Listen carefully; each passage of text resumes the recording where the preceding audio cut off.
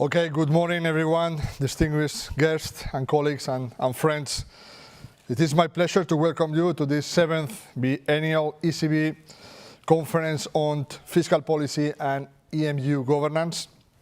This year marks a significant milestone as we partner with the Fiscal Affairs Department of the International Monetary Fund to organize this event, strengthening the institutional collaboration between our organizations. So thank you very much to the IMF colleagues.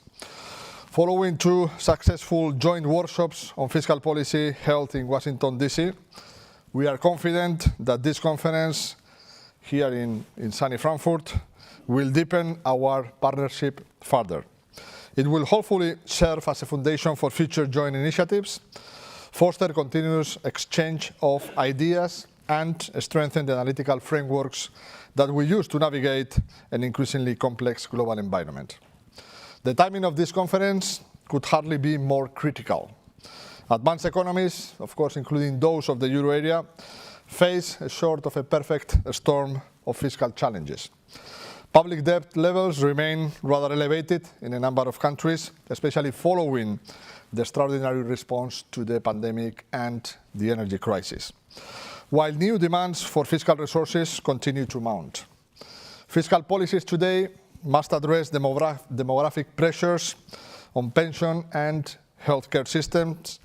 They must also finance the green and digital transitions, and fiscal policy must also respond to legitimate calls for stronger defense capabilities amid heightened geopolitical tensions. For Europe, this only means more efforts to strengthen its autonomy, while at the same time materially stepping up its competitiveness. All this occurs against an environment where growth prospects, as you all know, remain relatively subdued, and where political consensus around fiscal priorities appears increasingly fragmented. The question is not whether fiscal policy matters, but rather how it can be rendered most impactful, while at the same time ensuring it remains sustainable when meeting society's evolving needs. Our first session addresses fiscal stagnation and sovereign risk, examining the fundamental challenges of low growth environments and their implications for debt sustainability. The two first papers of the conference will explore how fiscal policy can become trapped in stagnation and how declining interest rates have altered the dynamics of sovereign debt risk. They thus provide us with crucial insights for policymakers in navigating today's economic landscape. The second session will delve into monetary and fiscal policy interactions, a topic of paramount importance as central banks normalize their policies and their extraordinary measures after years of outstanding measures. The research presented here examines how central bank credibility interacts with fiscal choices and how fiscal redistribution risks manifest in treasury debt markets. This session will thus offer fresh perspectives on the coordination challenges between monetary and fiscal authorities. Following lunch, our policy panel will bring together leading voices to discuss priorities and challenges for fiscal policies in Europe. This conversation will bridge academic and research policymaking, addressing the difficult trade-offs that governments are facing today and exploring pathways towards resilient fiscal frameworks. Our keynote lecture, to be delivered by Professor George-Marios Angeletos from Northwestern University, will examine monetary fiscal interactions through the lens of heterogeneous versus representative agent models, providing theoretical foundations for understanding how fiscal and monetary policies jointly affect economic outcomes. The third session, already planned for tomorrow morning, focuses on perceptions of public debt and fiscal narratives. Understanding how citizens and markets perceive fiscal policy is crucial for its effectiveness. The papers to be presented in this third session use innovative survey data and narrative identification methods to reveal how policy expectations form and how fiscal measures actually affect economic activity across the European Union. Our final session in the program will address geopolitical tensions and the fiscal implications of war, reflecting urgent contemporaneous concerns. The research to be presented therein examines both the economic cost of conflict and how defense spending affects European economies, providing evidence on topics that have moved from theoretical interest to immediate policy relevance. I am confident that the cutting-edge research and robust discussions over these 2 days will improve our understanding of today's fiscal policy challenges and will contribute to better policy outcomes. So thank you for joining us. Again, thank you very much to my colleagues from the IMF Fiscal Affairs Department for excellent collaboration. And I wish you a productive and stimulating conference. Thank you very much. So, thank you much. So with this, I think we can move to the first session of the day on fiscal stagnation and sovereign risk. As said, this session will feature, please, the speakers. Can you move to the stage? So we will have 2 papers. The first one is going to be presented by Luca Fornaro from CREI. The paper is Fiscal Stagnation, which is joint work with Martin Wolf, and it's going to be discussed by Xavier De Bruyn from the National Bank of Belgium. So, Luca, please, over to you. Thank you. So you have the time in there. Okay. All right, so good morning, everyone. Thanks a lot for the invitation. It's a pleasure to be here and this joint work with Martin. All right, so as we all know, in most advanced economies, public debt to GDP ratio are at historically high level. And this has sparked, of course, a heated debate both about the sustainability of this stock of public debt, but also about its macroeconomic implications. Now, often this debate is led on the premise, on the notion that productivity growth is not affected by fiscal policy, does not depend on fiscal policy. However, recent empirical evidence suggests otherwise. So there is recent evidence that firms' investment, especially investment in intangibles and R&D, responds to changes in taxes, in corporate taxes. There is also evidence that some form of public investment, especially investment in public R&D, tend to be complementary with private investment and contribute positively to productivity growth. Moreover, if you look at some historical episodes, you do see a connection between fiscal variables and the path of productivity growth. And Italy, my country, is a good example. So here I'm showing you the ratio of public debt to GDP, primary surplus to GDP, and productivity growth for Italy, the blue line, and a group of advanced economies, the red line, just to compare a little bit. So in Italy, we had a very fast accumulation of public debt during the 80s. Since then, we've been living with a high stock of public debt, and governments had to come up with large primary surplus in order to ensure the sustainability of this debt. And interestingly, this period of high primary surpluses coincided with a sharp slowdown in productivity growth. Now, what we want to do with this paper is quite simple. We want to think about the connection between these 3 variables, public debt, fiscal policy as captured by the surplus, and productivity growth, using a relatively simple framework. So we start from a standard endogenous growth model, and we augment it with public debt and fiscal policy. So there are 2 pillars, really, in the model. The first one is the classic notion from the endogenous growth literature that productivity growth is driven by investment, by profit-maximizing firms. The second pillar comes from the fiscal side of the model, and it captures the idea that a government who needs to run large primary surplus is likely to generate fiscal distortion that will hinder private investment and growth. Think about charging high distortionary taxes or cutting on productive public expenditure.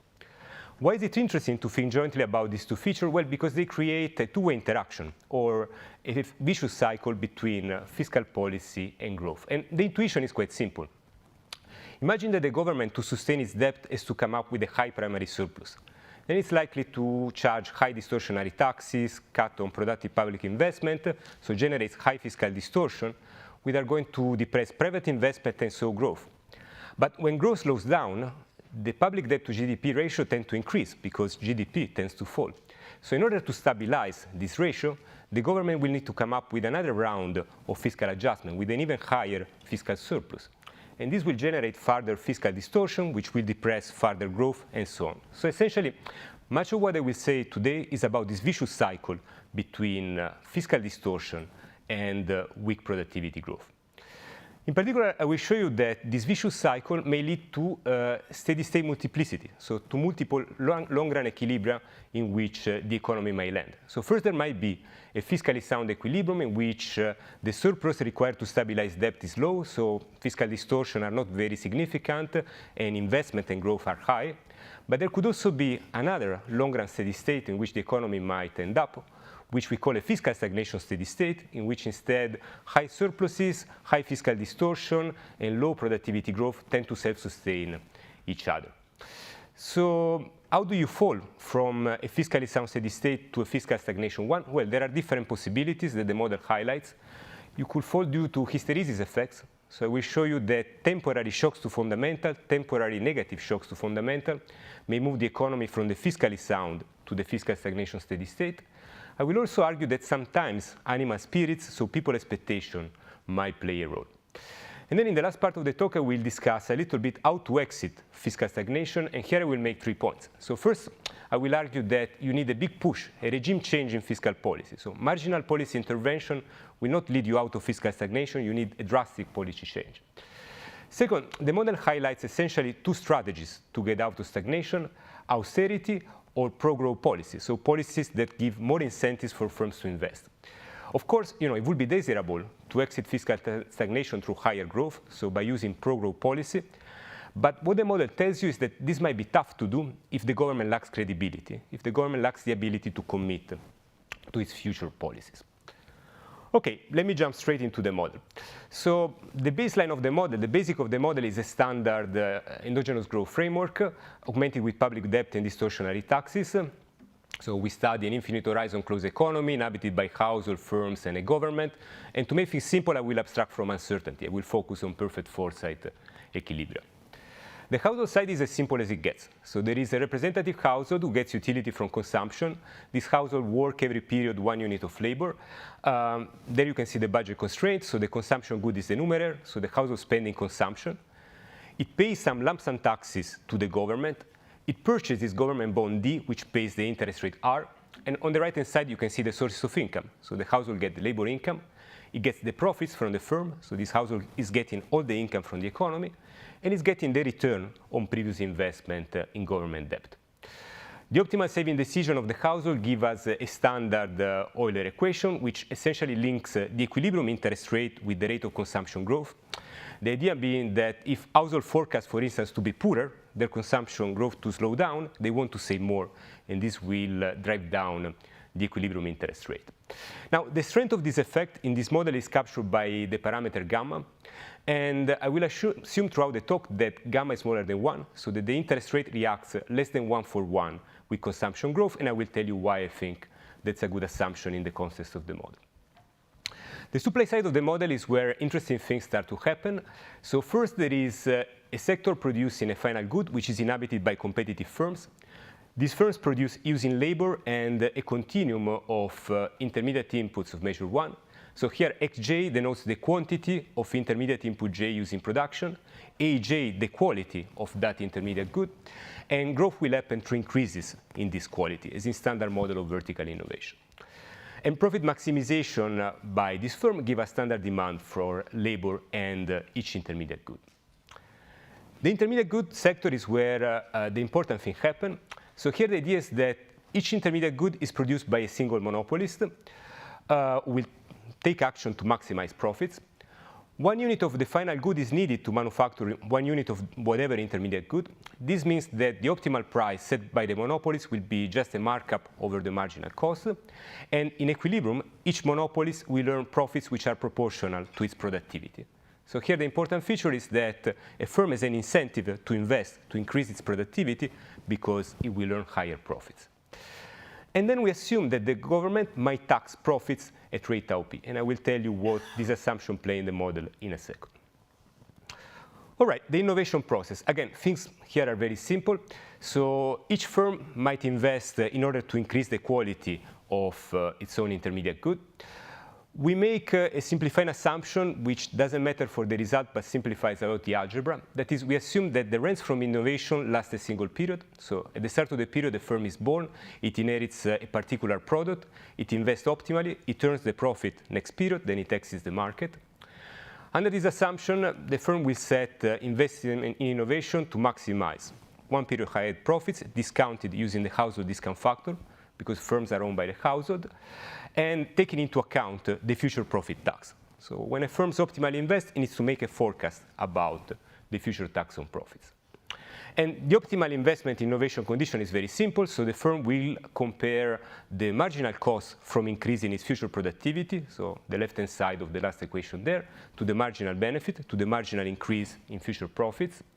And what's important here is that when a firm forecasts that profit taxes will be high in the future, it understands that the return from investing in innovation will be low, so that's not a good moment to invest. So this profit tax is the way through which we will generate fiscal distortion in the model. That is the channel through which some type of fiscal policy will hurt private investment. In the paper, we explore many other possibilities. So you might have similar result by modeling public investment as being complementary to private investment, especially if this public investment is done in R&D, or other form of distortionary taxes, such as labor taxes. So the mechanism that we highlight is much more general than this particular form of distortion.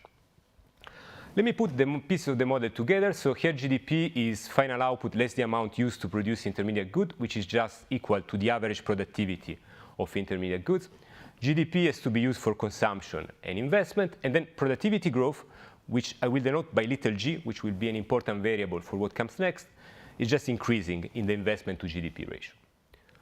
OK, to close the model, I need to say something about fiscal policy. Here, the idea is that at the start of the period, the government inherits some public debt from the past. We assume away default, so the government will always honor its debt obligation by issuing new debt and by raising a primary surplus. To make things simple, we assume that there is no government expenditure, so the primary surplus is equal to the revenue from taxes, which is the sum of lump sum taxes on household and distortionary taxes on firms. Of course, the government would like to finance itself fully through non-distortionary lump sum taxes. Here, to make the economy interesting and realistic, we assume that there is a bound, an upper bound, on how much revenue the government can raise through non-distortionary fiscal measure, which is equal to a fraction S bar of GDP. So essentially, whenever the surplus that the government wants to attain is lower than a fraction S bar of GDP, it will fully finance itself through lump sum taxes, so no distortionary profit taxes. Whenever the surplus that the government wants to attain is higher than S bar, then it will need to fill the gap between the maximum amount of lump sum taxes and the desired revenue by using profit taxes. OK, it turns out that I can summarize the model just using two equations, which will be useful for what comes next, so let me do it. The first is a growth equation, which captures how fiscal policy affects firms' investment and productivity growth. It looks very messy, but the intuition is simple. So here, when a firm invests, it forecasts future profit taxes, so it needs to make a forecast about the future surplus.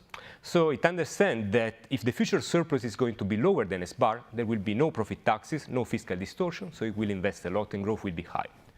If the surplus is higher than S bar, then the firm understands that the government will need to use distortionary taxes. So we enter a region in which higher surpluses are related to lower investment and lower growth. And then we can reach a point in which the surpluses and the distortion are so high, so the firms will not invest and growth will plummet to zero. The second equation is the fiscal equation, which tells us instead how productivity growth affects fiscal policy.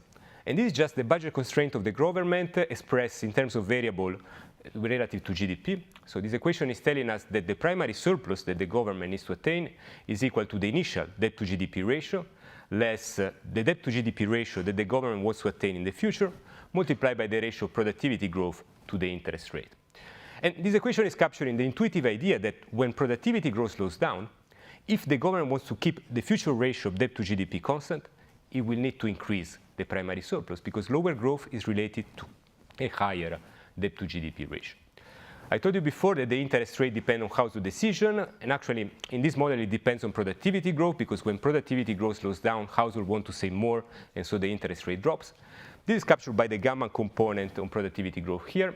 So the assumption that gamma is smaller than 1 amount to saying that the direct effect of productivity growth on debt sustainability is stronger than the indirect one. And then the last equation is just a market clearing condition that tells us that GDP has to be consumed or invested. So now what I will do is that I will show you how the model behaves under some simple fiscal policy rule, and then toward the end of the talk I will tell you something about the optimal fiscal policy. Let's start from the simplest possible form of fiscal policy. Let's assume that the government just keeps the debt to GDP ratio constant to some value d. In this case, the model will jump to a steady state in which all the variables will be constant. The equilibrium will be described by the growth equation and the fiscal equation. And what I want to highlight here is that the fiscal equation is still telling us that lower growth requires a higher surplus to maintain the debt to GDP ratio constant. Now I will show you the key result of the model, which is that this economy might feature multiple steady states. I will show you using some algebra and then using a couple of diagrams. Let me start by describing a fiscally sound steady state. So imagine that the government does not generate fiscal distortion. In this case, growth will be high, investment will be high, and so growth will be high. And the surplus required to maintain the debt to GDP ratio constant will be given by that expression. So in order for the government not to generate fiscal distortion, this surplus has to be lower than a fraction S bar of GDP. So if I rearrange that expression, I get that a fiscally sound steady state exists if the debt to GDP ratio is small enough, which is intuitive. This might not be the only possibility. There might be another steady state, which is a fiscal stagnation steady state. So imagine that taxes are so high so that growth plummets to zero. In this case, the surplus needed to stabilize debt will be given by that expression. And in order to be true, the distortions are so high so that firms do not invest, the surplus has to be very large, larger than the right-hand side of that inequality. And if I rearrange it, I get that this fiscal stagnation steady state exists if debt to GDP ratio is sufficiently large. Now, really, the key insight of the model is that there are some intermediate value of the debt to GDP ratio for which both the fiscally sound steady state and the fiscal stagnation steady state exist. And the intuition I will show you using a graph in a second is that the model embeds a sort of an intertemporal Laffer curve. That is, rising the primary surplus tends to lower the future debt to GDP ratio. But increasing the future primary surplus might generate distortion, which lower growth, and which tend to push up the debt to GDP ratio. So the steady state multiplicity happens because of these conflicting forces. Let me give you the intuition using a diagram. So here I have productivity growth on the vertical axis and the surplus to GDP ratio on the horizontal one. The blue line is the growth equation. So it's telling us that if the surplus is lower than S bar, there are no fiscal distortion and growth is high. If the surplus is higher than S bar, we enter a region in which a higher surplus is associated with higher fiscal distortion and lower growth. And then we reach a point in which distortions are so high so the growth is equal to zero. The red line is the fiscal equation, essentially, and it tells us that when productivity growth slows down, in order to stabilize debt, the government needs to increase the surplus. And as I draw it here, you see there are three intersections between the two curves, meaning that there are three equilibrium. The middle one is unstable, so we can forget about it, but the two extreme ones are stable. So we have a fiscally sound steady state in which high growth and a low primary surplus tend to self-sustain each other. And then down there, a fiscal stagnation steady state in which instead high fiscal distortion and a high surplus depress growth. What determines whether the economy lands in the good fiscally sound steady state or in the bad fiscal stagnation steady state? Under this simple form of fiscal rule, this is determined by expectation. So if agents are optimistic, if they believe that there will be no fiscal distortion, investment will be high, and the government will be able to reconcile sustainable debt with a low primary surplus. But if people turn pessimistic and they stop investing because they forecast high fiscal distortion, in order to stabilize debt, the government will need to set high profit taxes, which will validate people's initial expectation and confirm their expectation of low investment and low growth. This doesn't mean that fundamentals are not important, because it turns out that the bad equilibrium, the fiscal stagnation equilibrium, happens or is possible only if the fundamentals are sufficiently weak. So under this fiscal policy rule, falling into fiscal stagnation is a combination of weak fundamentals and bad expectation. And here is the graph describing the Laffer curve interpretation. So here I have the primary surplus on the horizontal axis and the maximum amount of debt to GDP ratio that you can sustain given that primary surplus. Normally, we would expect this schedule to be upward sloping, right? We would expect that the higher primary surplus would allow the government to sustain a higher stock of debt. This is what happens, for instance, when the surplus is low and there are no fiscal distortion. But what's interesting is that in this model, there is an intermediate region in which the curve turns downward sloping. Why? Because there, a higher primary surplus depresses investment and growth so much so that it tends to lower the amount of debt to GDP that the government can sustain. All right, so another experiment or another type of fiscal policy rule that you can consider is one in which the surplus that the government sets is linearly related to the inherited stock of debt to GDP. That's a very popular fiscal reaction function. Now, I don't have time to focus on the detail of this fiscal policy rule. You can find it in the paper. But essentially, all the results about the steady state that I argued before are also true in this version of the model, with the exception that now the fiscal stagnation steady state will feature a higher debt to GDP ratio, because in order to have fiscal stagnation, you need a high surplus. And that rule tells you that a high surplus will emerge only if debt is sufficiently high. One interesting feature of this fiscal policy rule is that it gives rise to interesting dynamics. So to study it, you need to perform a debt sustainability analysis. I don't have time to get into the equation. I will do it using a graph. But what I want to highlight is that compared to standard debt sustainability analysis, this model has an additional feature, a growth effect of fiscal policy, which captures the idea that when debt is high, the government will need to come up with a high primary surplus to follow the fiscal rule, and this will tend to depress growth and push up the future debt to GDP ratio. What does this imply for debt dynamics? Here you have debt to GDP at the start of the period, debt to GDP at the end of the period on the vertical axis. The black line is the 45-degree line. The blue line is the law of motion for public debt. So initially, at low level of public debt, the growth effect is not operating because there are no fiscal distortion. So the law of motion for debt is flat and flatter than the 45-degree line. And you see that we have a stable, fiscally sound steady state. The interesting part of the model is that for intermediate values of debt, the government starts generating fiscal distortion. And this makes the law of motion for debt very steep, steeper than the 45-degree line. Why? Because there, if you marginally increase the initial stock of debt, fiscal distortion and growth drop by so much so that the future debt to GDP ratio increases more than 1-for-1. So you see that we have a second steady state, an unstable one, in which debt is equal to this star. And then if we keep on traveling toward the right of the diagram, we reach a point when distortions are so high so that the investment is equal to zero and does not respond anymore to fiscal policy, and we have another stable steady state, the fiscal stagnation one. So here, what determines whether you are in fiscal stagnation or in the fiscally sound steady state? Initial condition. So if you start from a level of debt slightly lower than this star, the economy converges to the good fiscally sound steady state. If you start with a level of debt slightly higher than this star, then a vicious cycle of higher fiscal distortion, lower growth, and higher debt to GDP ratio will kick in, and it will lead the economy to the fiscal stagnation steady state. What does it mean? Well, this means that temporary shock that temporarily worsen the fiscal fundamentals might move the economy from the fiscally sound to the fiscal stagnation steady state. How? Suppose that you start from the fiscally sound steady state and the government gets a bad shock which pushes the debt to GDP ratio slightly above this star. Then even if the shock disappears, the vicious cycle of higher fiscal distortion and lower growth will kick in, and the economy will endogenously converge to the fiscal stagnation steady state.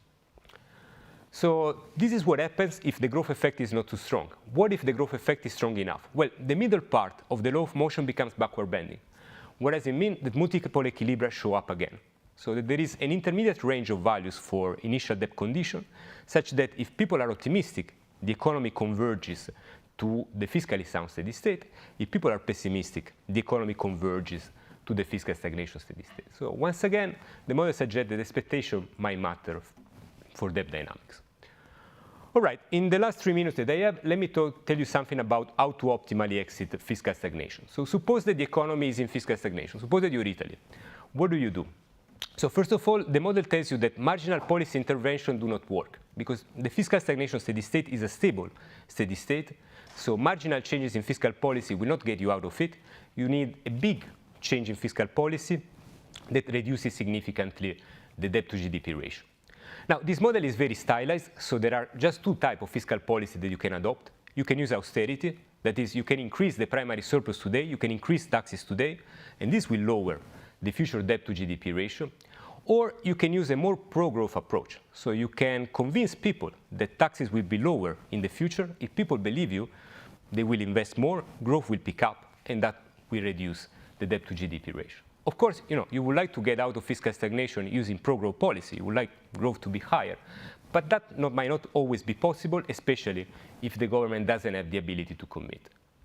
So let me give you the intuition using an example. You can find a more detailed description of the problem in the paper. So let's imagine that we live in a two-period economy. So in period 0, there is the transition toward the final steady state. In period 1, we land on the final steady state, in which all the fiscal variables and productivity growth are constant.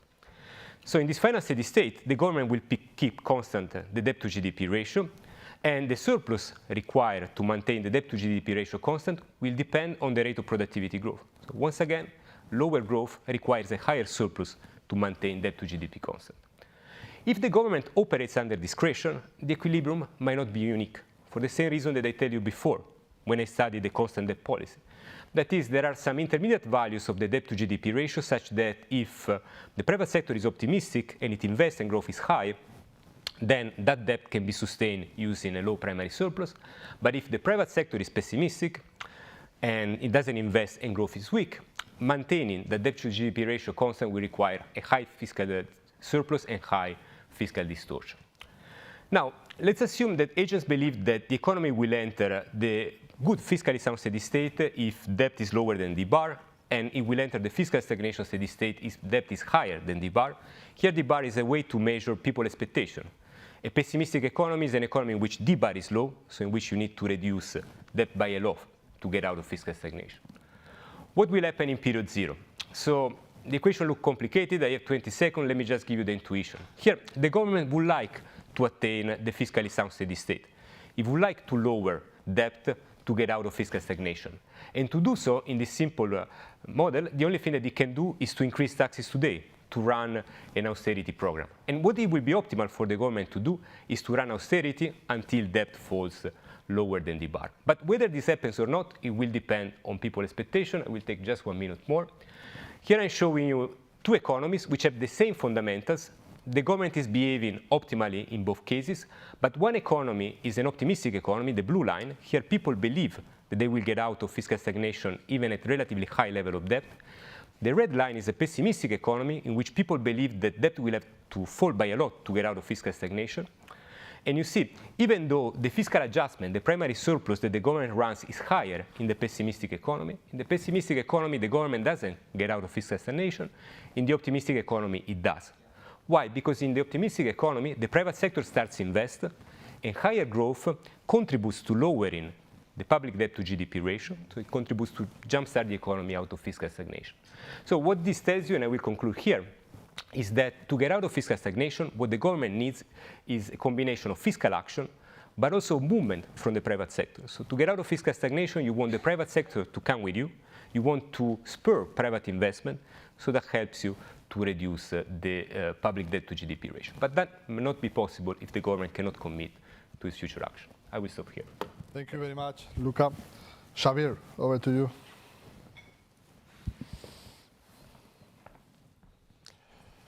Well, thank you very much. It's a real pleasure to be here, and I would like to thank the organizers, especially for assigning me this paper, because I like it a lot. So I may not have a lot of contributions and criticism to make, but anyway, thank you.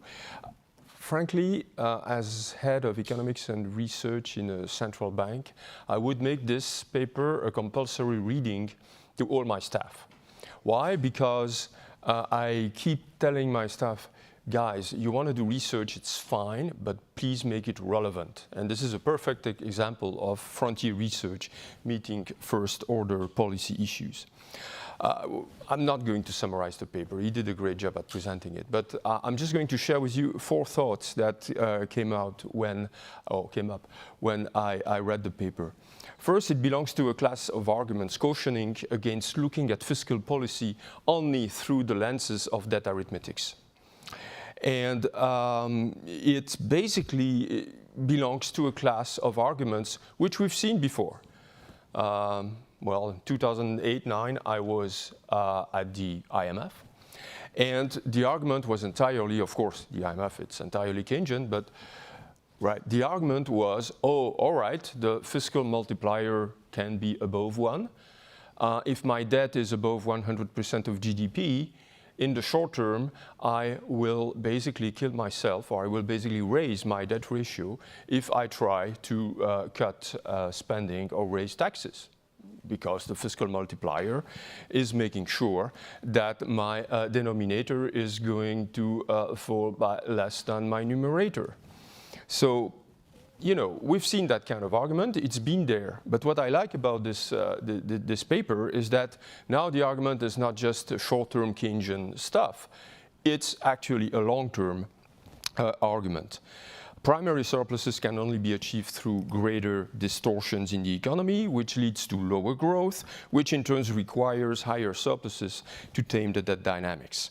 And if you're unlucky, and these days there are reasons to believe that bad luck is around the corner, you end up in a bad steady state characterized by high debt and low productivity growth.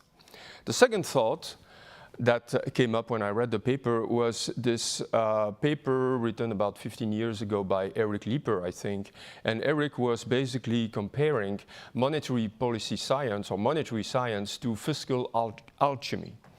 And I think that you do a great job at trying to bring science into alchemy. And why do I use that word? Not just because a great guy like Leeper used it before, but also because actually, you know, if you compare the lead of public debt and the gold of prosperity, well, basically, there is something about alchemy here, and you're trying to unpack all this, and that's nice. The third thought, is about the immediate policy relevance of the paper. I can perfectly imagine myself talking to some economist working for Donald Trump's Council of Economic Advisor and saying, great, I have a paper that actually rationalizes what we are trying to do with the One Big Beautiful Bill. You know, the One Big Beautiful Bill is entirely about a growth agenda. I asked one of those economists, whose name I will not disclose, of course, and I knew the guy from before, and he is really, you know, a guy who is aware of what that sustainability means. And he told me, Xavier, you don't understand. It's a growth agenda, and we're going to grow, and that is going to be sustainable again. The fourth thought is that, and this is close to my heart, credibility matters. Credibility is actually the most valuable, intangible asset in the hands of policymakers, any policymakers. And credibility is critical given a very classic, I would say, time inconsistency problem that you have in your model when you try to tax the returns of investments. So this begs the question from the practitioner's point of view, because that's where I'm coming from. This begs the question as to what kind of fiscal framework could actually contain sufficiently fiscal discretion to, to basically get where we need to go in terms of remaining credible and avoiding this time inconsistency problem that your model nicely described. Now you understand how much I like the paper, so but I will continue my discussion with two sets of considerations. First set of considerations, pretty nerdy stuff, basically trying to test a little bit about the robustness of the findings that you have. And the second thing is some questions really from the purely practitioner's point of view, which is obviously mine. First, the nerdy stuff. And I start with equation one, which is the utility function. And you say, well, it's purely based on consumption. Nothing wrong with that. But, basically you completely lose the labor supply. And I'm asking this because at the core of many, economic policy strategies that you have today in Europe, and this is certainly the case in my country, labor market reforms are the core of things. We are really trying to do something with the labor supply. And the labor supply here is completely absent. So I'm wondering, how much do we lose by just making this beautifully simplifying assumption, but how much do we lose there by ignoring the labor supply? The second thing, and I jump 19 equations and I go to the fiscal policy rule 19. You define it in terms of access to non-distortionary taxation, and obviously your S-bar, if I remember well, plays a very large role in there. But this makes the story a little bit discomforting to me, because it says, well, if you're lucky enough to be a country with access to non-distortionary taxation, say you're sitting on oil, well, then great. You're fantastic. You're going to have wonderful productivity growth and things like that. And that doesn't fit with the usual Dutch disease story that I have in mind with resource-rich countries. So I'd like to have a bit, to have your views on that. And in practice, governments, when they when they conduct tax policy, they have a choice between different types of taxes. Some of them are more distortionary than others. And you can choose between raising the marginal rate on PIT or raising VAT. Obviously, one is less distortionary than the other, and I'm just wondering here what the model could have to say about this. Third, it's a bit of a cheap shot. There is no expenditure. And currently, the name of the game in fiscal policy discussions is entirely about expenditure. We need to contain expenditure. There was an entire fiscal monitor dedicated to that. We need to be smart with spending. I truly believe that, but here it's completely absent. Is it just that you can escape that discussion by raising S-bar and say, well, it's as if there was some cheap stuff I could do in the budget to avoid these distortions, or is there more to it? My fourth nerdy thought is about the fiscal rule. Obviously, if you invite me, I will have to talk about fiscal rules. And equation 26 is your fiscal rule. It's very classic. It's coming from the famous Bonn article in 1998 in the QJ. But when I was at the IMF, I had a boss who was very active in trying to estimate this equation. And basically, you can look at all the panels you want, emerging markets mixed with advanced economies, just emerging markets. It's never linear. It's always cubic. And it's cubic because it means that there is something that you call fiscal fatigue. You cannot assume that governments are going to be able to raise their primary surplus at any level. There is an upper bound on the primary surplus. And if you accept the idea that there is an upper bound on the primary surplus, that means there is a debt limit. That is, there is a debt level beyond which default is absolutely certain. And here again, for simplifying reasons that I fully understand, you completely exclude default.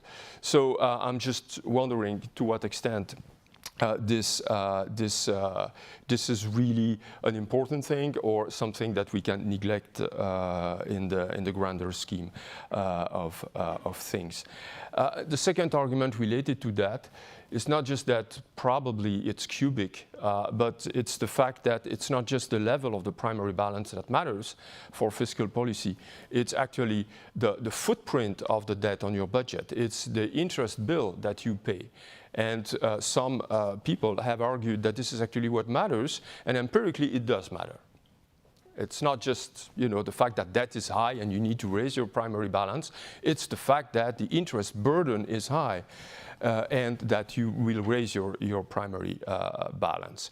And I happen to have found a paper in the Journal of Economic Theory that does exactly that. It claims that actually it's the interest burden that matters.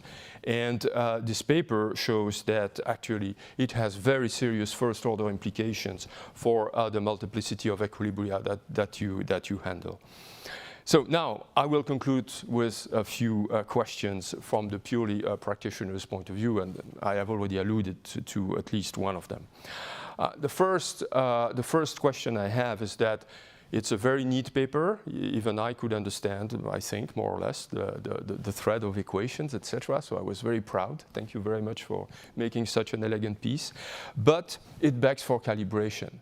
If I go to see my boss, okay, my boss has an issue with models. But anyway, if I go to see my boss with that paper and say, Pierre, we have a wonderful argument, you know, to do X, Y, and Z, it will say, well, give me orders of magnitude. And this paper begs for calibration because it is a Laffer curve story behind that. And we know what happens when we miss the calibration of the Laffer curve, when we think we're on the right side of the Laffer curve and we're not on the right side of the Laffer curve. Ronald Reagan learned that the hard way. You know, cutting taxes, it's going to boost growth, and then everything is going to be sustainable. All he left to George Bush Sr. was to raise taxes and face the just one-term president. So let's. This begs for calibration. Second, the paper focuses on the dichotomy between distortionary and non-distortionary taxes.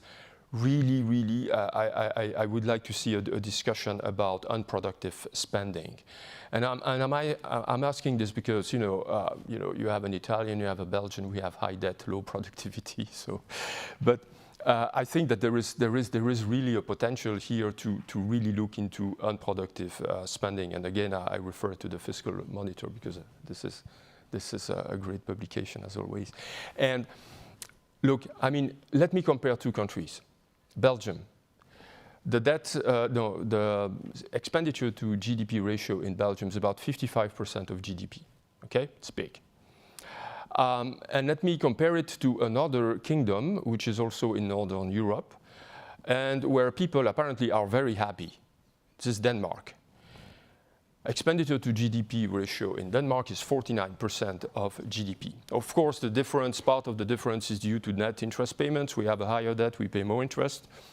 But the difference amounts to about 2.6%, so that leaves us with 3.4% of GDP that, quite frankly, if the Danes are happier than the Belgians, this means that the Belgians are doing something wrong with their government. And frankly, 3.4, it rings a bell because this is exactly what we would need to switch from primary deficit to a primary balance. And that would be a great signal about the fact that we're serious about the budget constraint. Of course, productive versus unproductive spending is also a moving target. 25 years ago, I would have strongly argued that defense spending was completely unproductive. Today, I would be hard-pressed to argue the same thing. But still, I think this is a discussion we need to have as practitioners of economic policy. Third, commitment is always great when you're faced with a time inconsistency problem. But in practice, we don't have commitment technology. So what we do in practice is trying to find institutional means to constrain discretion. And how do we think about that? What fiscal rules could actually your paper recommend? And finally, and I look at Klaus, who is in the room, what about monetary policy? But I will leave it there because I have no more time. Thank you so much. Thank you very much, Xavier. So we have some time for questions, comments from the floor. I see there Jim over there, and here, the gentleman on the left. Jim, please, go ahead. Hi. Please identify yourself. Thanks very much. I'm Jim Costain from the Banco de España, and I'm very much speaking in my personal capacity, not in an official capacity. You're emphasizing the importance of credibility and commitment here. And I think one thing that we very often forget when we're talking about modeling fiscal dynamics and so forth is we think every period about adjusting spending or adjusting taxes as being a decision that you take at that point in time. But I strongly believe, and I've written a number of papers trying to make this point, that you can write policies in a way that are inherently more committed than others. So for example, if you write a tax policy where the benchmark level of, where the baseline level of rates varies with the current debt level, then that is something that is more inherently stabilizing. Until people change that policy, it will tend to stabilize debt. You could write spending policies in that way. You can say that pension payments will be a function of the dependency ratio. That makes it more inherently fiscally stabilizing. You can say that the money that you pay to civil servants is a function of, obviously, a declining function of the level of debt. All of these things are ways of potentially making fiscal policy inherently more committed over time. That said, given your argument, some of those instruments may be better for escaping your fiscal stagnation trap than others. So, for example, if you make the income tax rate an increasing function of debt, then you potentially distort work more and more the more that you raise debt, and so that falls into your trap. But on the other hand, if you make civil servant salaries a decreasing function of debt, then that takes away price pressure and takes away distortions as your economy becomes more indebted. So I both want to emphasize this possibility that policies can be written with long-term sustainability in mind. Final point. Nowadays in Europe, many times governments fail to make new fiscal decisions each year. And certainly in Spain, we've seen that, where the budget keeps getting rolled over. If you write a policy with long-run stabilizing properties and then fail to pass new laws, well, that sustainability remains. So, thank you. Over there. Yeah, over there, please. Third row.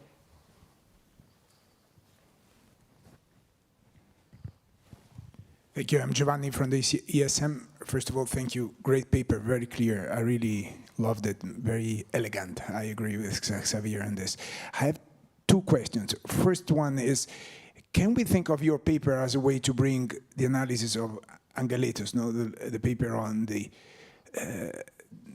that says that the more you push fiscal adjustment into the future, the more a shock could become self-financing in a sense. So if you move your tax rule, if you change your tax rule in a way that moves adjustment further and further into the future, it creates the situation in which the growth impact becomes stronger and stronger.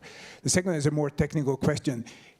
How should I think about optimism and pessimism in a model that is in perfect foresight? It is just like there are two different words, one in where everyone is optimistic, one is everyone is pessimistic. And how would it work if there is a distribution of beliefs? Thank you. Good. Let's pick up a couple of questions more. Philip and then George-Marios. Philip, please. Philip Lane from the ECB.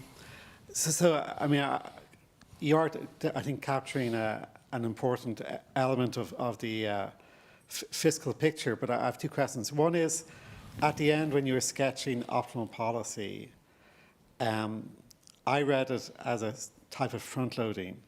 So having this initial phase of rising primary surpluses unlocks the growth dynamic.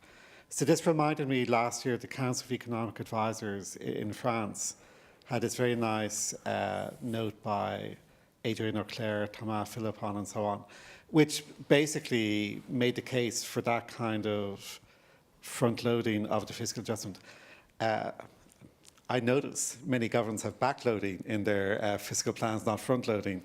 But it's an interesting issue about if that were, I mean, not necessarily you, Luca, but someone really followed up on that'd be interesting. But then second, of course, one paper is one paper. But if I was thinking about the whole spectrum of fiscal issues, this is like an intermediate camp. It's capturing maybe Italy, Belgium, and so on. But of course, beyond that, there is a zone where sovereign risk is important. there is a zone where large primary surpluses, if they reduce the risk premium, have an additional role. I mean, it's fine not to capture that here, but there is, I think, a communication risk, is if you say, here's the two possible outcomes, but there's another possible outcome, you know, if you let debt and deficits get too high and risk premium become very pro-cyclical, then we're in a different world. Good. George-Marios, Professor Angeletos, and then, please, go ahead. Thank you, Marios Angeletos. So first of all, very clear, elegant theory, I loved it. Being Greek, you know, I'm extremely sympathetic to austerity, excessive austerity, triggering vicious cycles, putting us on the wrong side of Laffer curves, both on the demand side and on the supply side. But at the same time, I see the argument, you know, austerity may be the signal that we're committing to good policies in the future. It's the way to build reputation and credibility, which even within your model is a good thing. So if I wanted to, you know, advise the government, should you do austerity or not, I see those competing arguments, and I'll leave, you know, I don't know what to do as an economist. Luca, you may want to address these points before we move into a second round of questions. Yeah, okay, so first of all, let me thank Xavier for a very generous and excellent discussion. So I agree with all the points that you raised. Let me perhaps comment on three, because you raised many, I could not address them all. So the first one, I am totally sympathetic with you that in practice, it matters a lot precisely which kind of fiscal policy you adopt. So changing public investment in R&D might have a different impact on growth compared to changing profit taxes or changing labor taxes. And that's in practice a very important consideration. Now, in this paper, we are taking a very simple stance. So we are thinking about a case in which a government is already optimizing between these different policy options. So it's already minimizing fiscal distortion or choosing the fiscal policy that, given a primary surplus, is maximizing growth. In practice, that's not true.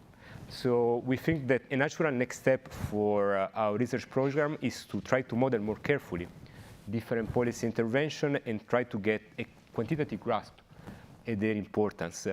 And let me say that I think that Martin and I are not in the best position to do so. You, intended to be people working in policy institutions, are in a better position because you know better the historical evidence that characterize different countries. So if you're doing related research, please reach out. And the model on this perspective offer, you know, an optimistic and a pessimistic view. The optimistic view is that now we have some very good research that is suggesting, is trying to quantify empirically the impact of different policies, corporate taxes, public R&D investment on growth, which I think is very nice and could form the basis for a quantitative evaluation of the model. At the same time, what the model is suggesting is that the impact of different policy intervention on growth is likely to be non-linear. So in the model, in normal times, when you're around the fiscally sound steady state or the fiscal stagnation one, marginal changes in policy do not have much of an impact on growth. It's really when you are in the middle, intermediate region that you have a significant impact on growth. So the model also tells you that you need to be careful in translating directly the impact of evidence based on small shock on the model. About fiscal fatigue, which also touches on the point raised by Philip, in fact, in the model, we have this feature, so we have that there is a maximum surplus that the government can attain, so we have a maximum amount of debt that the government can sustain, and there will be a default, but we ignore this possibility. We do so because we know that when default is possible, multiple equilibria might arise, but in practice, you know, that's a huge problem, and it would be very interesting to try to study jointly default and growth dynamics. And my feeling, even though I haven't done it, so I cannot say for sure, is that the two problems will amplify each other, but it would be very, very interesting to study it. And about the importance of interest rates and debt payments, you're spot on. In the end, in the model, what really matters is not the stock of public debt that you have. It's the amount of payment that you need to make in order to sustain this debt. And I didn't have time to emphasize it, but here, the fiscal stagnation steady state becomes a possibility when this payment becomes high. So this tells you that perhaps, you know, you have a high stock of debt, but if the environment is such that interest rates are low, fiscal stagnation is not an option. But if you move to an environment in which interest rates suddenly increases, then the chances of falling into fiscal stagnation becomes much higher. On Jim's point about credibility, so I didn't have time to talk about it. So let me tell you where the credibility problem comes from, because it's very simple. Here the idea is that ex ante, before the private sector has invested, the government would like to commit to low future taxes. But then once the private sector has invested, the government is taking that for granted. It's not internalizing anymore the impact of taxes on investment, so it will have an incentive to charge higher taxes. So it's very important to understand how the government can get out of this credibility trap. Some precise type of fiscal rule could be an option, and I look forward to reading your paper. Going back to Marius, perhaps doing some austerity might be a way to build up credibility. That's a consideration that we don't have in the paper, but in practice it might be important. So again, it would be interesting to try to think about how in this framework the government might build up credibility over time by using current fiscal policy. Then, backloading the fiscal adjustment, I have to think about it. But this is sort of what Germany is planning to do, no? Because Germany has projected a couple of years of high deficit coupled by a sharp fiscal tightening. And they say that one reason for doing that is that fiscal deficit and higher public investments today will boost growth and make debt adjustment easier in the future. So it looks like, in practice, this kind of mechanism is in the mind of some policymaker. And yeah, we could study equilibrium with uncertainty, such shocks. That would be very interesting. It would be easy to do, I think, but plan to do it in the future. About front loading, which Philip brought up, you have the example of France, right? France needs to do some fiscal adjustment. So one plan was to hike corporate taxes for a couple of years, but by committing or by promising that it will lower them in the future. And this is exactly the logic of the model. So here, what the government would always like to do is to do austerity today, but say, okay, this austerity is very temporary. In the future, we will lower taxes. So you can invest, you will be sure that we will not tax you in the future. The problem is that a government without credibility might not be able to run this game. The private sector might not be convinced that the government will, in fact, lower taxes in the future. And if that's the case, the government will be forced to renege on this promise on the future. And I guess I covered more or less what I wanted to say. Great, great. We can go for a second round as long as we are concise. I see I have Marco, Rodrigo, and then Klaus. So over there, yeah. Okay, thank you very much. I mean, the praise of the paper is unanimous, so mine as well. Very nice indeed. I think it captures well the two extremes. Now, Xavier mentioned Belgium, but I would say even more, you take Italy and the Nordics. So these two extremes, I think, seem to be the two, the vicious equilibrium and the virtuous one of the two equilibria that you have. And then, Luca, you mentioned France briefly now, and that is the key issue. So how would you move a country like France with a history of very, low frequency of primary surpluses? So very difficult to achieve a minimum level of primary surplus. High debt, probably reaching the threshold that becomes very worrying, and then eroding fundamentals. So how do you get out of the equilibrium there? And I think on this, what at the end of the day seemed to me the important element is the composition of the primary surplus that you have to achieve. So there, I think for France in particular, it's inevitable to go for a quite credible plan of reduction of public spending, which is even higher than than Belgium. Actually, it's the highest in Europe. So I think on that front, I think the paper, not having spending there with all the qualifications, I think Xavier mentioned it, maybe limits a bit the way one can draw direct policy conclusions in a specific country like France, where you have to switch from a bad equilibrium to a good one. Good, thank you. Rodrigo over there. Okay, Rodrigo Valdez from the fund. Super interesting paper. First, let me try to push the following interpretation. The discussion so far has been very much into the exiting of the bad equilibrium. My reading of the paper, and my question is whether it's a fair reading. Is that really, it's interesting to see that there is always here, you always pay your debt, so it's sustainable. However, that is very dangerous to some extent. So is here a good argument to be very careful with debt levels? That sustainability is something that is not a very good, at the end, guide. This is more of a message for those who have lower debt that could be tempted to increase it too much in the near future. Good. Dabla and then Klaus. Ira Dabla-Norris from the International Monetary Fund. A very, very interesting paper. So let me push you on the point of credibility again. I mean, in this kind of a framework, it's, you know, should we think of this as sort of being endogenous or exogenous? And then back to the point that Giovanni raised. I mean, how are expectations formed here? What are people's beliefs, or firms' beliefs, or agents' beliefs being driven by? And how can policies help shape those beliefs in your framework? Good. Last comment question, Klaus Mashuk. Over to here. Hello, thank you. And that was a wonderful discussion. My name is Klaus Mashuk, previously at the ECB, now retired. I think what Philip said, the risk premium should be lowered, that if policy does this, it could be front loaded. And what Xavier said, the default is missing from your model.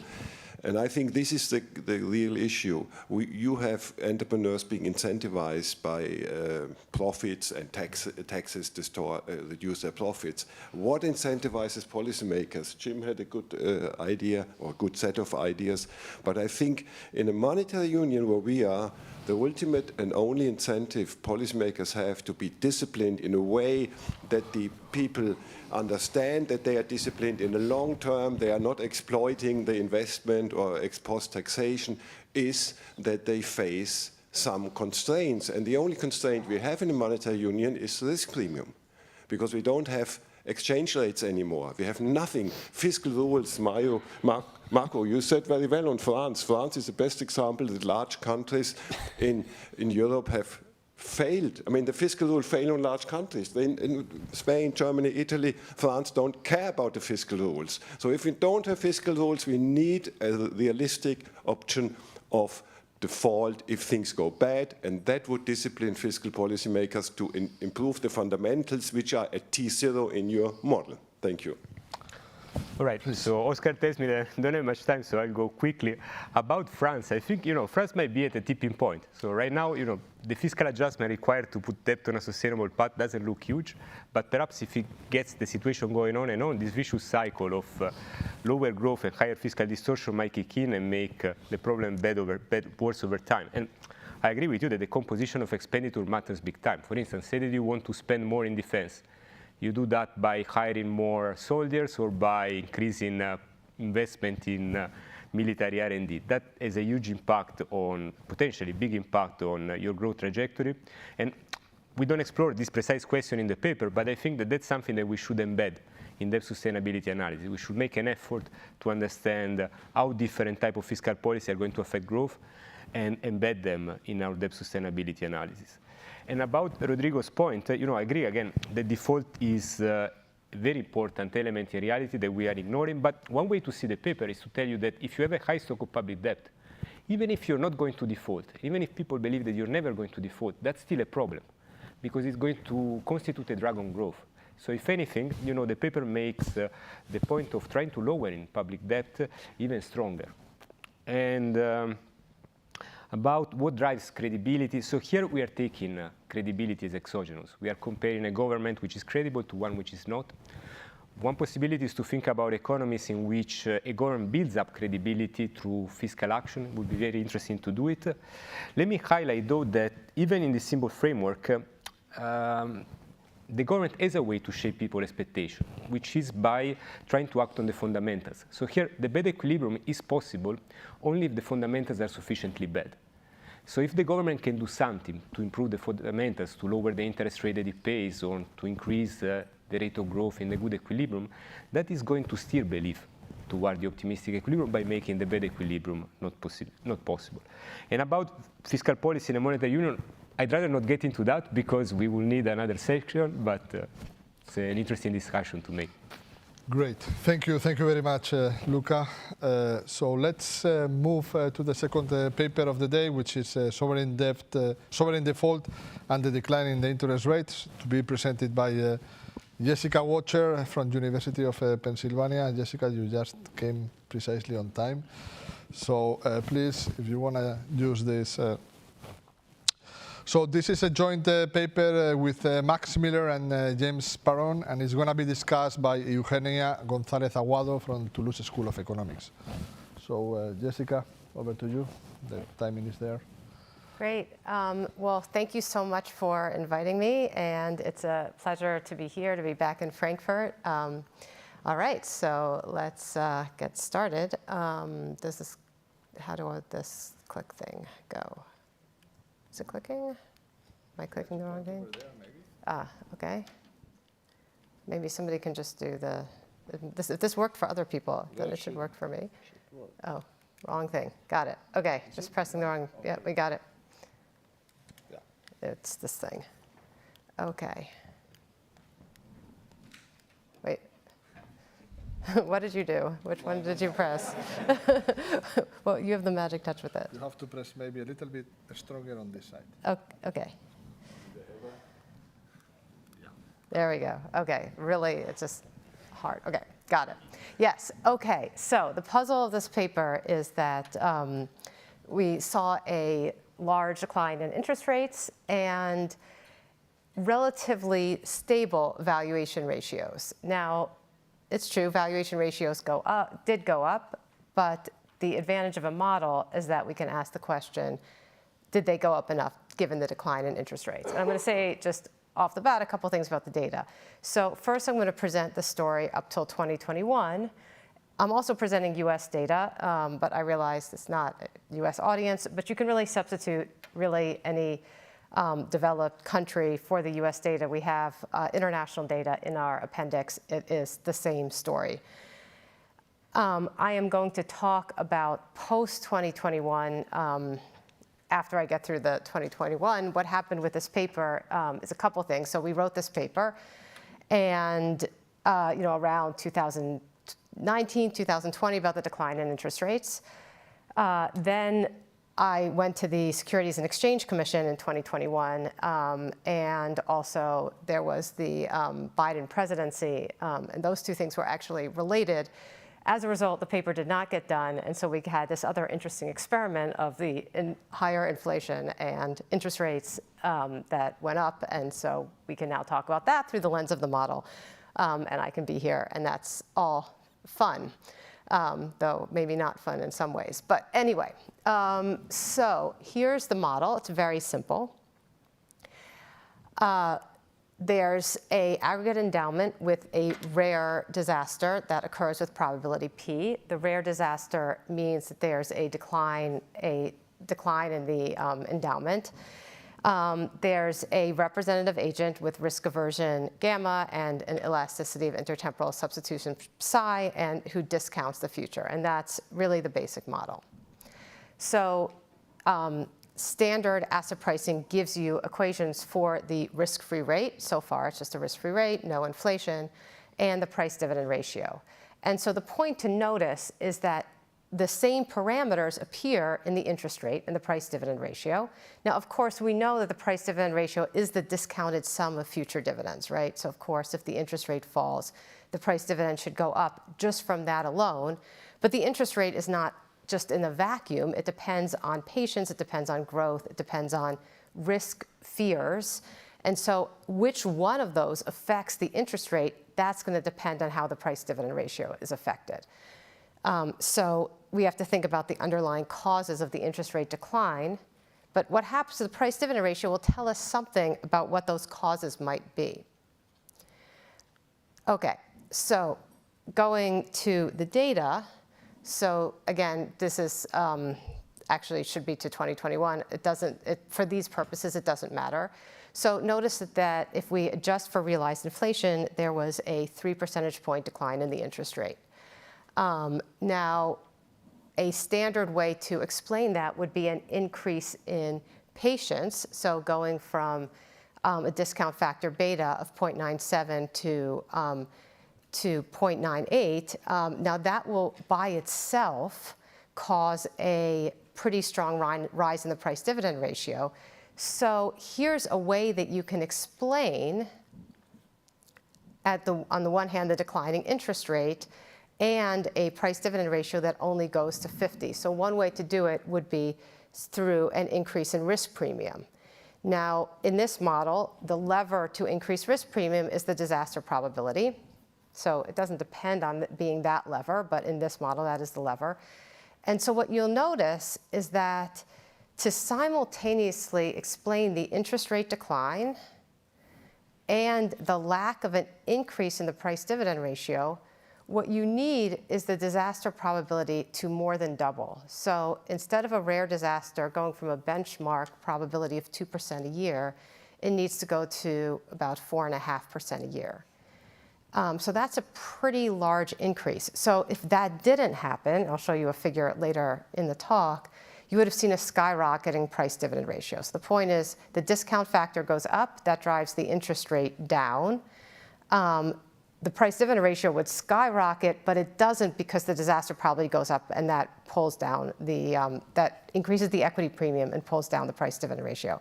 That's what's going on here. Now, separately, there's also a decline in growth. Along with the discount factor, that decline in growth also pulls down the interest rate. But the decline in growth is only about 1 percentage point. The decline in interest rates is 3 percentage points. So you need the discount factor to be doing something. The decline in growth, notably, it has a mixed effect on the price dividend ratio. So if this were more of a growth story and less of a just savings story, then you wouldn't have as much of a puzzle. Okay, so the point is that you need a substantial increase in the disaster probability. So there's a couple problems with this story. Now, the reason why I like this number is that it shows you can think about that 4.5% or the doubling of the disaster probability as a sufficient statistic, as a kind of measure of how large the puzzle is, even if you don't necessarily believe this story. The point is that if the disaster probability had increased, you would see it in the VIX. So this is the VIX. The VIX is going to be realized volatility with the premium with the volatility premium that we see in options. So you can think about it as risk neutral volatility, which is higher than realized volatility. The VIX is an extremely good measure of the disaster probability. And if you take a disaster model seriously, essentially that probability of disaster almost enters linearly into the VIX. It's virtually impossible to write down a model where you have an increased fear of disaster and it doesn't appear in options prices. Because if you think about what an option is, it really overweights those rare tail events. So you really don't, basically, if we saw a disaster probability increase from 2% to 4%, we would know that to be the case. And one way we would know that to be the case would be in options prices. So that's one thing. Another point is that if we really believe that there's been an increase in the disaster probability, then there's some other strange things that happen. First of all, that by itself actually really would lower the interest rate.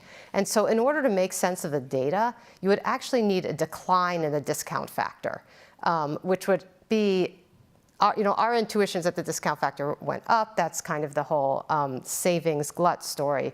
But here, for that to make sense, you'd need a decline in the discount factor. So it's a little bit, if the EIS were less than 1. So it's a little bit strange. It's a kind of knife-edge story to have the disaster probability go up. Okay. So another way, and this is going to foreshadow what's going to come, is to say, well, you know what? It's not, the risk-free rate didn't go down necessarily. It's what happened, what we actually observed was Treasury yields and yields, government bond yields in general fall. is it possible that they could have fallen for some other reason than the risk-free rate? So one thing that that government bonds do is they often serve as a sort of currency substitute. And that's certainly true, literally in the United States regulatory system, you often have treasury securities are considered cash in various ways. But also even if you don't even consider the regulatory treatment, people will turn all kinds of things into cash, and government debt is a great thing to use as cash. So if that's the case, then they have a convenience yield.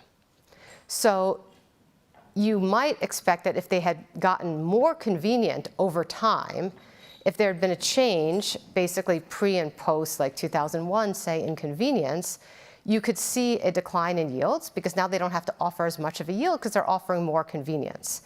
And the problem with this story is that you also see the same decline in corporate bond yields.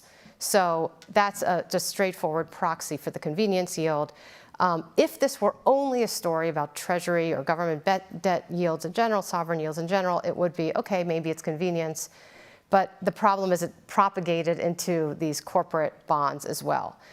So this is not to say that convenience yields are not important. They're actually they're a full percentage point of the yields, but the decline is an order of magnitude smaller than what you need to explain the data.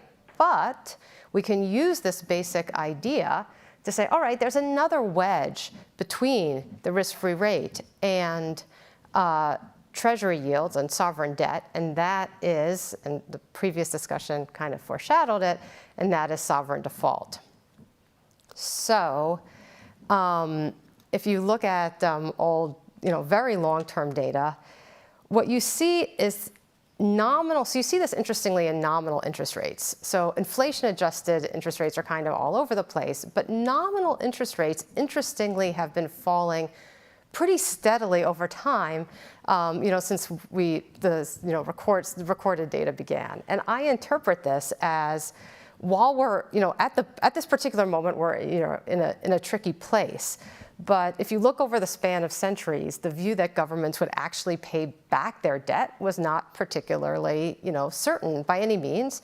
So sovereigns kind of consolidated themselves. People started to view them as more reliable. And then basically over the last 700 years, we've seen a decline in interest rates. And I would interpret this not as a decline in the fundamental preference parameters, but just the fact that people are more thinking that they're going to get their money back if they actually give the money to the government. So this is the Bank of England rate, so it's sort of more of a steady series. This shows that this just goes to 2021, and I think it's a remarkable graph because it really just shows how anomalous that period was post, I guess post 2008, where you saw over a span of 300 years interest rates that were the lowest that they've ever been.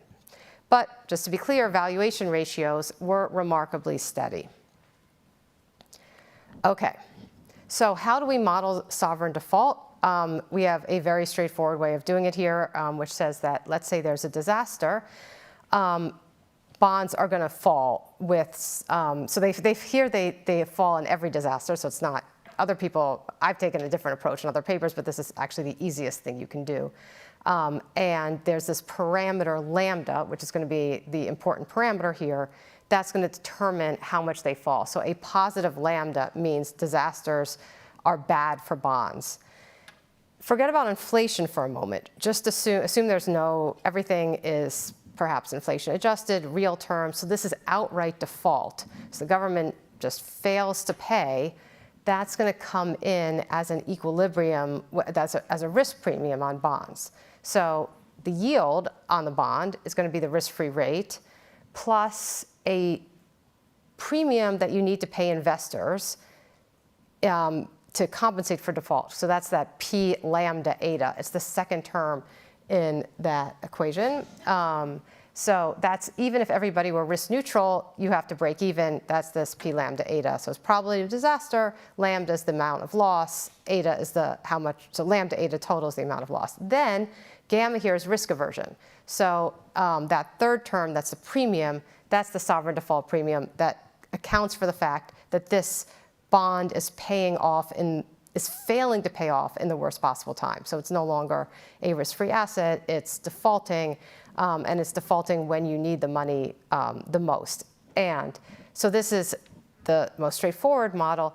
It is isomorphic whether you have this default through inflation or not.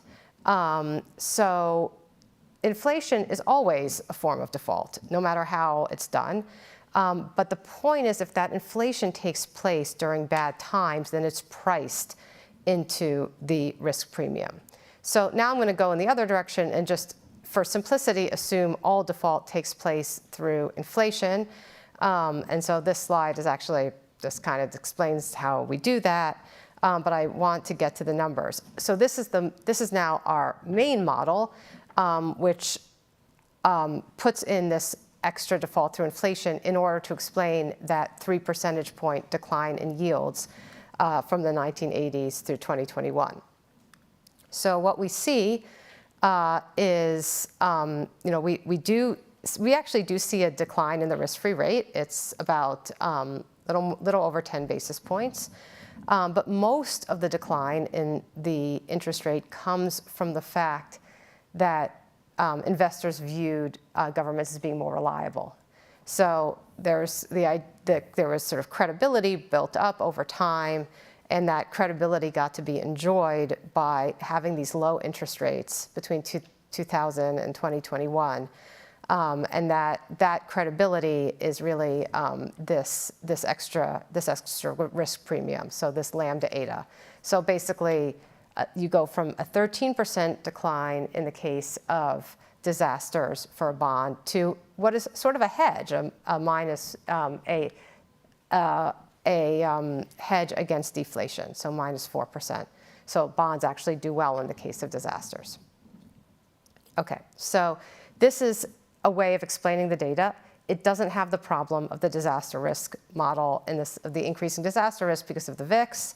It's got some other good properties, which I'll tell you about a little bit. So if you look at outright inflation expectations, they did decline. If you look at inflation expectations versus realizations, they also decline. Now, this is an interesting measure because if you think there's a disaster, basically that's going to be in your expectation. So if the expectations of inflation always are above the actual realization, that difference, which actually turns out to be about what it is in the model, that difference is the disaster that didn't occur. So we see that difference pre-2000, and we don't see it post-2000. What also we see is that a correlation between inflation and consumption, that inflation was negative, which means inflation goes up when consumption is bad. So inflation spikes in bad times, and then that correlation becomes positive. Also not shown, but other evidence is the correlation between bonds and stocks. So correlation between bonds and stocks are positive and then became negative. So positive meaning that they potentially are both sharing this time-varying risk premium so they're both loading in the same direction on disasters. So it is suggestive. And one more piece. So if you look at UK debt, and we can talk about TIPS a little bit later. So TIPS are a post-2000 phenomena, so they're not great at measuring these two samples. But if you look at nominal versus real debt in the UK, you see that there was an inflation premium. You see this very clearly, that there was an inflation premium pre-2000 versus post-2000, and you can see this in one-year bonds and also in five-year bonds. Okay, so then we do a couple things with this model, and that is going to allow us to move towards the present. So, we were asked, well, maybe other things could be driving this, by a series of referees. So we came up with a more general model that allowed us to really take expectations data seriously. So we came up, this is actually a pretty standard model. I don't want to say we came up with it. In this generalized model is what I'll call it. what we have is this parameter Z that determines expected dividends. So we are now going to allow the price-dividend ratio to vary over time because earnings expectations vary over time, and we can use basically analyst expectations for earnings to directly measure this earnings expectations variable Z. And we'll allow expected inflation to vary over time, not just because of disasters, but because of other reasons, and that's going to be in this variable Q. And then also we'll allow for the consumption-inflation correlation to switch, which, except for the fact that it tells us something about disasters, actually doesn't make a difference here. Okay, so this model does reasonably well. It's one of the things that I learned from writing this paper is that there's actually limits to what you can do with expectations data. It's not as wonderful as I thought it was going to be. But basically what the expectations data show from our point of view here is that accounting for it does not actually really change our conclusions. Now I'm going to talk about that dotted black line in a second. What I want to show you first is the results from the generalized model. You can see in the first two columns that nothing really changes when we look at this generalized model. But one of the cool things this generalized model allows us to do is it allows us to ask ourselves, what would have happened if we didn't have the decline in sovereign default risk between 2000 and 2021? What if we explain the decline in interest rates only through patience? What if this were purely the savings glut phenomena? What would have happened to the price-dividend ratio? And that's what that black dotted line is. It's a skyrocketing price-dividend ratio. So you really need this other reason that is not about the risk-free rate, but it's about just the sovereign yield. Which then brings us to the present day and how we had to update the data. So if you look at the very end of that interest rate diagram, you'll see what happened between 2022 and 2024, which is, of course, interest rates went back up to 4%, and they have not gone back down again. So that's basically what we're dealing with. Why is that? Why could that be? Well, basically, in the model, there's a finite set of possibilities. So we do a calibration exercise for that last part.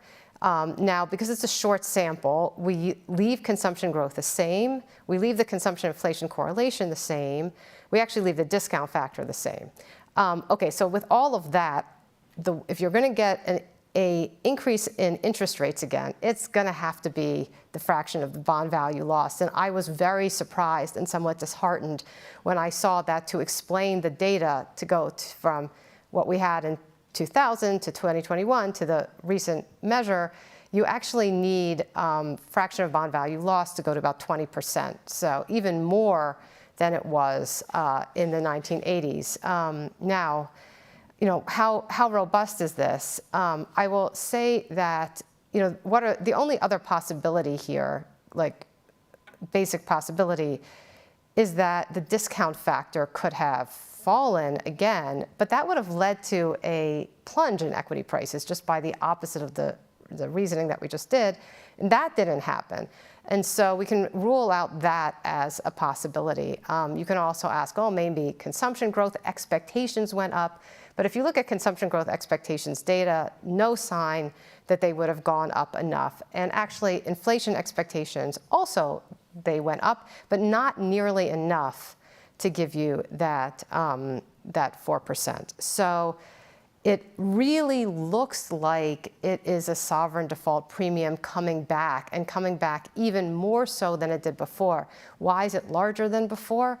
Well, because now so it's a lower interest rate, yes, but we believe that the discount factor is we're still at that kind of savings glut-ish discount factor of 0.98 according to this model. And because that's high, you have even a higher default premium in order to give you an interest rate of 4.5%. So that's I really think that that's basically the easiest way to explain what happened with bond yields. Okay, so this is just kind of summarizing what I just said. And I have 1 minute left, and I think I'm at my conclusions, which is that basically if you're going to account jointly for the decline in interest rates and the lack of an increase in valuation ratio, it points you to this sovereign default story. But then you're sort of faced with what happened with the increase, and then that essentially suggests that sovereign default has increased again. And there, right on time. Thank you very much, Jessica. So, Eugenia, over to you.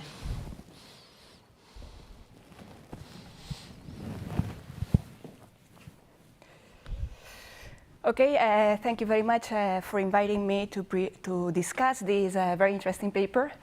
So let me start with summarizing a little bit what Jessica just explained and what they do in the paper. So what we see over the roughly last 4 decades is that we have a very large decrease in the interest rates, but also an only modest increase in the stock valuations or in the price dividend ratio.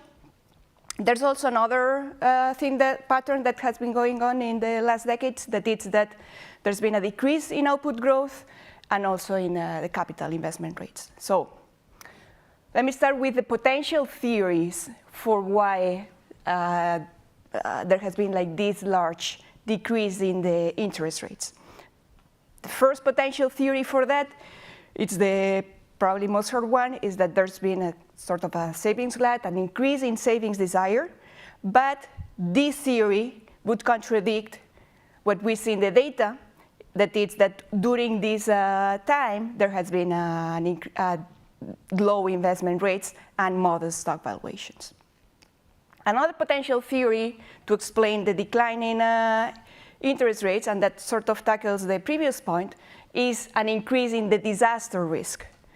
However, as Jessica just showed, this also has its own problems, and it contradicts parts of the data, like the VIX is not been going up, so we cannot really say that this disaster risk has increased. It also implies an increase in equity premium, that it's not so much in the data. So this also has its own problems. So what this paper does, basically, it proposes a new theory. What's this theory? It's that during this time, there has been a decrease in the default or in the inflation risk.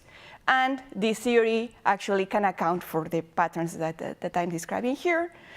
Obviously, this is a very important contribution because it helps us understand these sort of puzzles that there was in the macrofinance data. So the paper contributes in this regard. Okay, so let me start with the simple model that they have to explain or to make the point about this decline in the default risk. And this is a very simple model, so super transparent and very intuitive to make the point. And let's suppose that we break this data in between before 2000 and after 2000, excluding for now the post-COVID kind of period. So suppose that the model for now only has like these risk-free bonds, and we have that therefore the disaster risk only affects the endowment in this case, the dividends in the model. And what happens here, or the exercise that they are doing, is that let's find what the disaster probability has to be and the discount factor has to be in order to match in the data first the slowdown in the growth rates in consumption, the only moderate increase in price dividends ratio, and the large decrease in the interest rate. And this is the table that Jessica showed, in which we have that the disaster risk would have to increase a lot, would have to double in order to explain all these patterns in the data. Moreover, it implies this large increase also in the equity premium directly from the increase in the disaster probability. Now, let's just twist the model a little bit and suppose that now the government bonds are exposed also to the disaster. Okay, so we have this parameter lambda that it's gonna capture the proportional exposure of government bonds relative to the exposure of the dividends or the endowment in this endowment economy. So this lambda is going to be a key parameter in the model. It's important that we know sort of the interpretation that it has in the model.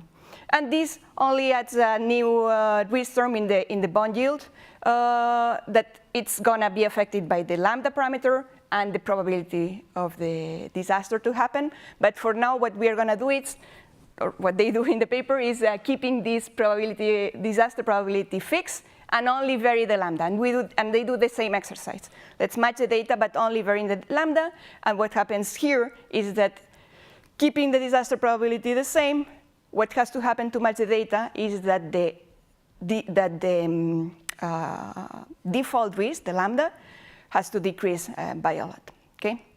So, as you can see from my previous slide, this lambda parameter is key in the model. And this lambda parameter, again, it's capturing sort of a pass-through of the disaster to the government bonds, right? So it captures how much are exposed relative to the dividends. If it's 0, we're back in the previous model. And as it increases, the government bonds are more exposed to this disaster. Obviously, this is a very difficult parameter to measure in the data. We don't have like this data on disasters and what happens with the government bond value in these cases. So they use sort of indirect evidence, very convincing evidence that she has showed briefly about the decline in the excess real returns on nominal bonds over the inflation index bonds, the correlation between inflation and consumption growth going up, turning positive, the decline in inflation expectations, and also what she showed about the inflation forecasting errors being big at the beginning because assuming that there's no disasters, they should over-predict the inflation. Okay, but in this interpretation, a bit what's missing about the data is that at the same time, we know that public debt has increased a lot. So if we're to interpret this lambda as the sovereign risk, a bit, I mean, obviously, they take the stand that this is just an exogenous default decision, but suppose that we have a model of endogenous default. Naturally, increasing the public debt will affect the probability of default of the governments based on this, that they have to repay a higher amount of debt.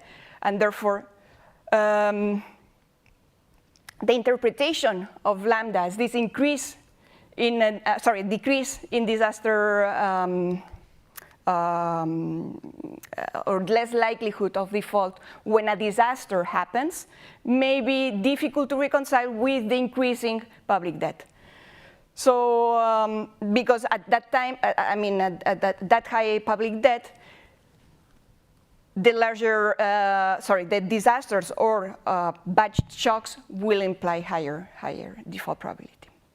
Also, thinking about this sovereign risk, one question that I have for the authors is what happens about in Europe. No, like you mentioned that there's also evidence in Europe. Do we also have particularly about the sovereign default risk more than the inflation risk evidence for Europe? And of course, I'm thinking about the sovereign debt crisis that happened in Europe and how can we interpret this in terms of the lambda.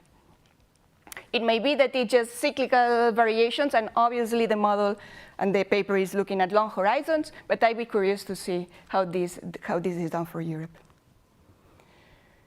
Okay, and this may be beyond the scope of the paper, but again, I'm reiterating that this lambda parameter is super important to understand what's happening in the data. So we may wonder what generated this decrease in lambda.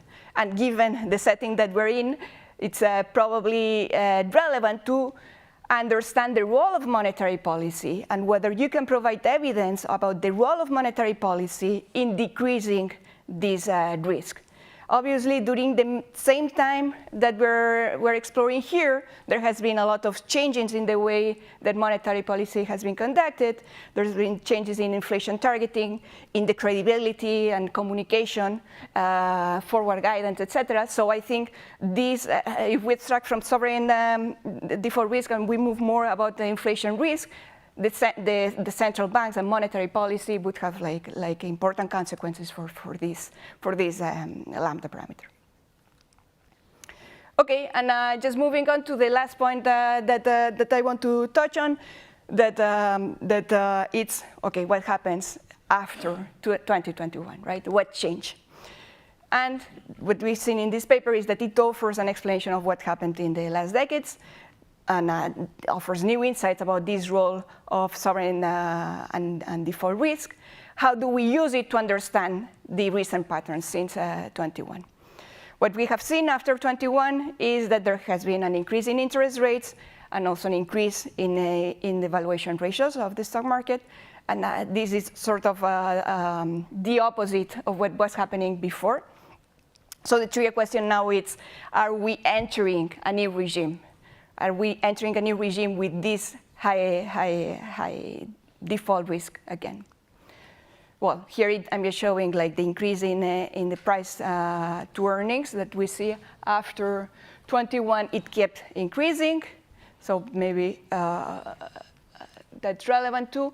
And I'm also plotting here the VIX index.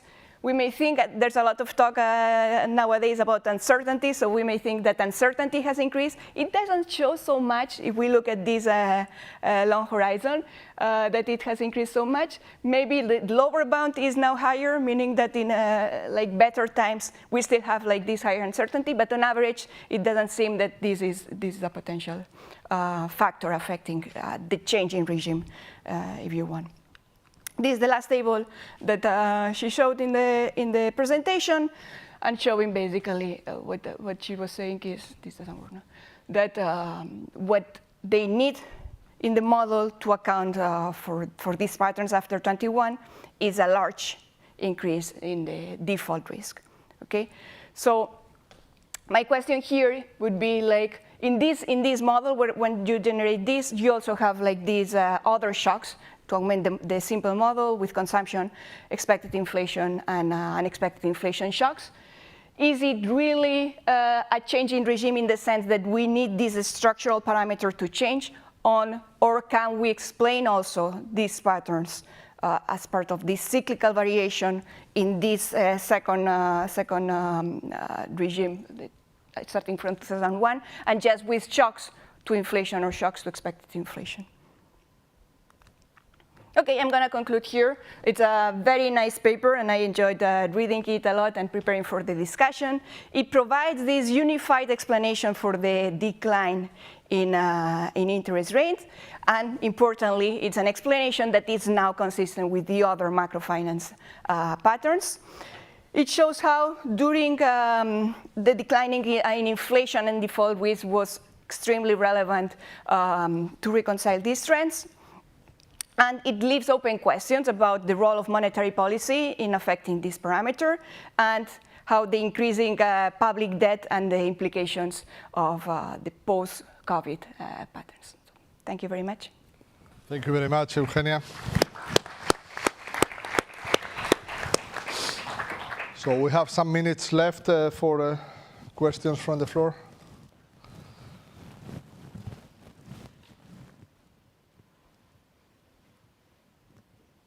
First Leo, then Marios. Leo, please. I'm Leo van Taden here from the ECB. I found this is a fascinating paper, and I also liked a lot the discussion. I think the question I have is very simple. I mean, if possible, disentangle a little bit more strongly contributions coming from governments, fiscal policy makers, and contributions coming from central banks. I mean, you said very clearly, you know, sovereign risk can take two different forms: outright or inflating debt away through surprise inflation. And I found it interesting, you know, how powerful, this is my reading of what you find, good monetary policy can be to take away the inflation risk and they were also reducing a relevant premium. But independently from this, fiscal policy, governments can decide many things. Maybe the US has a long history, of not knowing at all what sovereign default is. So the US, in this sense, is a special country. But, this doesn't have to stay like this. But really a very interesting paper. Thanks. Very interesting paper. I'm a bit confused with the following. There are different types of risks that are treated as the same thing in the model. What I mean by that is a disaster in terms of GDP can be very different than a disaster in terms of the stock market collapse. Now, in our models, the two have to be, in full rational expectations, the two things are the same. But, when I think about the VIX, I don't think they're pricing macro disasters. I think they're pricing, stock market collapse in the short run. And I think I can see that being only very partially correlated instead of perfectly correlated with inflation disasters. So somehow I would have liked to see more direct evidence about what is the inflation risk or the fiscal risk per se, and whether that explains the drop in interest rates.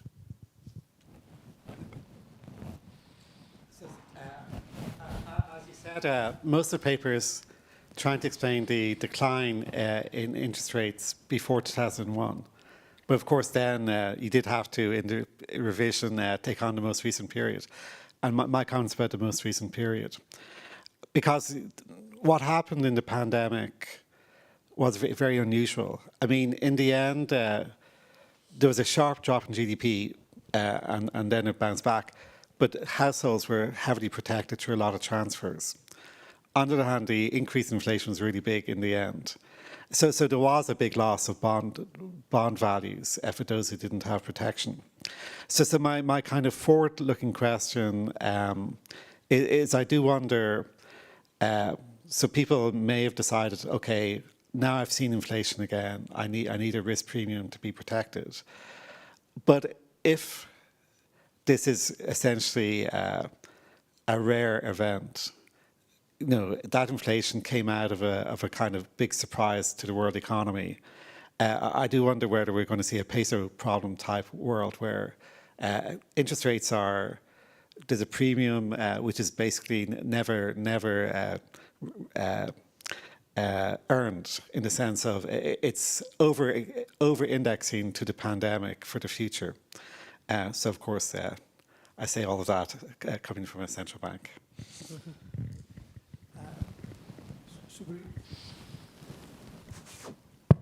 Super interesting paper. Let me, two points. One, whether you could use other assets to try to disentangle the stories. And Mario's point about different risks that are a bit treated the same way goes on this. So, for example, the swaption market, or look at what's going on with implicit volatilities in bond markets, or CDS that will be more directly on this.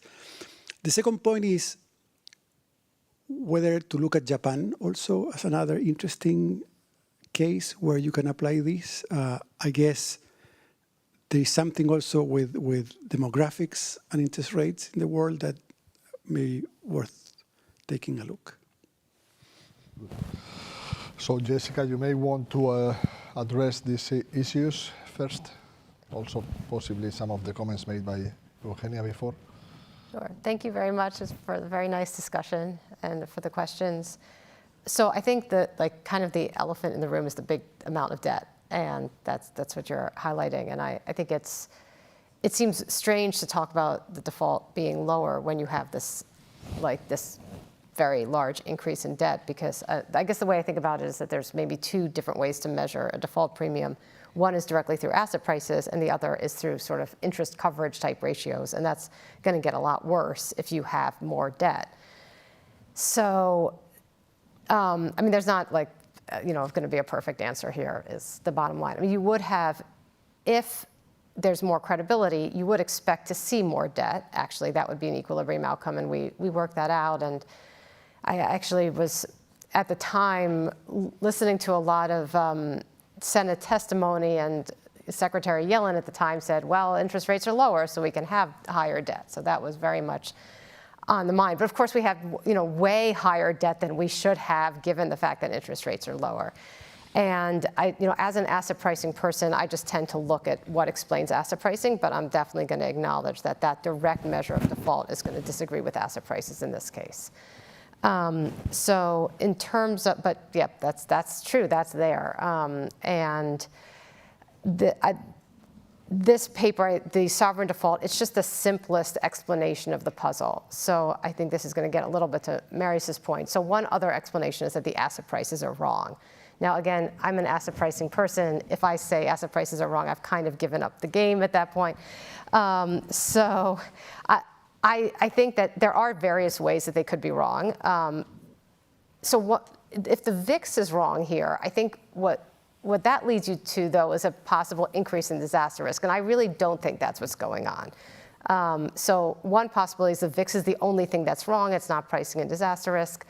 It would have to be way, way wrong. And I also just don't think a kind of secular increase in disaster risk is just plausible for what happened between 2000 and 2021. It's just too much of a, kind of deus ex machina in a way. Like there's no other evidence to support that it would have happened. So you're kind of then stuck with the idea that interest rates or stock market prices are wrong. And again, maybe, but there needs to be then a sort of explanation for why they're so wrong for such a long amount of time. In terms of the disasters, if there's going to be a big GDP disaster, I find that very hard to believe that's not going to be in stock prices. And we saw disaster fears in 2008. We saw the disaster fears in 2020. I mean, basically going into COVID, there was a 30% decline in the S&P 500. Definitely, sounding the alarm of the next Great Depression. I think if something I think we saw it with the Russian-Ukraine war. So I actually think the stock market is pretty good at pricing in something like that. I don't necessarily think they're so separate, actually. So in that case, I think there's going to be some differences, but as sort of a first order way, it makes sense to model it this way. In terms of the peso problem, yes, this is really a peso problem model. So you could get all the costs of having higher interest rates and none of the benefits, in a way, of the actual default. So that's unfortunate. CDX would be or I should say CDS spreads. CDX is something else. So sovereign default spreads for the US, which are traded in Europe, is something interesting to look at. And if you look at what happened past 2022, they definitely went up.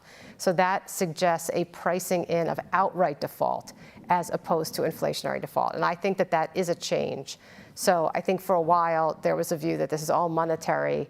If there's default, it's just going to be through monetary policy, allowing more inflation. I think I interpret the data as seeing some of that, but I also think that for the first time, people are really taking seriously an outright default in the US as well.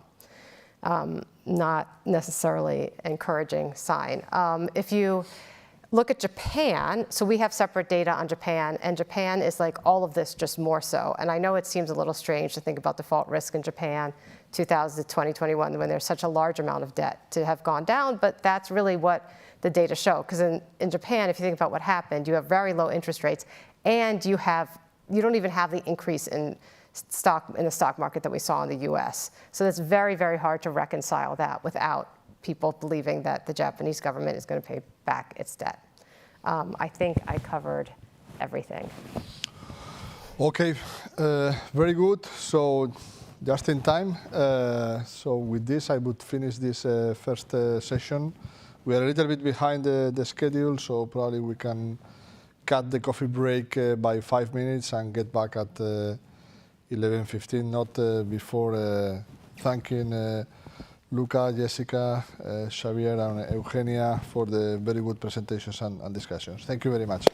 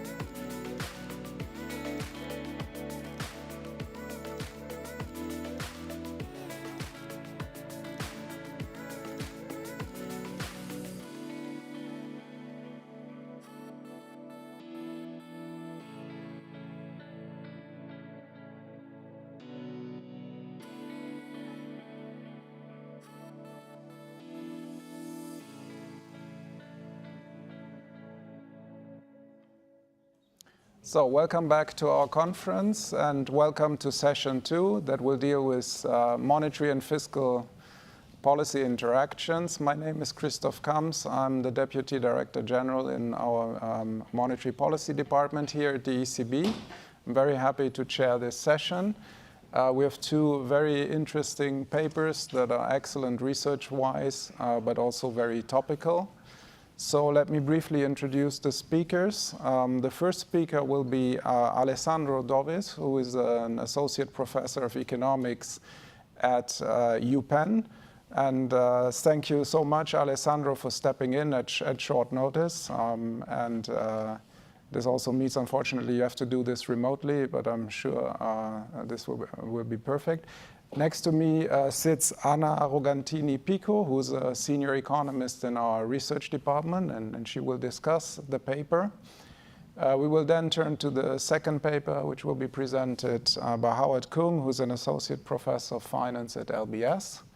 And the paper will be discussed by Jim Costain, who's a research economist at Banco de España. So without further ado, let me give the floor to Alessandro for the first paper. You have 25 minutes, and then we'll have 15 minutes for discussion, after which I will open the floor for questions from the audience. Please, Alessandro. Perfect. Thank you very much for having the paper in the program, and sorry for, unfortunately, Rishabh was not able to come, and let's try to, and I'm teaching, so I cannot be there in person, but let's try to make it work. So this is joint work with Luigi Boccola, Gaston Chamont, and Rishabh Kirpalani. So if you can go to the next slide, please. Okay, so starting from the 80s, and in particular in the 90s, a lot of emerging market economies and also advanced economy, they started to delegate monetary policy to independent central bank with an inflation targeting mandate. And the goal of this policy was to isolate monetary policy from fiscal policy consideration and interference from the Treasury. However, government, and by government I mean the parliament and Treasury, they always have the ability to take such independence away, and therefore the effectiveness of this delegation crucially depends on how credible is the delegation of monetary policy to an independent central bank. If you can go to the next slide, please. So the question we try to answer in this paper is whether under which conditions delegation to an independent central bank can actually work, and what's the role of institution and credibility of institutions and the one of fundamentals to generate this inflation that we observe in the 90s, in particular in Latin American economies, and can we get a measure of independence of central bank that is generated by the model and not just like a de jure type measure? Next, please. So what we do in this paper to answer this set of questions is to develop an economy in the tradition of Sargent and Wallace, in which there's an interaction between the fiscal and the monetary authority. Now, in this environment, there's like delegation to an independent central bank with an inflation targeting mandate is going to be valuable from an ex ante perspective. Particularly, we're going to show that the Ramsey outcome is going to feature constant inflation, and therefore it can be implemented as a delegation to a monetary authority with a fixed inflation target. However, ex post, there are temptations from the fiscal authority clearly to interfere with the mandate, with the inflation targeting, and in order to generate seniorage and reduce nominal liabilities. Okay, so these are going to be the tension present in the model, and there's going to be 2 shocks. So there's going to be a shock to fundamentals, which will be some catch-all terms on the marginal utility of government expenditure. And there will be another sort of reduced form shock to the institutional forces, okay? How costly it is for Treasury to revoke central bank mandate and interfere with the choice of monetary policy, okay? And we think of it as being a term that captures all the reputational forces and the institutional setting present in the country. Okay, and we're going to show that in these the economy will endogenously fluctuate between two regimes. One which, echoing previous literature, we're going to call monetary dominant, in which the inflation target is going to be satisfied, and there's no interference between fiscal from the fiscal side to the monetary side. And a fiscal dominant regime in which the inflation target is not satisfied, and there are like static interference from fiscal side to choices of monetary policy. Next slide. So what we are finding is that these two regimes, critically, they have very different prediction for the movement between debt and inflation. Okay, and in particular, there are sort of two types of disinflation. Okay, there's two ways in which the model can account for the reduction in inflation we observe in the 90s in a bunch of Latin American economies. Okay, so first there can be what we sort of like a fundamental disinflation. Still where the economy is still in the fiscal dominant regime, and everything is driven by a low shock to the marginal utility of spending, okay? And in which case there's like lower the low desirability to generate high spending, put low pressure on the fiscal authority to interfere in monetary authority, and therefore there will be a path of low inflation associated with a declining path of debt. On the other hand, instead, if we have what we call institutional disinflation, the reduction in inflation is driven by a switch to a monetary dominant regime, so there are better institutions. In this case, the high revocation cost allows the government to issue actually more debt. So the reduction in inflation will be associated with the path of debt that is going up. Okay, so there's like a different movement at relatively slow frequency between debt and inflation in these two disinflation regime.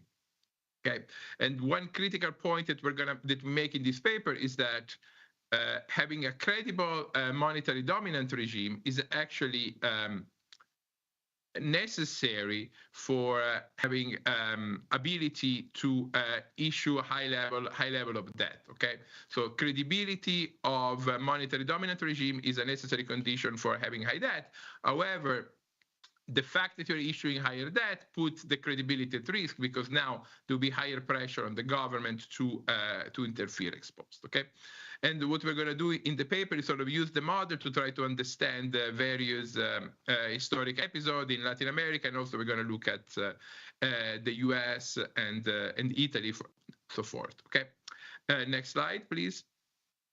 So to fix the idea, here is the dynamics of inflation, debt to GDP, and surpluses in Colombia.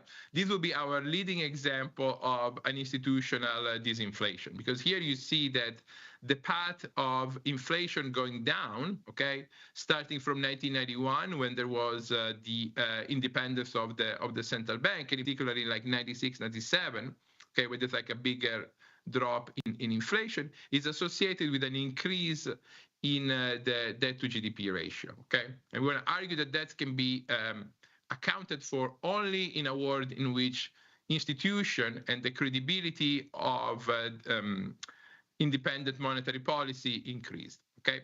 If you go next slide, please. Instead, the case of Chile is one in which the reduction in inflation that we observe in the same period can purely be accounted for by better fundamentals, okay? Because here now the reduction in inflation is associated with a declining path for the debt to GDP ratio, okay? So this is what I'm going to make. Those are the features, okay? The two types of disinflation we want to try to account for. Can you go please to the next slide? So let me skip this and go to the next, the outline, please. Okay, so what I'm going to do in the paper, okay, what I'm going to do in this talk, okay, is I'm going to first present the economy, then describe how policy is being determined in equilibrium, okay, how we're going to formalize these switches between regime, okay, these endogenous switches between regime. Then I'm going to describe how the model can generate these two types of disinflation, and then I'm going to try to use the model to make sense of some historical episode. I will give it since I don't have much time, I will just do in details the case of Colombia and then show you the case of the US during the Great Inflation. Okay, so next, please. So, all right, perfect. Environment. So we're going to consider a closed economy in discrete time, where in each period there's like a finite set of possible state as T. And we are assuming that there's like a government with preferences over consumption, labor, the government, sorry, there's like a standing household with preferences over consumption, labor, real money balances, and government expenditure, okay? In particular, we're gonna assume for tractability that the utility of consumption is quasi-linear, and we have separability in all the object, okay? So fiscal fundamentals will be this theta term that you see over there, okay, that affect the marginal value of government expenditure. So output is produced linearly, and the government, can just produce. No, the government, household, the resource constrained economy. We have labor that produce output, and that can be used for both consumption and government expenditure. Now, the government is benevolent, but potentially capturing some, political economy friction. It may be more impatient, okay? So that is discounting the future at some discount factor beta hat that is potentially lower than the one of the standing household. And the finances government expenditure, but with distortionary taxes on labor, with debt and seniorage. Would it be? Can I ask you a question? Sorry, it would be possible to have the slide bigger in my screen, in the Zoom call, if not, it's okay. Can you go to the next slide, please? Okay, I think I solved it myself. Sorry. Okay, perfect. So an equilibrium here is simply, we have distortionary taxes and the government budget constraint. Okay. Can you go to the next slide? Okay, so what we can do here. So this economy admits like a simple reduced form representation in which we can define some indirect utility function for the government directly over primary surpluses. So the taxes, the tax collection over labor income minus government expenditure, okay? And this indirect utility function U is going to be a decreasing and concave in primary surplus. Clearly decreasing because higher primary surpluses means that you have to distort either you have to distort labor supply more, or you have to spend less on these public good G. And fundamentals affect the marginal cost of providing primary service. If you have like a high value of G, the marginal cost of having a high primary surplus is going to be higher. Okay, and the government can finance these can finance deficits, okay, with by issuance of debt and seniorage. And the seniorage revenues are a function of the policy chosen today by the government and by a forward-looking money demand. Okay. Now, our economy neatly fits into this framework, but like a large class of economies will also admit the same representation. Okay, maybe with some. Will admit the same representation, and therefore, like everything I'm going to say today for this particular model will expand to a more general formulation. Okay, if you can go next slide, please. Okay, so given this characterization, okay, of the value for primary surplus, like we want to concentrate on what we call like a fiscal and monetary outcome, okay, that can be implemented as a competitive equilibrium given the instrument available to the government. So we say that a fiscal and monetary outcome is going to be a primary surplus, some level of real debt. Fee is going to be the you can think of fee as being the money balances, okay? Technically, it's the marginal value of money, so it's 1 over the price level, and mu is the money growth rate. Okay, so these are the object that we are interested in. Okay, now this object can be implemented, it can be supported as a competitive equilibrium if they satisfy the government budget constraints. So on the left side we have the real value of government liabilities. So the real debt plus the real value of money. Okay, that has to be equal to the primary surplus today, plus the issuance of new debt and the issuance of new money. Now, the issuance of new money, how much people want to hold money, is determined by some money demand equation that comes from the money in the utility function representation for the preferences of our standing household, which sort of equates the marginal cost of bringing an extra unit of money tomorrow, which is the term mu fee on the left side, because to bring 1 extra unit of normalized money tomorrow, I will have to reduce consumption by mu fee. Okay, remember, fee is the inverse of the price level. Okay. The marginal value of having 1 extra unit of money next period, okay, is simply going to be fee, because now I have the ability to buy 1 unit of the consumption good, or fee unit of the consumption good, and we have quasi-linear utility, so the marginal utility of consumption will be 1, and V prime is going to be the marginal value of money from the money in the utility function part. Okay, so the liquidity services offered by money, and then we have sort of some surplus feasibility. You know, we cannot be above the top of the Laffer curve. Okay, the static Laffer curve. Now, in principle, if you give me any demand for any money demand, whatever I'm going to say is going to be true. Okay, it's going to carry forward. One thing I want to emphasize, if you can go to the next slide, please,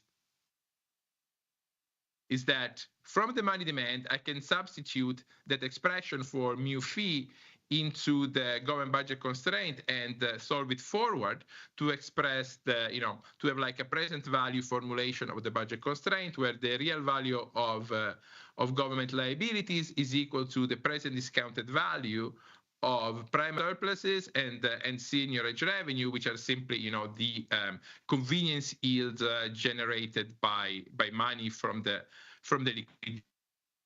And here we're using simply the discount factor to discount future payoff, because we have quasi-linear utility. Now, given this word, if you can go next slide, please. Perfect. Now, we can then recover inflation using this formula, and the value of the government can be described by the current cost of generating surpluses plus the value of real balance, and the period utility discounted at some rate beta hat. Okay, next, please.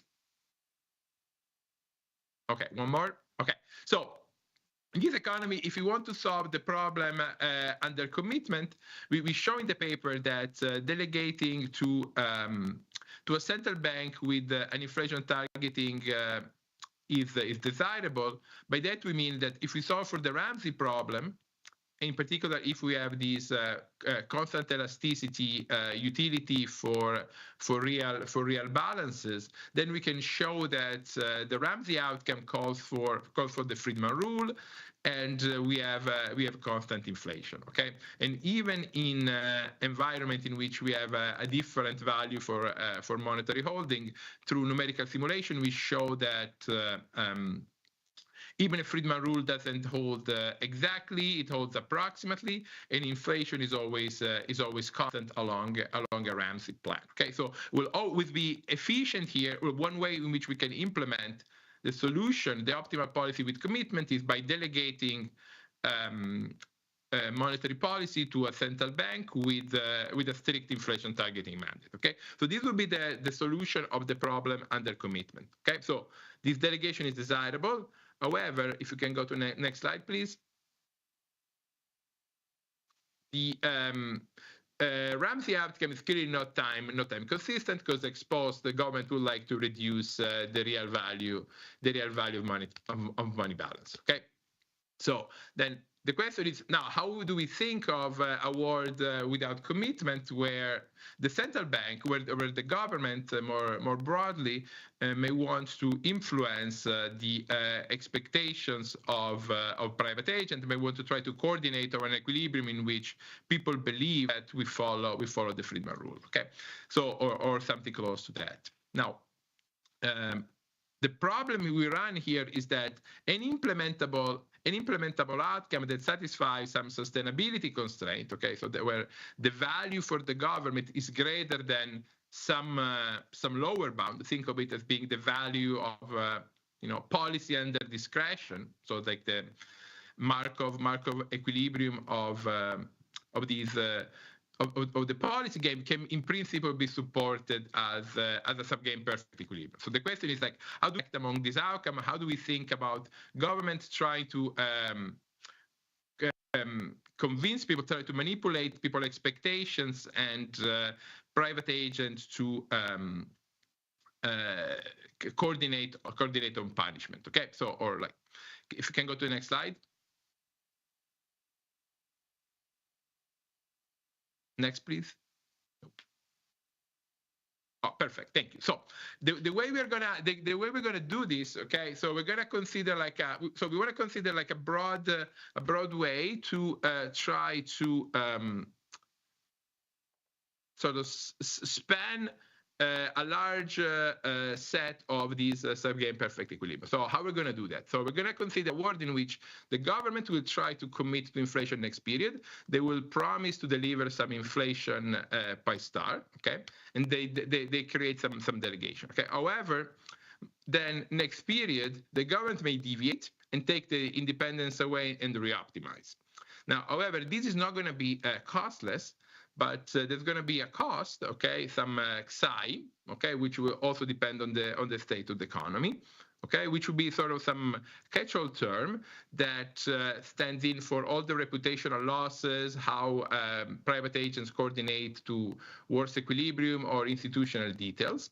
And by having different processes for this XIS, we can sort of span a large class of subgame perfect equilibrium of this policy game. And what we want to try to understand how different realization for Xi can help us to understand the data. Okay, if you can go next. So mechanically, what we do, so we set up, we've read that we think that the state for this economy is given by the real debt, the promise target fee. So rather than doing inflation, I will be clear hopefully in a second, we do a promise in the value of money and the exogenous state in the economy. And there are going to be two regimes, monetary dominance and fiscal dominance. The value are going to be VMD and VFD. Under monetary dominance, the inflation target is satisfied, and there's no cost of being paid for adjusting the target. While in the fiscal dominance, we have these cost Xi that is imposed to the government. Okay, and eta whether the target is respected or not. Next, please. So the value in the monetary regime, okay, is the following. So we can write the problem as fee is given. The government is respecting the value of money that was promised yesterday, and they simply choose primary surplus, new debt, money growth, and the promise for the new inflation target tomorrow, okay, subject to the budget constraint of the government and the money demand equation, where J is like a function, it's an equilibrium object that summarizes the expected marginal benefit of money holding. And note here that by choosing phi prime from the last the government is actually choosing the new inflation target pi star, okay? Because mu phi they're chosen today, and phi prime is the new value of money. So if the next period government is satisfying phi prime, then it's delivering on the inflation target set today. Next slide, please. Next. Okay, so in the fiscal dominant regime instead, what happens is that the problem is exactly the same, but now the government is also choosing phi today, okay? Because the target is not going to be satisfied, and the government can re-optimize. Next. Next slide, please. Okay, thank you. And now in this world, there's like a tight correlation between deficits and the value of inflation, because they are connected by the first order condition. Next. Okay, here we have the expected value of money holding. Let me not delve too much into that. Next, please. Thank you. And now, what? No, can you go back one? Sorry, I want to. One more. Perfect. Thank you. So now, what I want to argue here is that this setup sort of nests in a flexible way a large class of equilibria, okay? Because, for example, if the cost psi was always large enough, then it will always be optimal to be in the monetary dominant regime. And as I argued before, the monetary dominant regime is equal to the Ramsey outcome, okay? Therefore, you know, if psi, if the process for psi is always very high and we always have a high realization, then we can consider like our framework nests the Ramsey outcome. If instead psi is always equal to 0, then we can also nest the Markov equilibrium under full discount, and we can get everything in between. Can you go 2 slides forward now? Thank you. One more. Alessandro? Perfect. So now, what's Alessandro, can you hear yes. me? We would need you to wrap up in the next 2 minutes, please. 2 minutes. Okay. Okay, then let's go forward. Okay, let's go forward then. Let's skip this. That's fine. Now, let's go to 1 slide more. So let me try to explain the value of that, okay? So the optimal debt issuance in this model is determined by this expression over here, okay? So the amount of debt that is issued in the government is as if it's distorted downward by some incentive wedge, which is this term here in red, okay, that incentivizes that to reduce the amount of debt being issued, okay? That's true for 2 reasons. One is that by reducing the amount of debt, the government is incentivized, next period government, to satisfy the target more often, okay? So there's like an extensive margin effect. And moreover, in the case of switch to fiscal dominance, a lower amount of debt is incentivizing tomorrow's government to increase the amount of value for money and therefore inflation, okay? So whenever in this term here in the Ramsey outcome will be 0, and this term is increasing it's decreasing whenever psi prime is large. Can you go forward, please? Okay. Now, why there's 2 types of disinflation? So let me explain the dynamics here. Okay. So whenever, can you go one forward? Since I don't have time. Through the impulse response function. One more, please. All right. So. How can we get inflation to go down? One way is that the marginal value, people are running fiscal consolidation because now the marginal value of government expenditure is lower. In which case, as I was arguing in the introduction, the debt to GDP and inflation, they move together. Okay, they can move in a positive way and they all go down. Now, if you can go forward, please. Now, if instead we have institutional disinflation, go forward, please. Is 1 minute, I take it. Go forward, please. Okay, so now, if instead we have institutional disinflation, now I want to argue that, so if the level of institution goes up, then debt is actually going to increase, because now this wedge I was talking to you about before now is lower, because now the government on one hand can support a low level of inflation even with a high amount of debt. Therefore, that decision don't have to be distorted, and at the same time, senior age revenue are going to decrease, or the government has to come up with more resources by increasing the debt, in particular if the government is impatient. Go forward, please.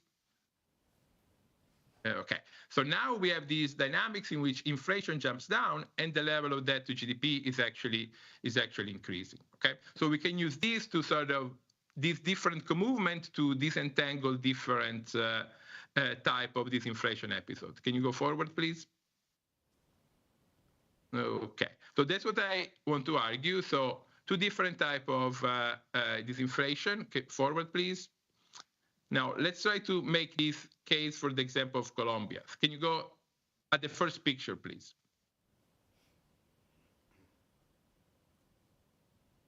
One more. The first graph, and then I'll conclude. Okay, so we calibrate the model. No, forward. One more. Okay, so Colombian central bank, there was independence in 91. Go forward, please. Okay, so what we see here is that, okay, I'll talk through here. So the initial disinflation that we observed in the 90s was initially driven by the improvement in fundamentals, okay? But however, starting in the 90s, as we observed the increase in debt to GDP, that can be only rationalized by increase in the institutional framework and the credibility of the monetary policy, as we see from the top right panel. And interestingly, the credibility doesn't increase right away through the lens of the model in 1991 when central bank independence was granted, but only later on in the late 90s, around 98. Can you go forward, please? Yeah, one more. That's what I just said. One more. So the decomposition is important because absent. Can you go one backward? Okay. Now, if we have no changes in institution, but fundamentals where everything driving the economy, then the model will not be able to account for the drop in inflation. Okay. Now, can you go two forward? Just the picture of the U.S. Okay, now the model is interesting here because the model, just a second, also is able to account for the great inflation as a reduction in the credibility of U.S. central bank independence, and then it picks up the disinflation in 84 as an increase in credibility. Go forward, and then I'll just conclude. Okay, so what we did, okay, and I think I didn't give it justice, but sort of we developed like a theory of endogenous fluctuation. I want to emphasize endogenous between fiscal and monetary dominant regime. And we show that successful disinflationary episode can be driven either by fundamentals or credible institution. And the model has different implications for debt and inflation dynamics that it can be used to try to understand which of these two forces is more prominent in episode of reduction in inflation or episode of increase in inflation. Okay, sorry for taking longer. That's it. All good. Thanks a lot, Alessandro. And then let me hand over straight to Anna, please. Okay, thanks a lot for letting me discuss this very insightful paper. I'm very impressed by Alessandro because when they tell us you should be able to explain your research if you're waking up in the middle of the night, more or less is what Alessandra did, so great. So let me, so now there is a big debate on the credibility of central bank. It's a very lively debate.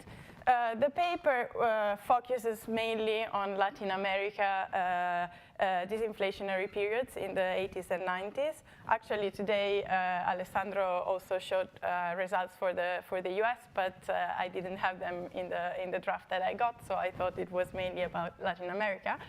But certainly now this is very relevant also for advanced economies and to date. So what is the paper about? It gives a very encompassing theoretical framework which allows us to disentangle between the role of government's credibility and the role of fiscal fundamentals in explain jointly the dynamics of public debt and inflation. The model is a model of fiscal monetary interactions, and what is novel here is that it's going to give rise to endogenous regime changes. So up to now, these regime changes were mainly exogenous, but the model endogenizes these changes. And the way it works is that there is a government which delegates monetary policy to a central bank and promises to deliver next period a certain inflation target pi star. But then at T+1, the government can deviate. So it's benevolent, but not necessarily commits to its promise.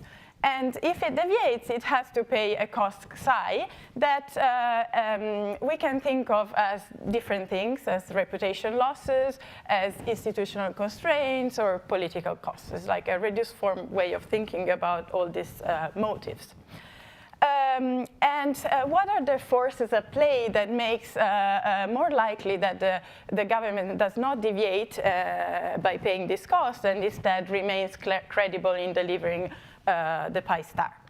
Well, when the cost of losing credibility gets higher, then it's more likely that the government has incentives to remain credible. When debt is low, that's also giving incentive to remain credible. So in this model, we get that lower debt is, as Alessandro showed, gives incentive to the government not to deviate, and similarly having a lower marginal utility of government expenditure. And finally, a lower inflation target also keeps the government likelihood to remain credible higher.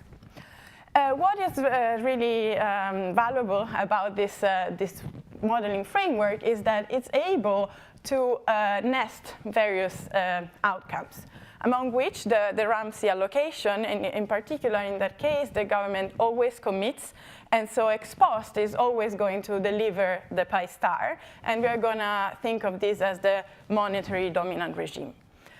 Similarly, the model nests also the Markov equilibrium, where ex post, the government always deviates, so it's not going to deliver the pi star, and we are going to think of this as the fiscally dominant regime.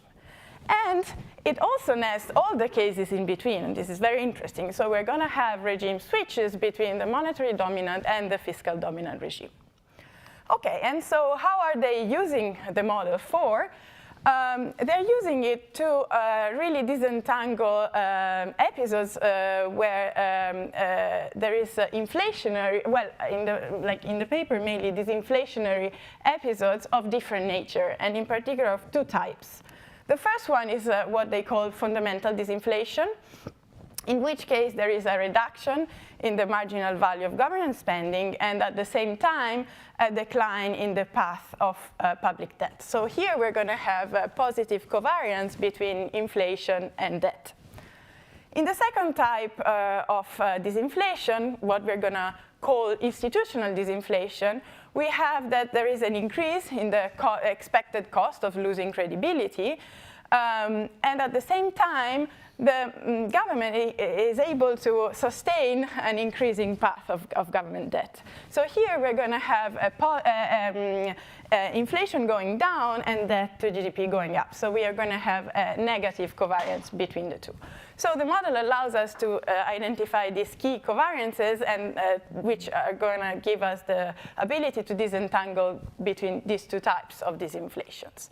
And in particular, at least in the draft of the paper that I got, they were looking at two cases, Colombia and Chile, from 1980 to 2017.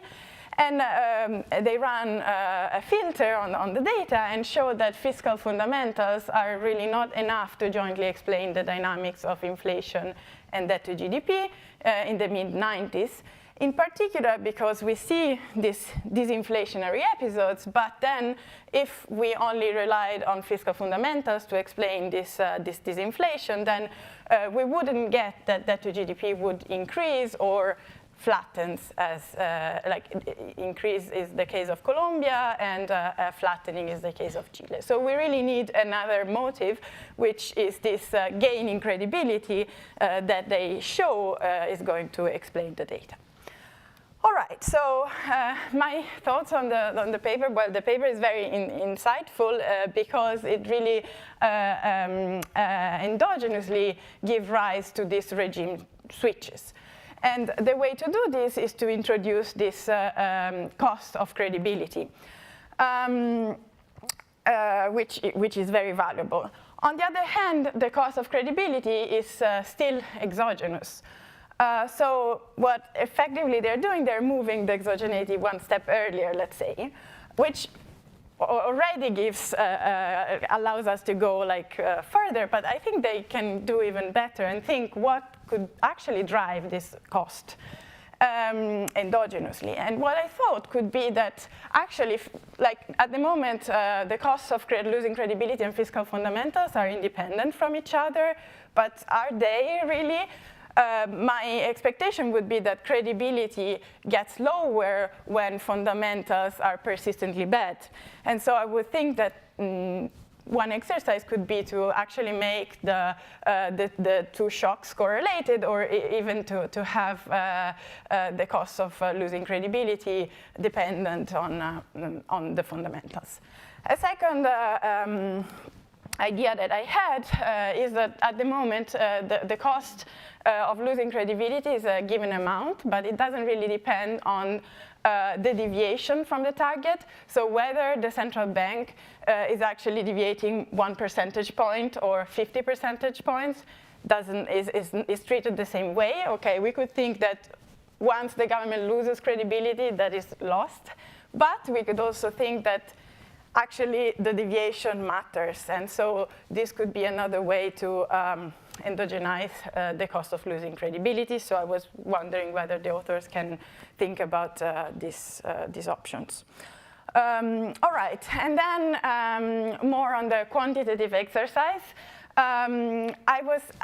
What Alessandro presented today had precisely the US, but the draft that I had didn't have any word on that, and I thought that the exercise that they were doing for Colombia and Chile was similar in spirit to what Bianchi and Ilut have done in 2017 for the US. So this is the solid blue line is inflation, the dotted line is debt to GDP, and they explain it as a fiscally led regime until Volcker is nominated, and then an intermediate period between 79 and 81 when, of course, the Fed starts fighting inflation, but people are still not convinced that the government is going to stabilize debt, and so there is this period of active monetary policy and also active fiscal policy. And so only with Reagan we go to a monetary dominant regime. So I was thinking that the paper that Alessandro presented could run a similar filter on the US data and disentangle the period. And what I would expect would be that only with Reagan we would get a gain in credibility. So we would be in the fiscally dominant regime until then, and then there would be this switch. And I think is what Alessandro briefly showed us today. Then what I was thinking is that in the paper they mainly focused on this inflationary episode, but the model is equally suitable to explain the inflationary episodes. I mean, it gives key correlations between that path and inflation dynamics, but it could be going up or down. So if we instead think of inflationary episode, we could distinguish between inflationary episodes of two natures: fundamental inflation, where we would have inflation going up and an increasing path of debt, and an institutional inflation instead, where the government loses credibility, and in this case, we would see debt to GDP starting to decline at some point because the government wouldn't be able to sustain a higher level of debt. So if we look at the plot of Colombia that Alessandro briefly showed, and we focus on here is the inflation dynamics, the black line is the data, and then here is debt to GDP. From 85, we have here an inflationary episode, and then we have that debt to GDP goes down. So I would think that the model should pick up this as institutional inflation. Here on the top right is the decomposition of this is the role of the credibility cost in explaining the data. And we see that we are in the fiscally dominant regime until almost the 2000, and then we go to the monetary dominant regime. So I would so to explain here the joint dynamics of a rising inflation and dropping debt to GDP in the late 80s, I would expect a worsening of credibility, but here the model is already in the fiscally dominant regime. So I don't know, maybe if the credibility cost was actually dependent on the magnitude of the deviation, we could have a worsening in credibility. Here we are already in the worst case, let's say, so we cannot worsen it further. But so yeah, I was wondering whether they could also try to think a little bit more about inflationary episode beyond the deflations that they explain. And then finally, this is more of a provocative comment, because this is the conference on EMU governance. So I was thinking, what can the model speak to the euro adoption instead of only thinking about Latin America? And we could think that the euro adoption gives rise to an increase in the credibility of delivering the inflation target. That's what the ECB fights for. And so the model would also, if this is, let's say, an institutional disinflation where we have now more credibility, the model would give that we would be able to also sustain higher levels of debt to GDP. So does this mean that we can afford issuing more common debt? Of course, this is beyond the model, but I think maybe they can try to speak to this debate as well. So to recap, is a novel theoretical framework, which, and the main novelty is that it gives rise to endogenous switches between regimes, fiscally and monetary dominant. And this is due not only to fiscal fundamentals, but also to changes in government credibility. And so this can explain jointly the dynamics of inflation and debt to GDP using key correlations from the model. So my comments were mainly thinking harder about what, like whether we can endogenize the cost of losing credibility, and then using the model beyond disinflation in Latin America to look at also inflationary episodes, also in other economies like the US, and whether we can link this to the euro area as well. Thanks. Thank you very much, Anna.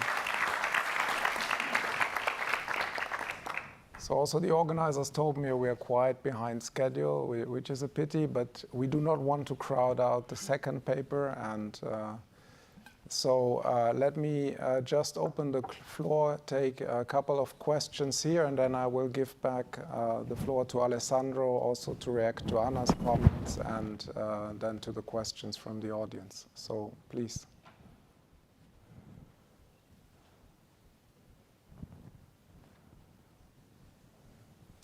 Yes, Leo, please.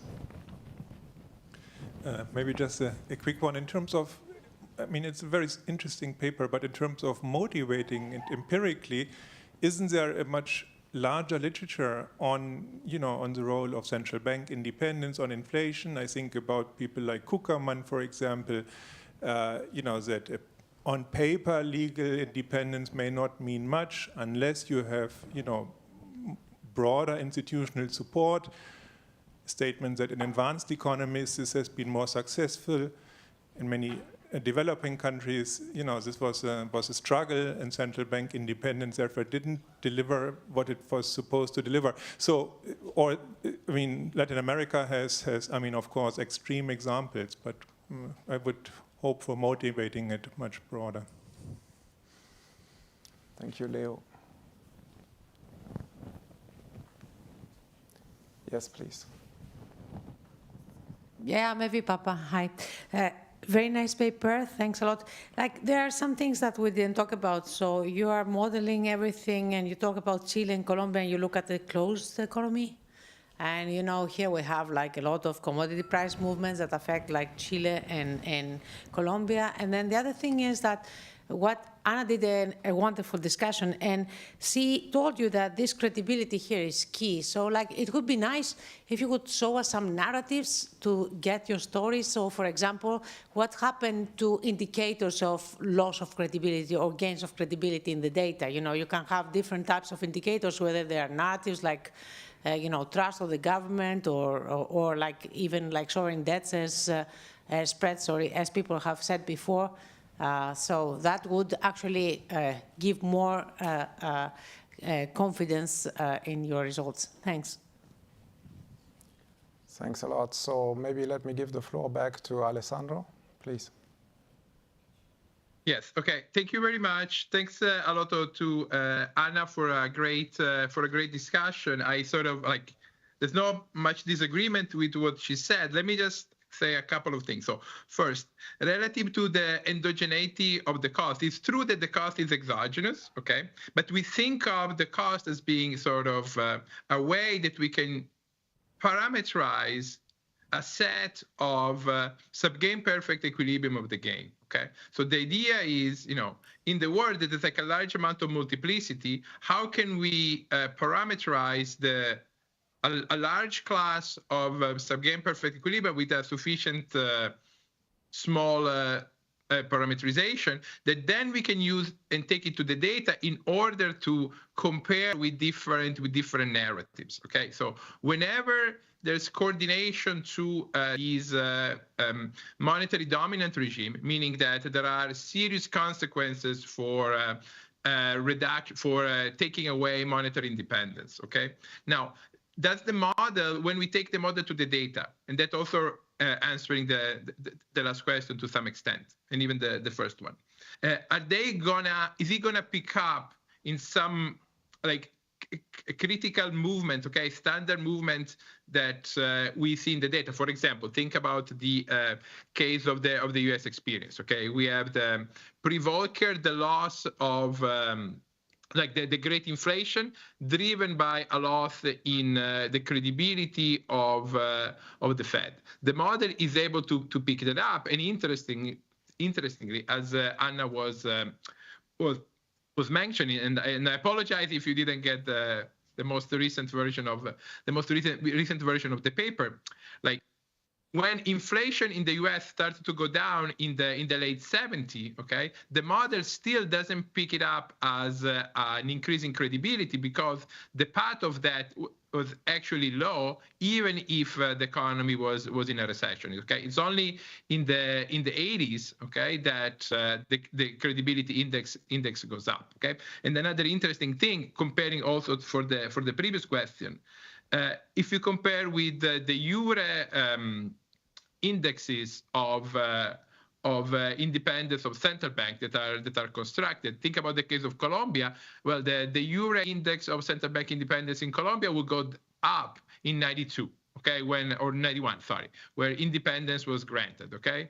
However, the model will simply say that only in 98 that indexes will go up for us, okay, from the model. So the model, we think of it as a way to having a model-based way to measure credibility of central bank, and which we can then compare with some narrative evidence, okay, and then try to understand when our index for an increase in credibility goes up, did the model take certain action, okay? Was there some changes in the institutional environment that is common among all the cases in which credibility went up and among all the cases that credibility went down? So that's where we want to use the model and the framework to try to understand the data.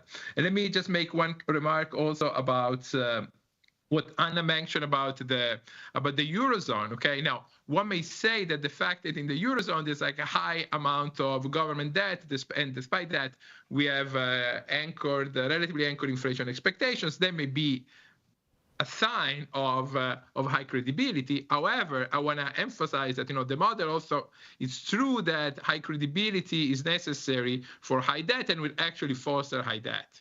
However, things can break, because in an environment in which you have a very high amount of debt, then there's also high incentive exposed for fiscal authority then to interfere exposed, okay? So it's not, the high credibility is also creating the premises for potentially movement in the opposite direction. And thinking about movement from disinflation and inflationary episode, as Anna was suggesting, is really what we want to do, and hopefully we'll do in the next iteration of the paper. So let me stop here, so I won't steal too much time. No, thank you very much, Alessandro, for this very nice presentation and for the great discussion. So a round of applause to both of you.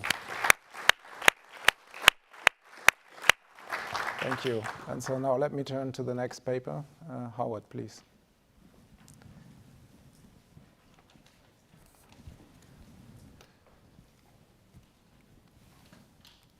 Okay, well, thanks to the organizers for inviting me to present this paper. This is joint work with Roberto Gomez-Cram, Hanno Lustig, and David Zeek. And this paper is part of a broader research agenda that we've been working on, thinking about monetary-fiscal interactions and their impact on government funding costs.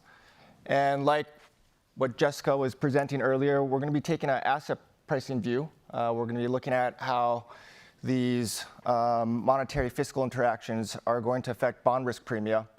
But the angle we're focusing on is going to be, instead of kind of aggregate shocks, we're thinking about redistribution risk of fiscal policy as being a driver of bond yields and term premia. And so at the core of this paper, we're going to be thinking about this trade-off that governments and central banks face when deciding how to pay for major fiscal expansions. Do they want to protect taxpayers or bondholders? And if we look over history, we're going to see that policymakers have often chosen to protect taxpayers at the expense of bondholders with unbacked fiscal expansions and monetary accommodation. So what we're referring to here with unbacked fiscal expansions, large increases in government spending, like we saw during World War I, World War II, also COVID, with these stimulus packages that are not backed by explicit promises of future taxation to pay for these surges in spending in present value terms.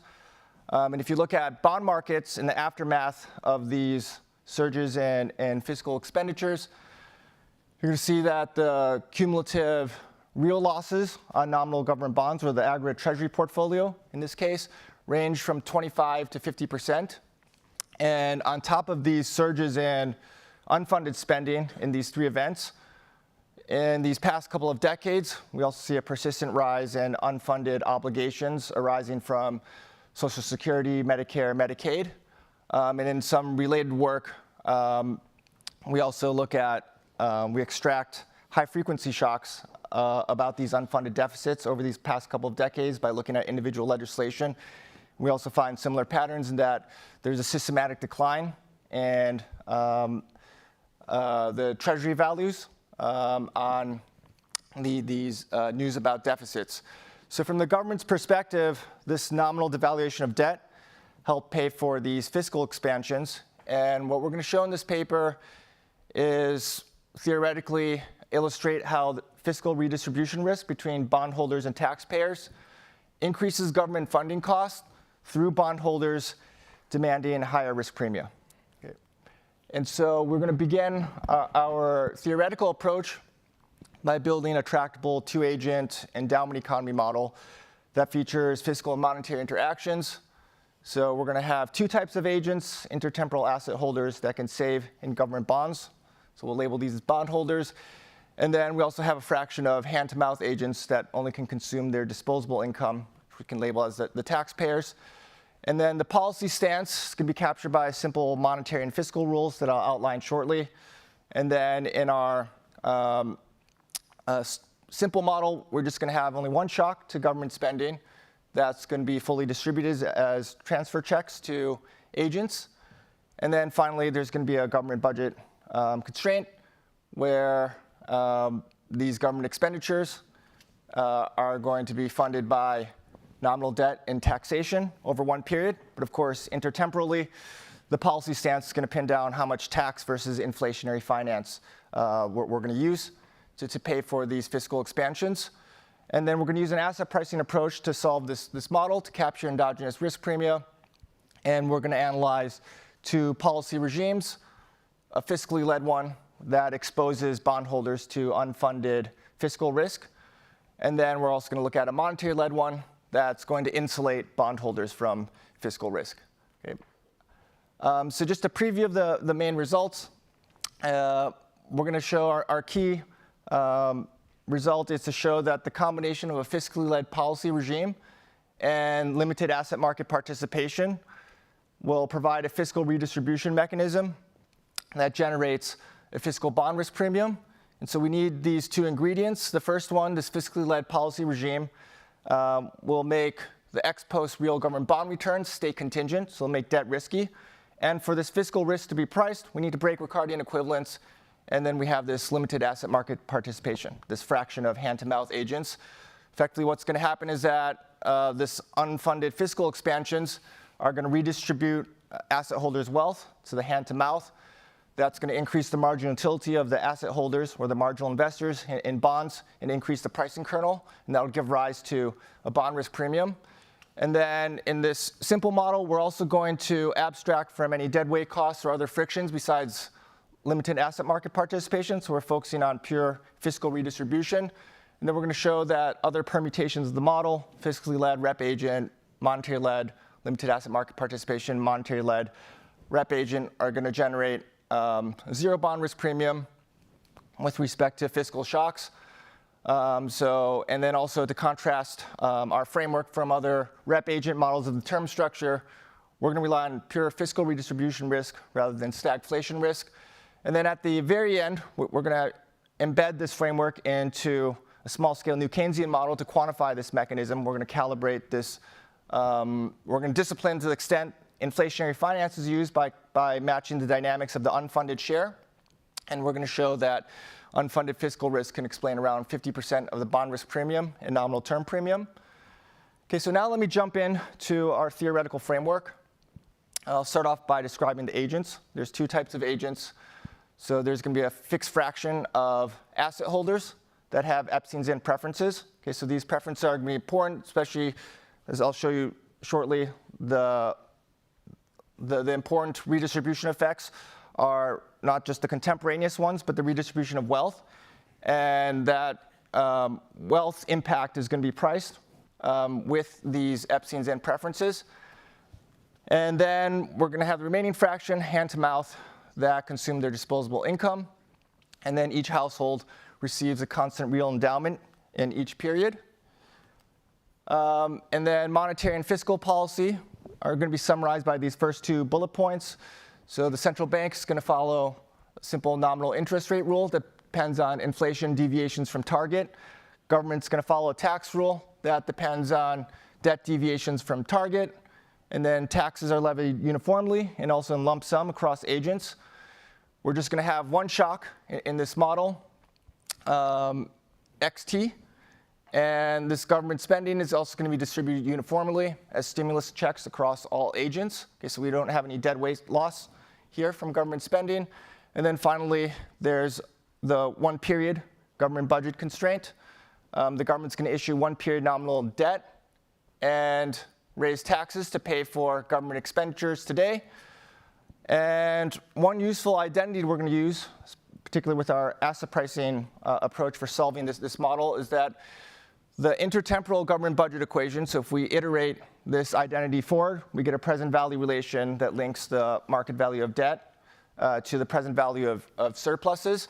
If we combine that intertemporal government budget equation with this one period budget constraint, we can also re-express this as a bondholder's return identity, which tells us that, which is at the very bottom, that this hypothetical return to a claim on real surpluses is going to be equal to the return on the government bond portfolio, here just this one period debt, minus inflation. Okay, so the ex post real return to the Treasury portfolio is going to be equal to this return on surplus.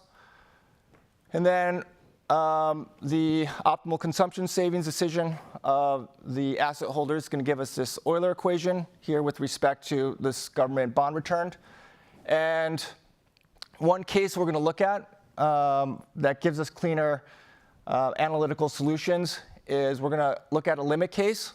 We'll relax this later, but for the solutions I'll show you, we're going to look at this limit case where we have infinite IES, which effectively gives us this CAPM type pricing kernel. So if we had finite IES in this log stochastic discount factor, we'll also have a realized consumption growth term, which drops out with infinite IES.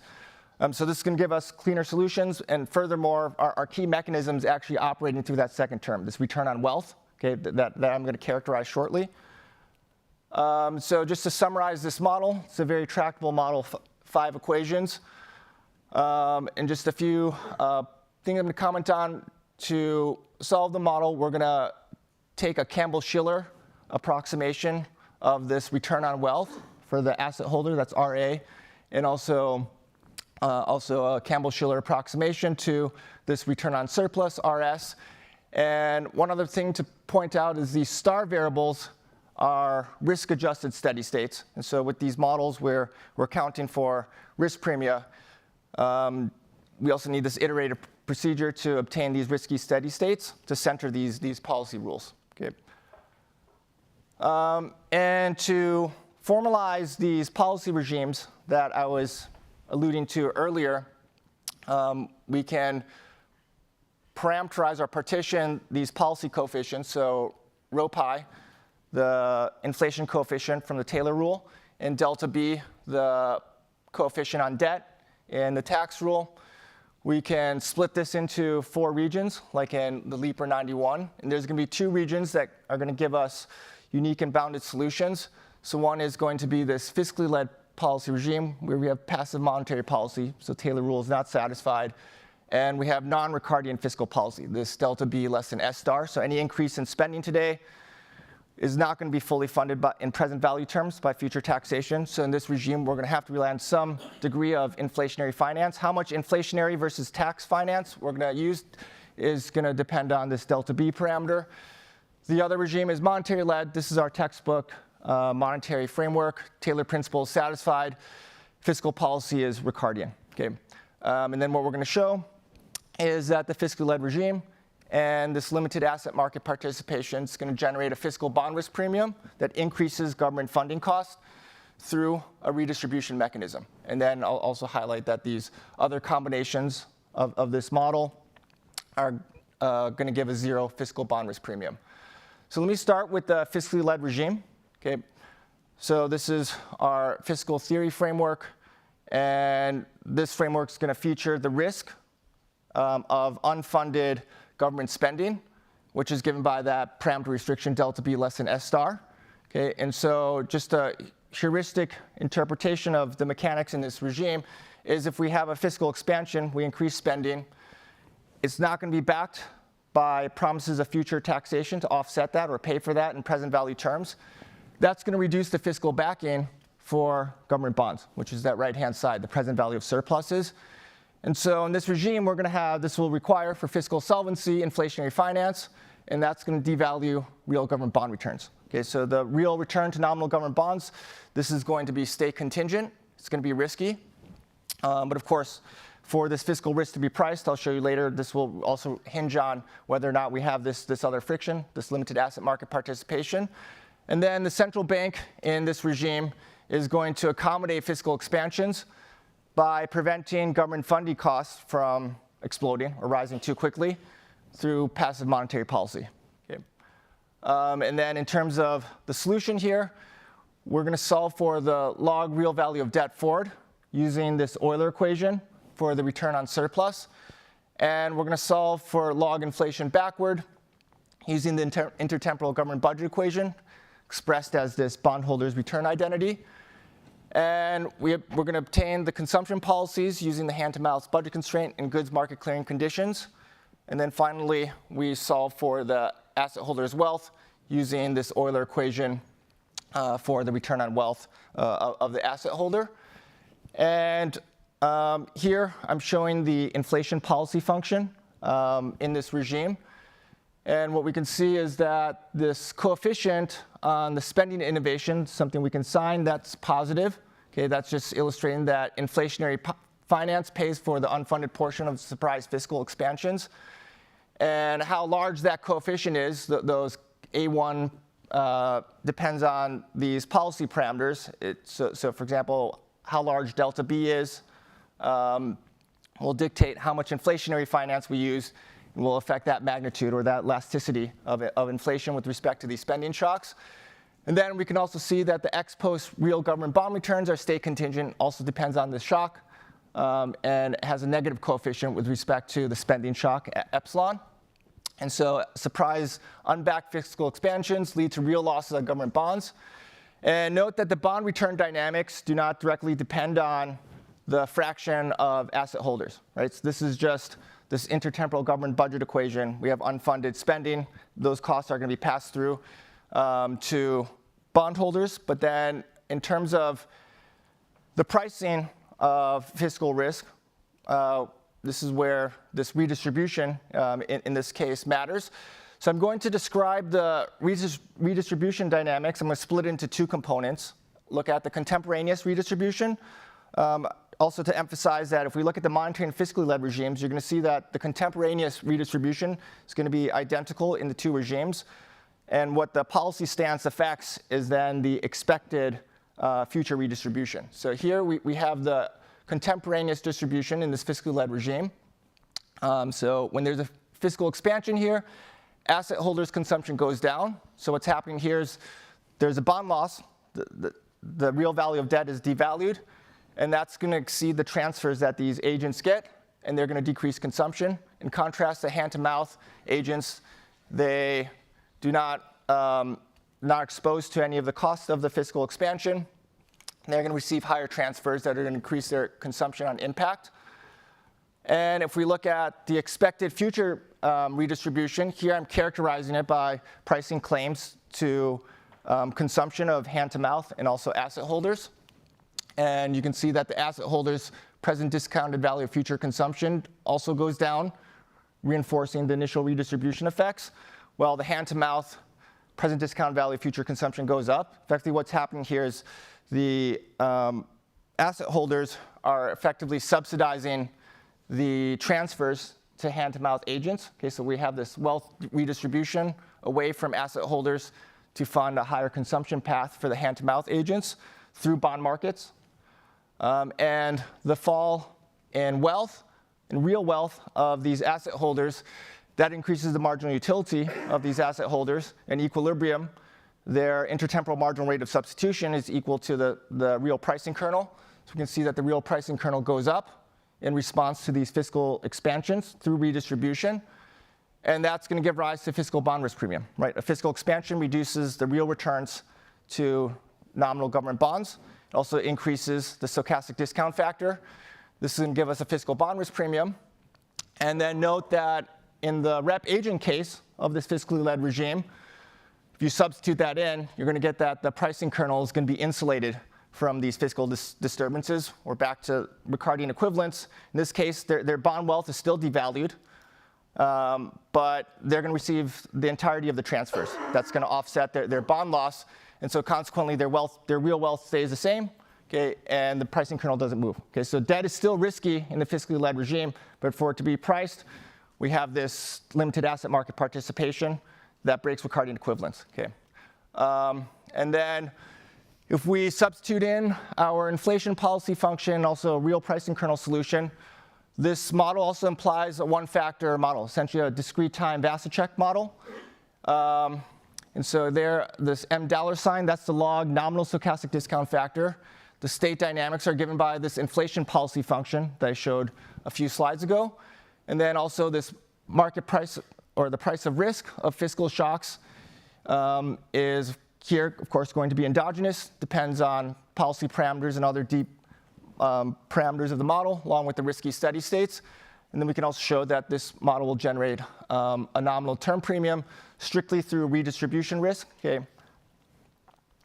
And now let me contrast the fiscally led regime with the monetary led regime. The monetary led regime is where the central bank targets and stabilizes inflation, with this Taylor principle being satisfied independently of fiscal concerns.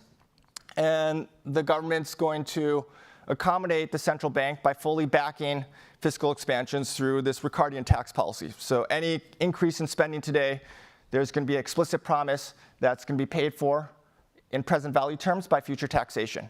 Okay, so in contrast to the fiscal regime, government bond returns and the pricing kernel are going to be insulated from fiscal risk in this regime, whether or not we have limited asset market participation or rep agent. And so in this regime, how we solve it, we're going to be solving forward, inflation forward, using this nominal bond pricing Euler equation. And because we only have fiscal shocks in this model, inflation is going to be constant. Therefore, the bond returns also going to be constant. And then we also are going to have safe debt. The nominal bond return, also ex post real bond return, all going to be constant in this regime with respect to fiscal shocks. And then we're going to use the government budget equation to solve debt backwards. And then same thing, we're going to obtain the consumption policies of each agent through market clearing conditions and budget constraints. And just to illustrate the differences in the mechanics in terms of the redistribution across these two regimes, the initial redistribution effects in response to a surprise fiscal expansion, those innovations are the same, although the underlying mechanics are a little bit different. So here, asset holders' consumption also goes down on impact, even in this monetary-led regime. They're going to absorb the entire new debt issuance to fund the higher expenditures over this next period. That's going to crowd out some of the consumption, leading to this initial drop in consumption. And in contrast, the hand-to-mouth agents, they enjoy higher transfers without facing this initial, without needing to absorb this initial debt. But if we look at the intertemporal redistribution, or the expected future redistribution across these two agents, now we have a reversal. Okay, so in the fiscally led regime, the future effects, the future redistribution effects, reinforce the initial consumption response.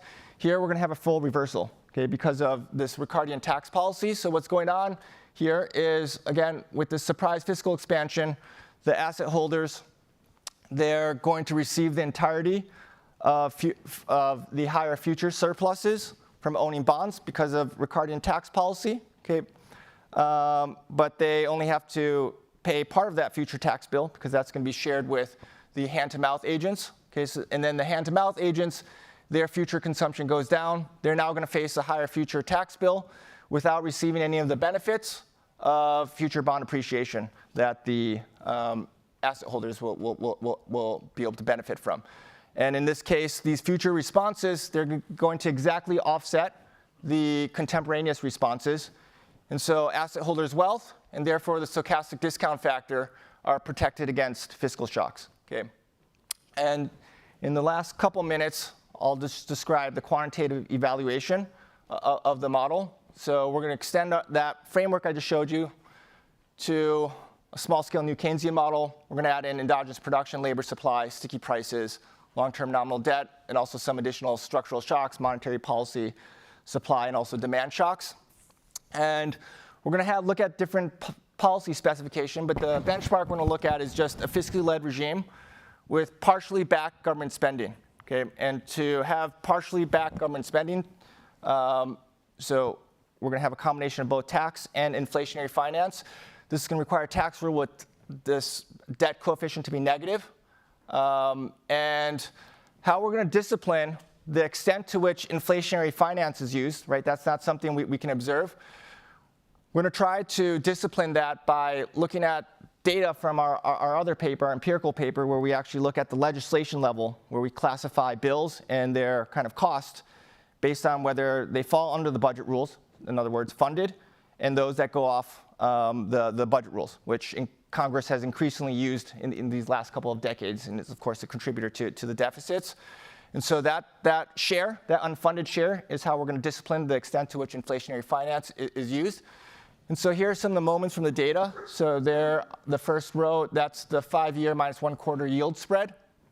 And then the other kind of key second moment I'm reporting is the fraction of total government spending volatility that's accounted for by unfunded spending. Just one caveat there is that data we only have starting from 1997. Okay. And so that's something we calibrate. So our baseline model is able to generate a sizable nominal yield spread with moderate risk aversion, okay, while still being consistent with macro and surplus fluctuations. And if we decompose the contribution of the shocks for this nominal yield spread, we're going to see that the fiscal shocks, so that base LAMP case, that's our benchmark model, the more than, I think, around 57% of it is generated by this fiscal redistribution risk that I highlighted earlier. And then we also have some other specifications. We also have an extension that incorporates stochastic volatility that also gives some risk amplification. And then this last column, we have this hybrid specification. That's another way we can get at this funded versus unfunded share. That's related to a policy specification of Bianchi, Ficini, and Melosi, where we have both monetary and fiscally led regimes coexisting. But the bottom line is, as long as we have some unfunded fiscal risk, okay, and that inflationary finance is used, our paper is highlighting that this is important for government funding costs through a risk premium channel. Okay? And in our model, we highlight two key dimensions: this fiscally led policy regime, okay, and that makes bond returns risky or state contingent. And then the second component is combining the fiscally led regime with limited asset market participation, and that will also increase the real pricing kernel in response to these fiscal expansions, so that fiscal risk is priced and generates a bond risk premium. And then that final exercise is just quantification, and when we calibrate to the dynamics of the unfunded share, we find that unbacked fiscal risk is a significant cost to government financing. Thank you. Thank you very much. So, Jim, floor is yours.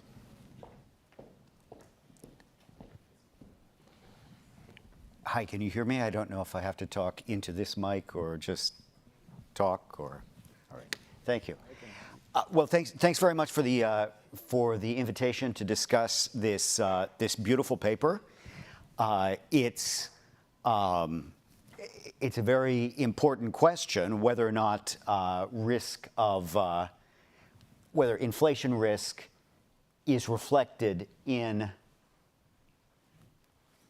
risk premia on government bonds.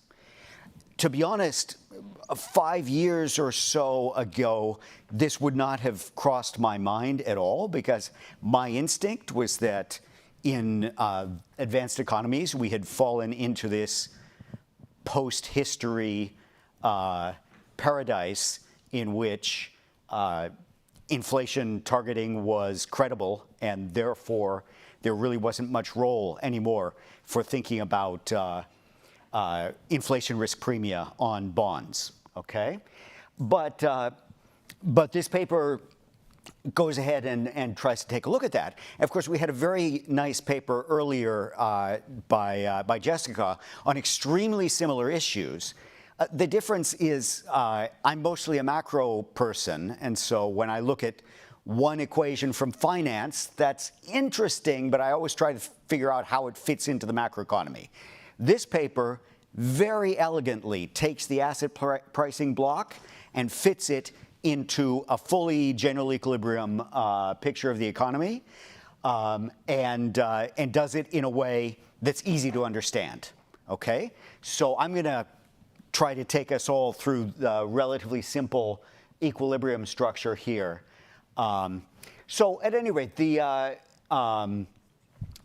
main conclusions here, but before I go on, is that we're gonna see that this model can generate a regime of monetary dominance in which debt is safe, and so then there's no longer any inflation premium on bonds, but it can also generate a fiscally dominant regime in which we're going to expect inflation to rise whenever a spending shock hits, and therefore that's going to generate an inflation premium. Okay, it's a little surprising to me to see that they're taking this model to the data not just right now, when this starts to be very believable, but also over the previous decades. But they make a pretty good argument for that. Okay, so quantitatively, when they take to the data,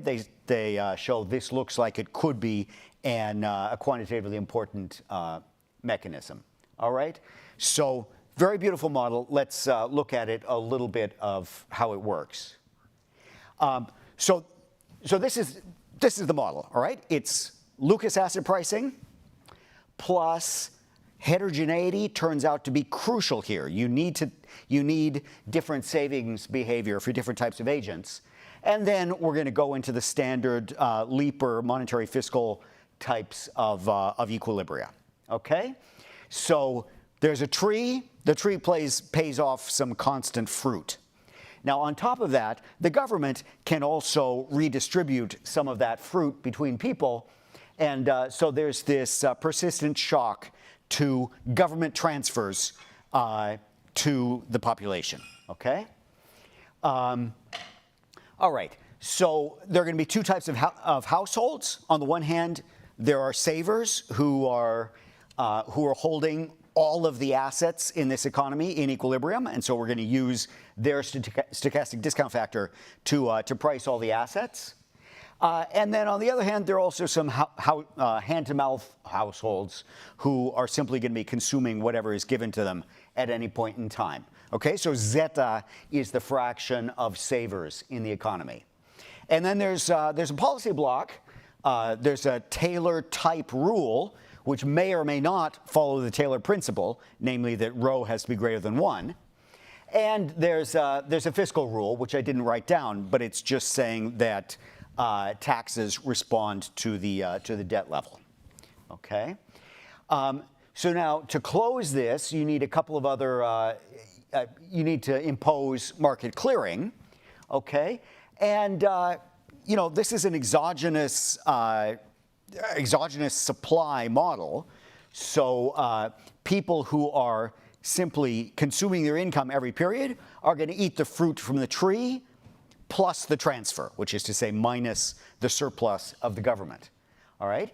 And that means that the asset holders, the ones who are not hand-to-mouth, they're going to have to finance all of that. So the more hand-to-mouth agents there are, that's 1 minus zeta, the asset holders are going to be having to greatly increase their, they're going to be increasing their consumption only if the government is running a surplus. And when the government is instead making transfers, they're going to have to pay for all of that. Okay? And then we're going to look at two different policy regimes where we have different configurations on the rules. Okay? All right. How do we solve all of this?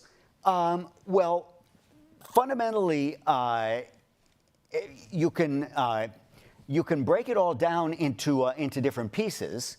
So under monetary dominance, you can just solve the Taylor rule forward. There's only one non-explosive equilibrium, and that's the one where inflation does in fact stay at target. Okay? Once you know that, you know there's no risk premium on the bonds. So once you know that, you can just take the fiscal rule, solve it forward, and find out what the path of debt is. Once you know that, then you can just use budget constraints and market clearing to figure out what the two types of agents are going to be consuming. So that means you can calculate the pricing kernel, so then you can price everything in the economy. Okay? So this is nesting a macroeconomy with heterogeneous agents and asset pricing in this very beautiful, simple, elegant way. Okay? And so in that regime, inflation is stable and debt is riskless. Now, it's a little more complicated to solve the fiscally dominant regime, but the basic idea is that we're going to take a linear approximation to all of the different asset pricing relationships, and then we're just going to do a method of undetermined coefficients to solve for the unknown functions in equilibrium. Okay? So fundamentally, there are two things that are going to have to be satisfied here. On the one hand, you can think of bonds as being claims on the government surplus. Okay? So you can ask, what is the return on the claim to the government surplus? And that's going to have to be compatible with the Saver's-Euler equation for bonds. Okay? So M here is the stochastic discount factor, and then RS is the return on holding bonds. Okay?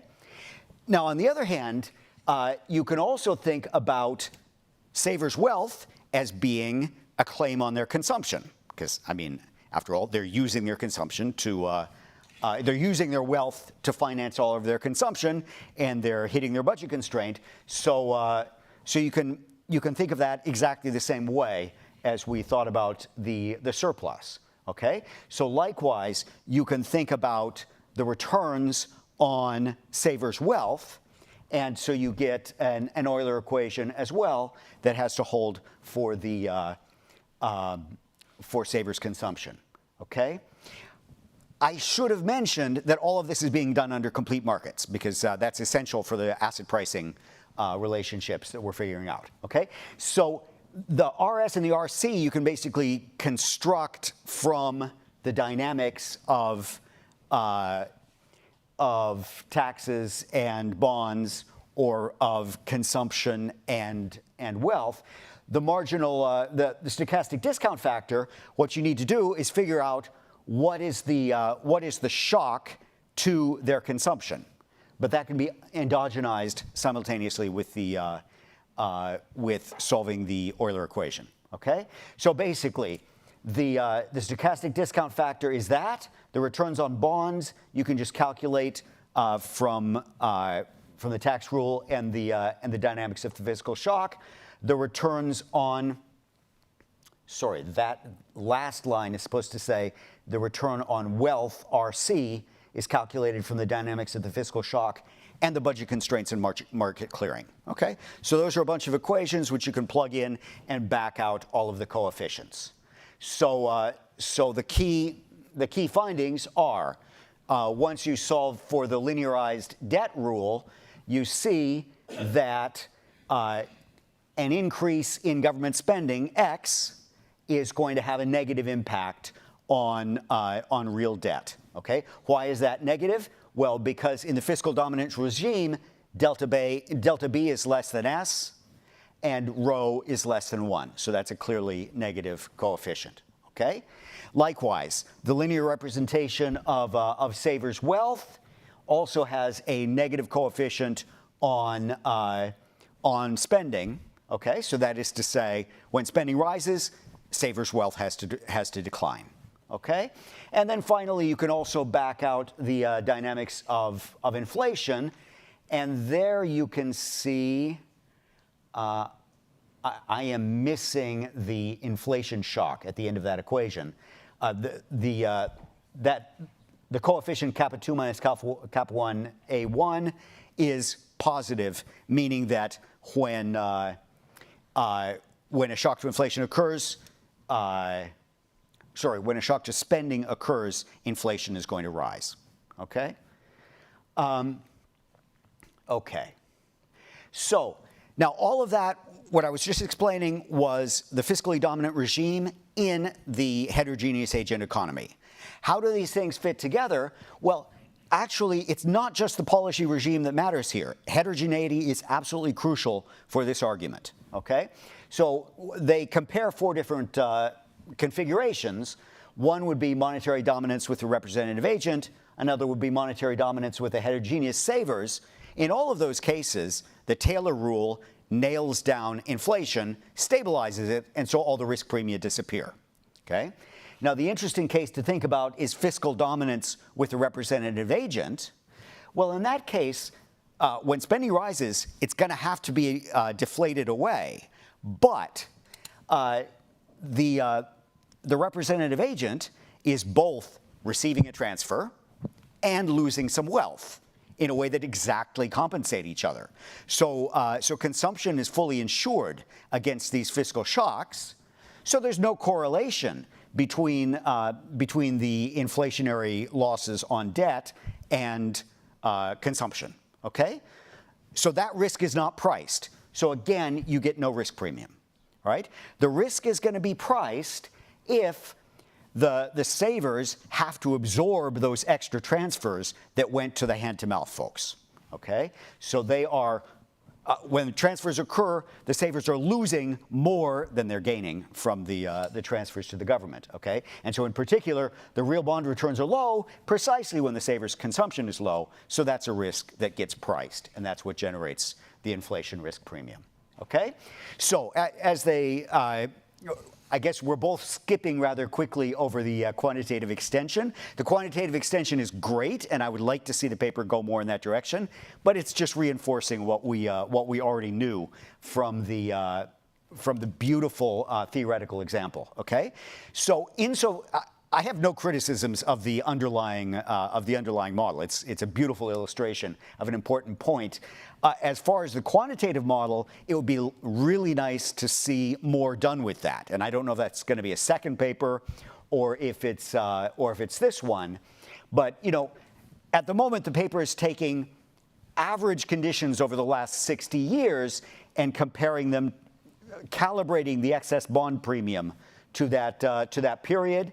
And then they show that you can get both the level and the standard deviation simultaneously of inflation and of bond premia. Okay?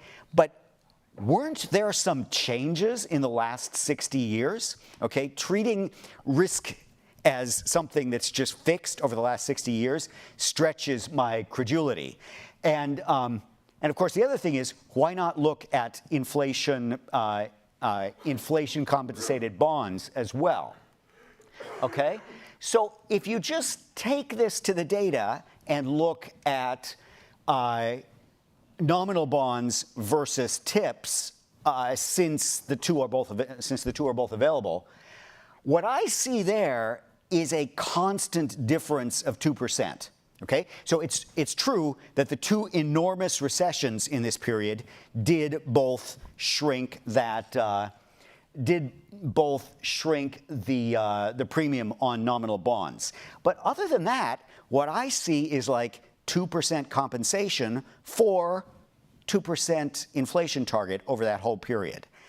So I don't see the time varying risk that this model would indicate. Okay, so I think it's a beautiful paper. It has a huge amount of empirical potential, but there's going to be some tough stuff to explain if you actually do try taking this to the data. Okay, so thanks very much. Thanks a lot, Jim.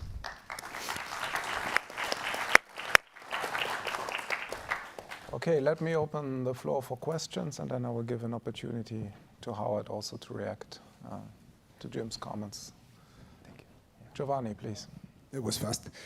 So Our great paper. I really loved it. Very, very interesting. The only issue that I have is on the motivation, because when the problem that I get is when you link into the pandemic, because that is not a pure fiscal shock. It's a fiscal shock in response to another shock. And for me, this changes completely the insurance situation and picture behind it, because with a demand shock like the pandemic, of course, your mechanic works very well. But if you put a shock like it was for Europe, the energy shock, then, and I might get it wrong, but the result is completely the opposite, because then you have an inflation increasing shock that in a monetary dominance comes with a interest rate increases, which is a double whammy for, of course, for existing bondholders. That is also an important difference, no? Respect for future ones, but existing bondholders at the time the shock hits. Whereas a fiscal dominance might see interest rate being constant, so they are hit only by the inflation effect. So it works perfectly fine, your model for pure fiscal shocks. The only question / concern that I have is when we put them in reaction to shocks. Thank you. Thanks, Giovanni. Any other questions? Yes, please. We have a question in the back. I think one. Please take the microphone. Yeah, one of the things you could do with this model is ask the question, like, is this bad? Like, you know, do we have risk premia, but, you know, they get paid more money, so maybe it's okay. So the question is it bad to have this redistribution risk or this fiscal default potentially, and who is it bad for? I would assume it's bad. Is it worse for your hand-to-mouth folks to actually bear to what they would to kind of get the benefit of the default, but then maybe they get less overall because of the risk premium, or maybe it's not bad. But I assume sort of the premise of the discussion is that default is bad. Thank you. Yes, Leo, please. Following up on this, maybe one quick point. I see, you know, the channels that you have: fiscal dominance, monetary dominance, heterogeneity, yes or no.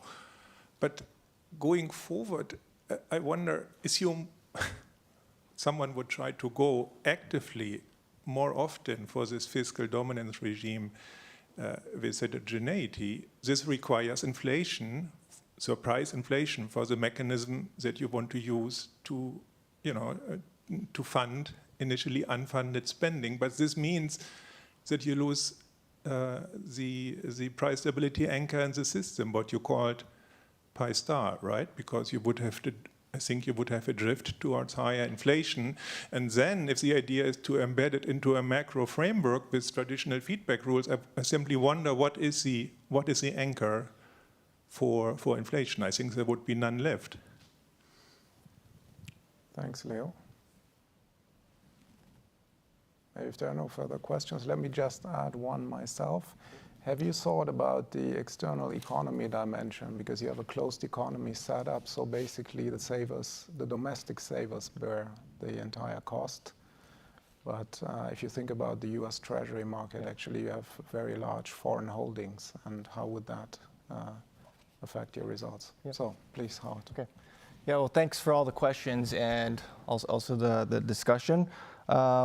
With regards to the last point with like the term premium perspective, I think our other companion paper actually tries to get at maybe the heart of this mechanism, which what's key is actually identifying unfunded deficit shocks. And so this is something we do looking at cost revisions from the CBO at the individual budget level, and also in the US budget, we can also figure out which proposals are off budget, like emergency spending, for example, like the Ukraine war, also some of the transfer checks or stimulus stuff during COVID.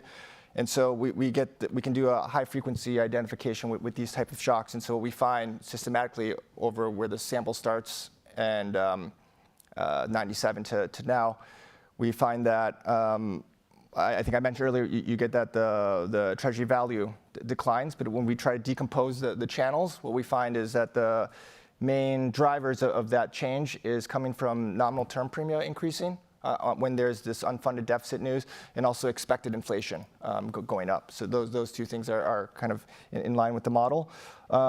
Then to the question with the pandemic shock. So right now in our kind of example that we had, it was these shocks. Well, there was only one shock in the simple model, and then even the quantitative model, just to kind of make the exercise clean, all the shocks were orthogonal. So it wasn't dependent on the state of the economy, whether there's this fiscal expansion or not. And indeed, during the pandemic, there was high inflation, and we'd like to think a large component of that was fiscal inflation. Of course, there's also demand and also supply inflation. And so that's why the way we've disciplined that in the model is to look at the unfunded share. Okay, so from our model, that unfunded share has to be paid for in this framework where there's not default. But quantitatively, in some sense, if you look at when there's really big unfunded expenditures, because the other thing that our model misses out is all the shocks are Gaussian. But if you look at the actual government spending process, in particular the unfunded share, that really spikes up in bad times. So of course there's the wars, but more recently the GFC, post-GFC, post-2020. And so that would also give an extra kick to our model, if that we also have this unfunded fiscal expansions in bad states of the world. That's only going to further increase marginal utility of the asset holders. So that would actually give some extra kick there. And then from the welfare standpoint, so in terms of when there's unfunded spending in this fiscal dominant regime, you could see if you look at the utility to consumption ratios, then the asset holders, they're going to go down in terms of the realized path, and then they're going to go up for the hand to mouth. But in the steady state, if we were just to look at the two regimes separately, both agents are going to be worse off in the fiscally led regime, because there's this added uncertainty.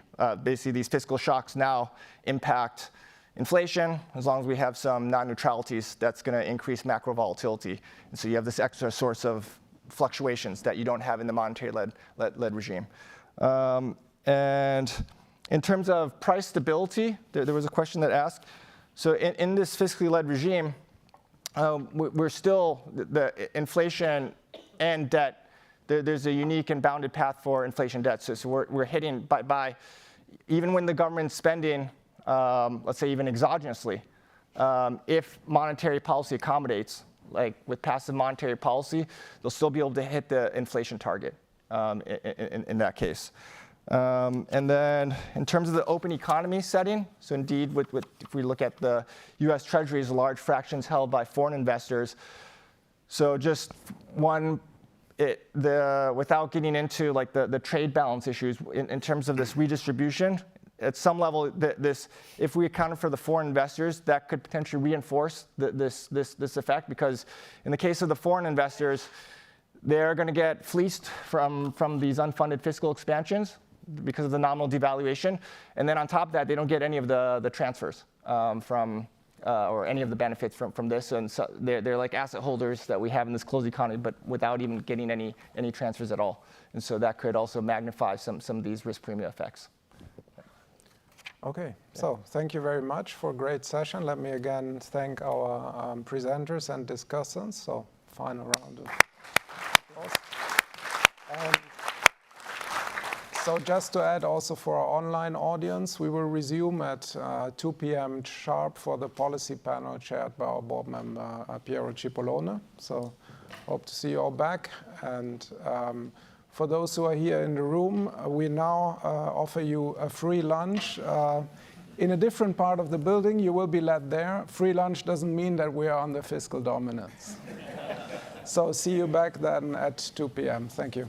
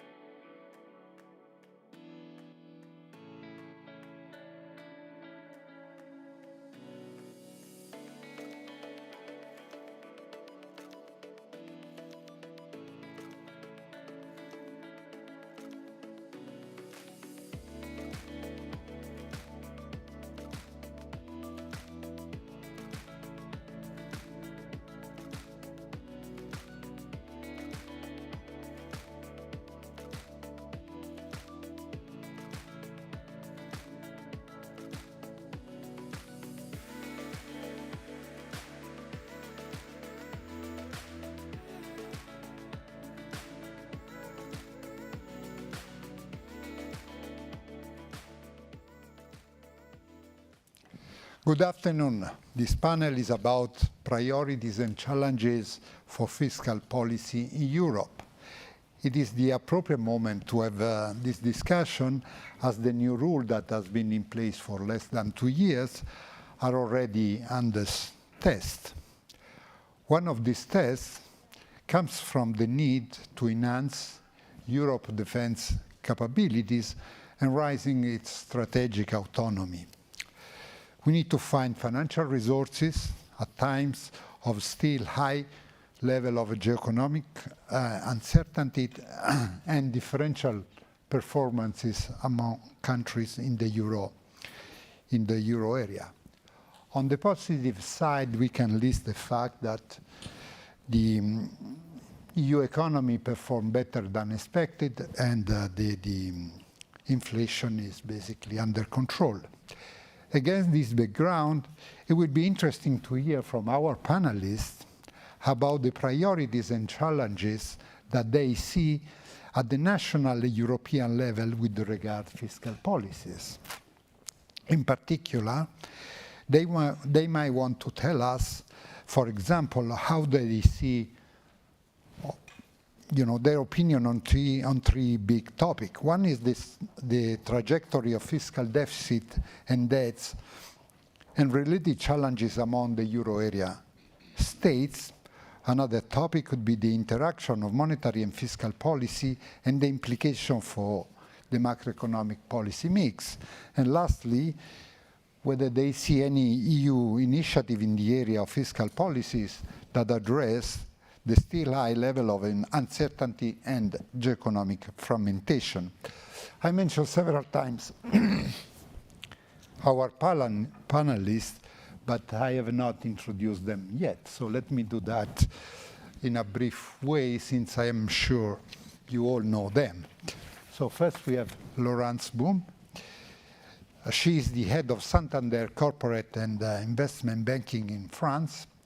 She has held prominent positions in international organizations, government and fiscal institutions, and she is recognized for her expertise in European economic policies, fiscal and monetary strategies, and geopolitical economic challenges.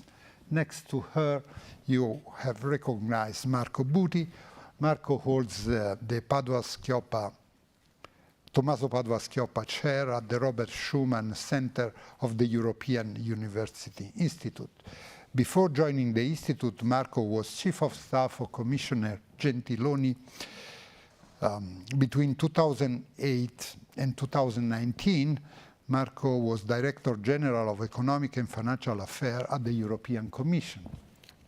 Close to him, we have Moritz Schularik.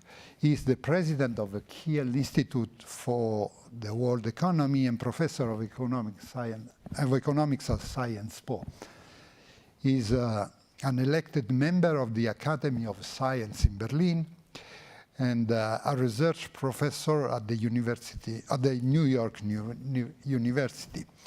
Moritz has published extensively in top economics journal in the field of international economics, monetary and fiscal policies, economic theory, and international finance. Lastly, we have Rodrigo Valdés. He recently assumed the role of Director of General Fiscal Affairs Department at the IMF. Prior to this, he was a Director of Western Hemisphere Department.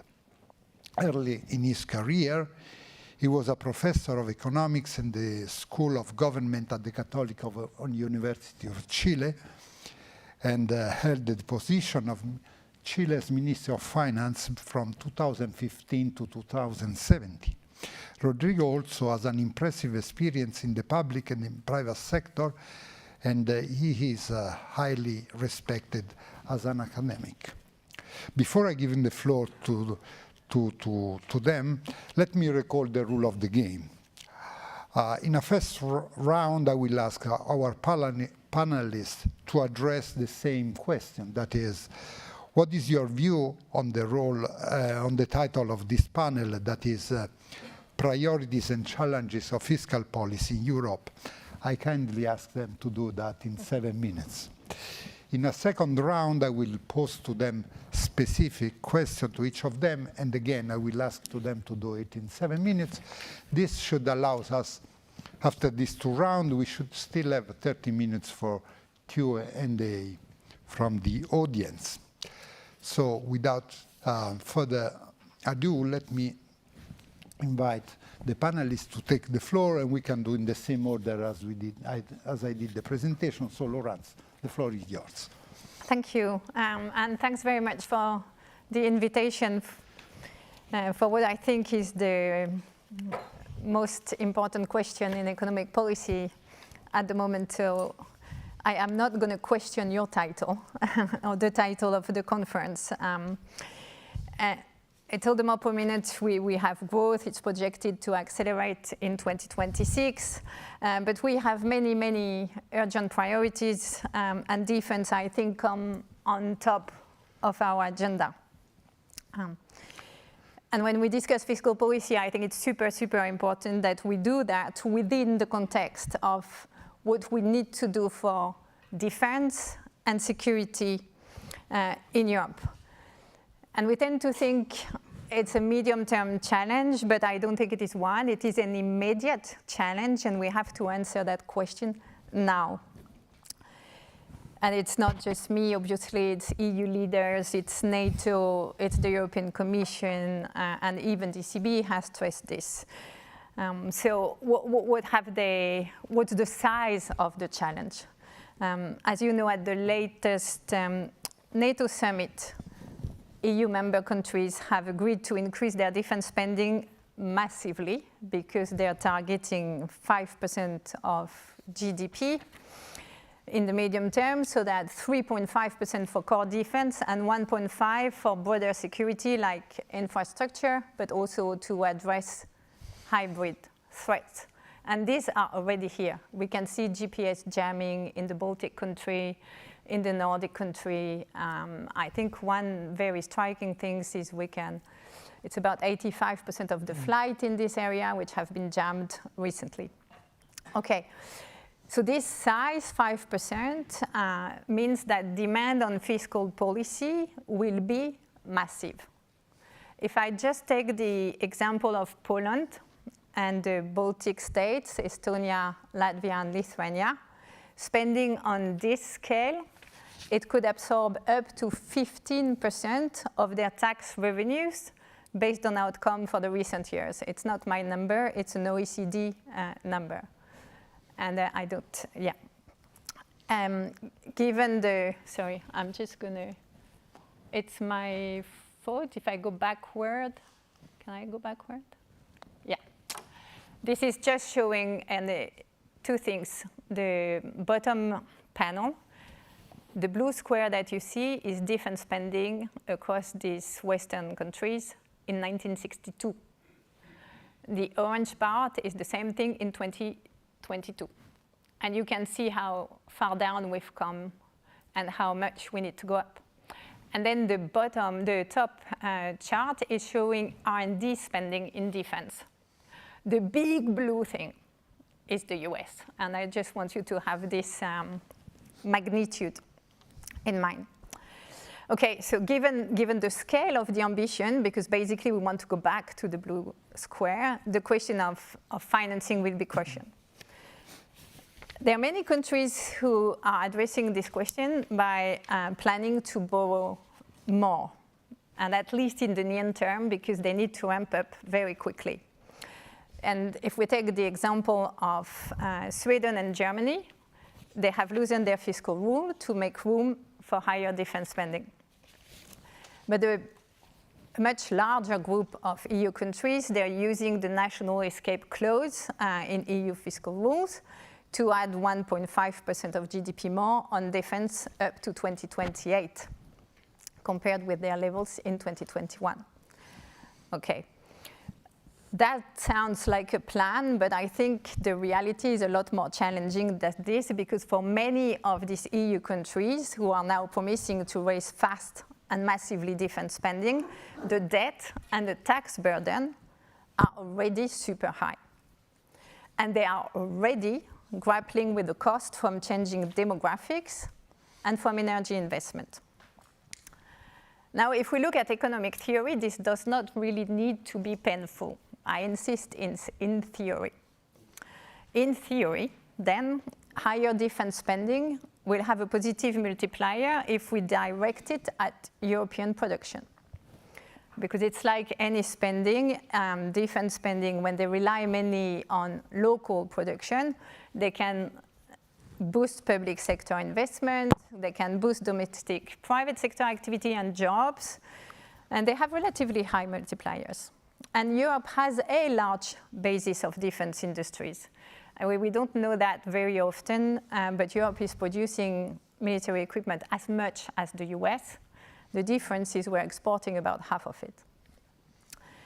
The second point in theory still is that higher innovation spending for defense will or should also raise European productivity, which is why I also wanted to show this chart on US R&D defense spending.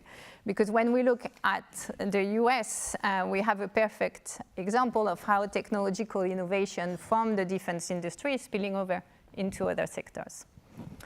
And the advantage for Europeans, if they were investing in their own R&D in defense, is that it would be their own European technology, and it would ensure we can keep control of this technology. And that relates to all the sovereignty talk that we have now. But that is the theory. And if we look in reality, 2028 is tomorrow, or rather, if we want to spend that much, it's yesterday.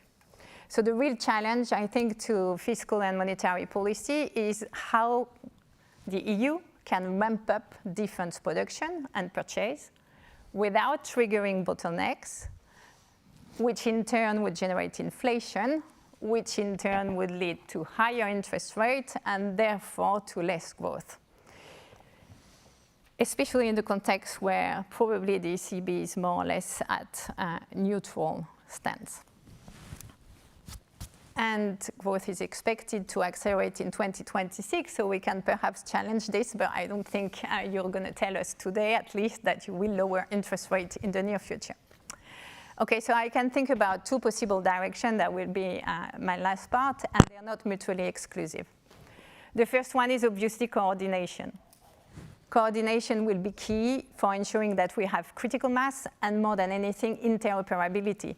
At the moment, a military person driving a German tank does not have the capacity to drive tomorrow a French one, and they don't even use the same fuel, which is a problem when you're on a military field.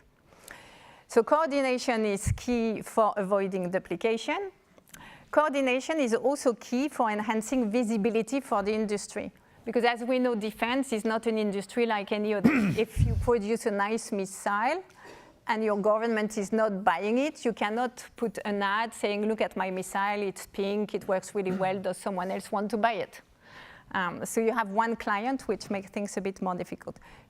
Industry needs a plan to be able to ramp up production. So if European countries can plan sourcing defense equipment, input, or services from each other, they will give visibility to suppliers and they will direct the fiscal spending locally. In that case, then regional multipliers for increased defense spending should exceed those in individual European countries. And there are some recent papers that suggest this, for example, by the European Commission or by Iletsky, who say that a collective 1.5% of GDP lift in military spending could boost Europe-wide GDP by between 0.5 and 1.5%. But conversely, and I think it's super important to keep that in mind, if we increase military spending without coordination, without visibility to enhance production capacity, then very likely the result will be some combination, not very nice combination, of higher import, higher inflation, higher interest rates, and ultimately reduced private sector activity. So that's one route, coordination, to avoid this. The second one, I think, lies, with monetary policy. We know inflation is roughly at target, which means that monetary policy has fulfilled its primary objective. Congratulations. Therefore, monetary policy can start looking for its secondary policy objectives, which is that of supporting the other policies of the EU. What are the other policies of the EU today? It's investment in defense. So if you look at monetary policy, you think that we're more or less neutral. I'm sure you don't have an exact, as between econometricians, we know it's not an exact, precise estimate of what the neutral rate could be, but a more or less large range of estimates. There's probably a possibility of keeping rates closer to the lower bound of the range of equilibrium interest rate, so as to support the secondary objective of the ECB, the other EU policy. So with that, I think I have exhausted my 7 minutes now. So let me just conclude. I think your title needs some amendment. We need to add under the constraints of our defense commitment. And the top of our concern, I think, should be how policies can help ramp up defense demand without generating tensions on supply or import leakages. Thank you. Thank you, Florence. Let me give the floor to Marco. Okay, thank you very much. Thanks for the invitation. What I'm going to say echoes a bit what Laurence just said from a different perspective. I will deal with two questions. One actually echoes quite a bit of things that we said this morning in the various papers. The other one not, but I find it's an important dimension that we need to discuss, a link to Laurent's point.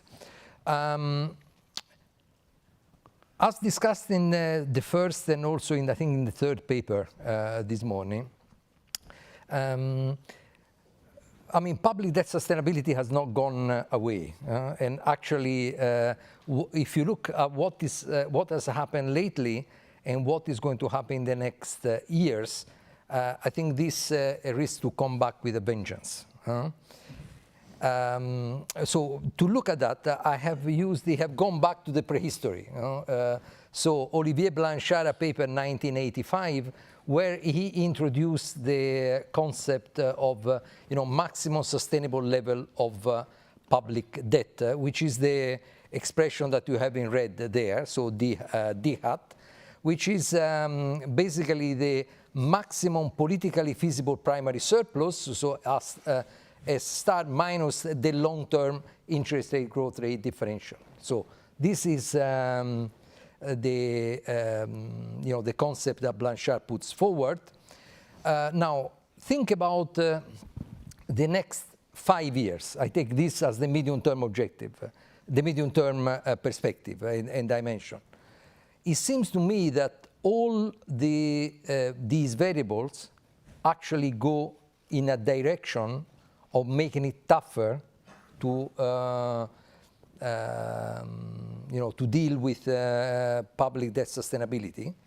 Okay, take the first one, the maximum politically feasible surplus.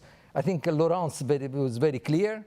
I mean, this is going to be reduced in the future.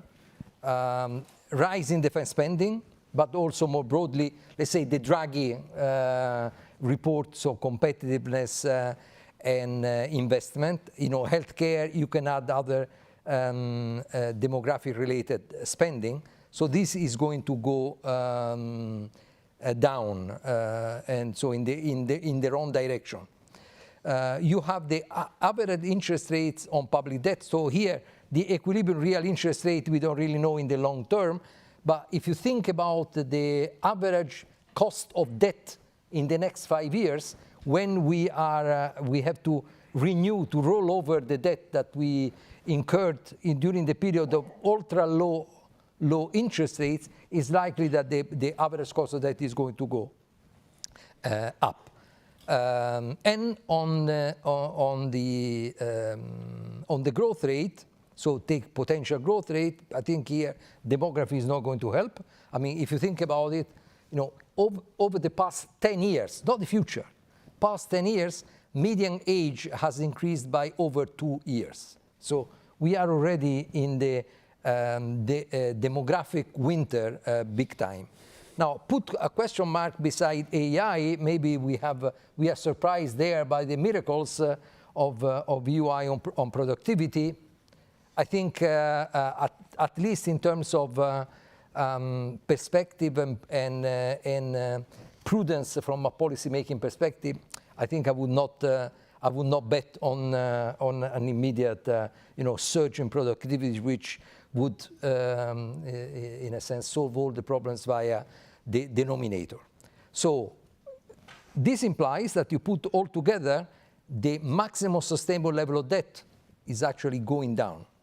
So it means that if you pass the bar there is no way to bring the debt down through the standard measures. So then you will have to work either directly on debt, not very pleasant, or you go towards some form of financial repression, or you invest, and much more than we can do now, and that's the part that is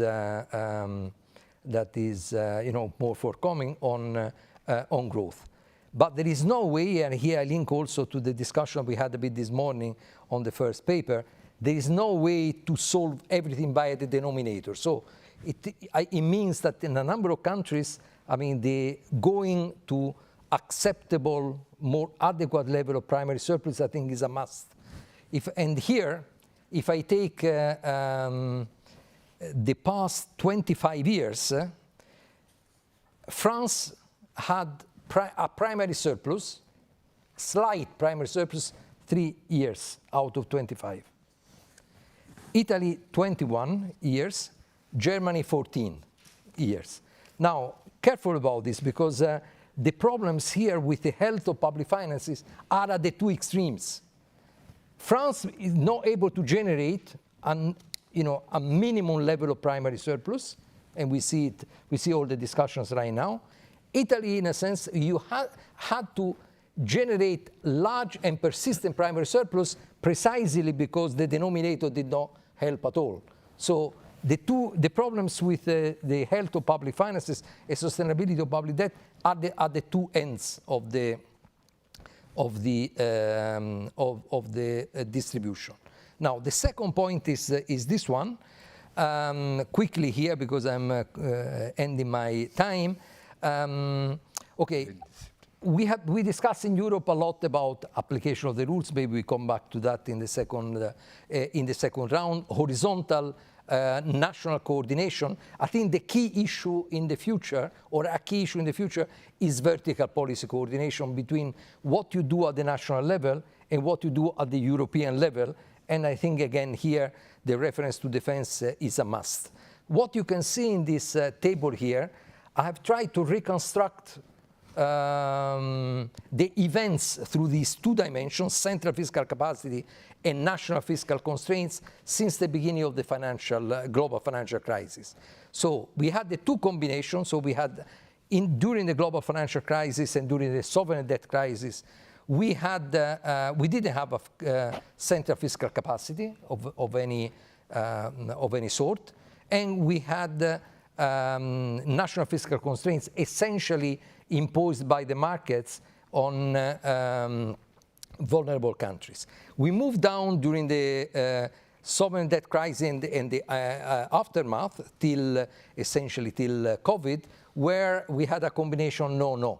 So we relaxed the rules, the market pressure after whatever it is went down, and we still did not have a central fiscal capacity. With pandemic, we moved across. We set up next generation EU, so one-off large central fiscal capacity, and we relaxed the rules of the Stability Pact, so next generation EU and the general escape clause at the time. Now, the big question mark, that's why the arrow is dotted there, is whether and what are the conditions to move into the final quadrant. We are still not there, and this is the year of of geopolitical fragmentation, and what are the conditions in order to move there. And I think not a sufficient condition, but definitely, in my view, a necessary condition is that we apply the rules that we have in a serious manner, and that may, with time, create the trust in order to remove the obstacles at the central level. And it may well be that defense may be the trigger in order to move there. Thank you. Thank you, Marco. Moritz, the floor is your turn. Great. Well, first of all, thanks for having me here. It's a great pleasure. And let me see if I can make up some time. So I want to essentially talk about three points, the good, the bad, and the ugly. The good is the security situation has changed and we've reacted. Europe has reacted. We are borrowing now, and that borrowing makes sense economically. We're smoothing a shock. And it also makes sense to invest upfront, to front load the investment, because there's a deterrence aspect, obviously, of what we're doing. So I think generally speaking, what we've done in Germany, getting rid of the debt brake for defense, using the fiscal space where it is possible to invest in defense makes a lot of sense. The question, coming to sort of the bad, is if you look at the question how to spend it. Laurence mentioned it. I think it's quite clear what you want to do, and it's also quite clear what's not happening sufficiently. But hold your breath, I'm coming to the ugly still. So the bad is you want to jointly procure, it's not happening. You want to scale up production to increase production capacities and scale up to lower unit cost and realize savings. It's not happening. I can tell you 4 years into the famous Zeitenwende, most big German defense companies are still working single shifts, 5 work days, not 3 shifts and 7 work days. We're still at artisanal production rates when we look at European defense industry. So almost nothing has happened on that front. And things that come very naturally to someone who speaks economic language, like not procuring quantities of missiles, tanks, whatever, drones, but going for capacity contracts so that we acquire the production capacity by 2028 to produce a given number of defense equipment we need, is like speaking, a Martian language to most defense ministries. The procurement processes and the economic thinking going into that huge expand of defense spending is widely, economics thinking is widely absent. So then there's another question that Laurence also talked about, and I'm not going to repeat it because it was excellent, but I think it's clear we want to make as much of the stuff at home. I think it's clear that we need to expand capacity, and so otherwise the spending just goes into higher prices and does not have the economic effects we would like to have. And I think very importantly is the role of R&D.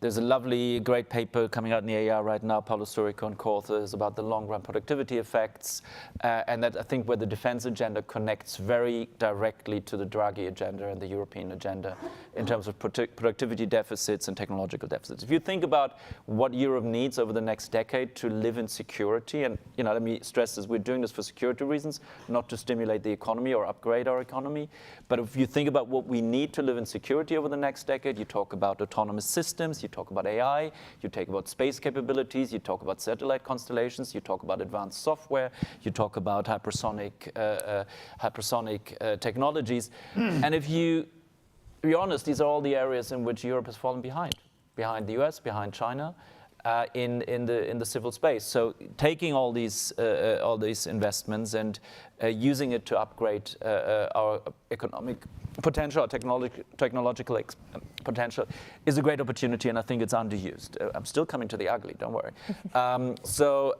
Actually, we have a proposal with Elaine Ray and Philip Hildebrand, you might have seen, where we say like Europe should come together, issue 1% of GDP in defense bonds for 10 years, so with 10% of GDP of sort of supranational debt that allows us to finance the next generation. Because there is also a story that you all know that Europe is backward looking a lot when it comes to defense investments. We're right now procuring a lot of the stuff that our militaries were not allowed to have in the last 20 years, not necessarily the stuff we need in the next 20 years. So we're kind of failing on that technology frontier. If we do that, if we invest in additional capacity, if we do it at home, and if we invest in R&D, and Laurence mentioned it, the US spends 15% of its defense budget on R&D. I know the German figure is 1%, the French figure is 2% of a much smaller overall budget. We still have way to go, so we need to make sure, I think, that a lot of this goes into high-tech and the technology of the future.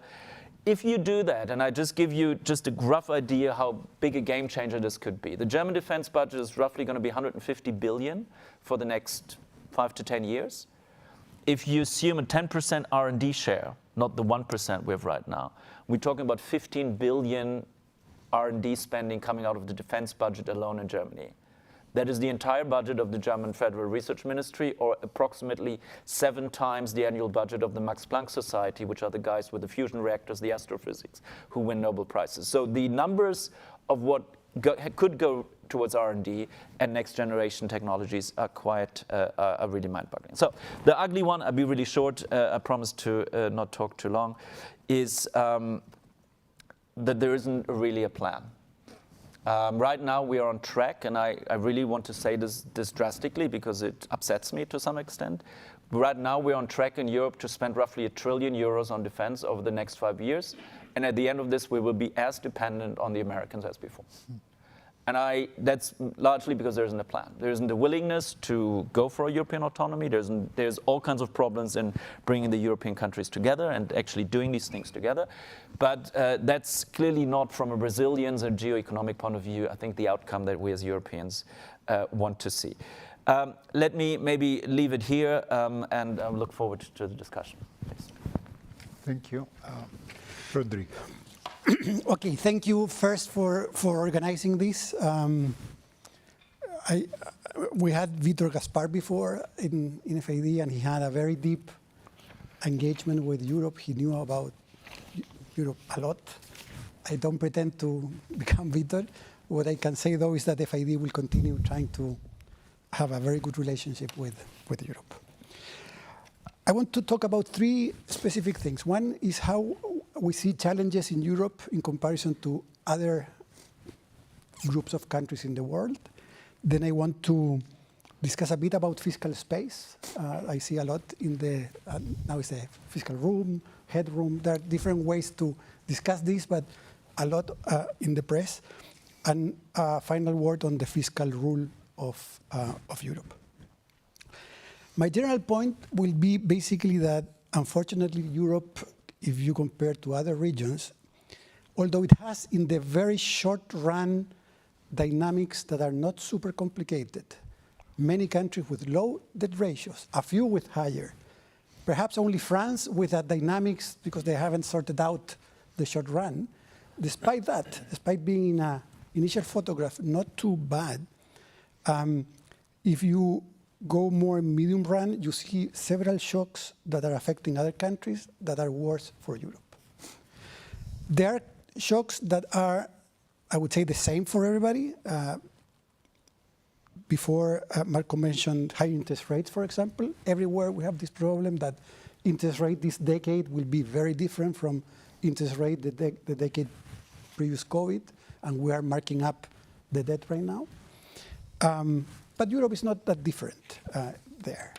We have the issue of generalized shocks, no? If you see the history of countries everywhere, people, authorities, even the fund, we tend to be over-optimistic, and we have shocks to one side. I will come back to that in the second round if I have time.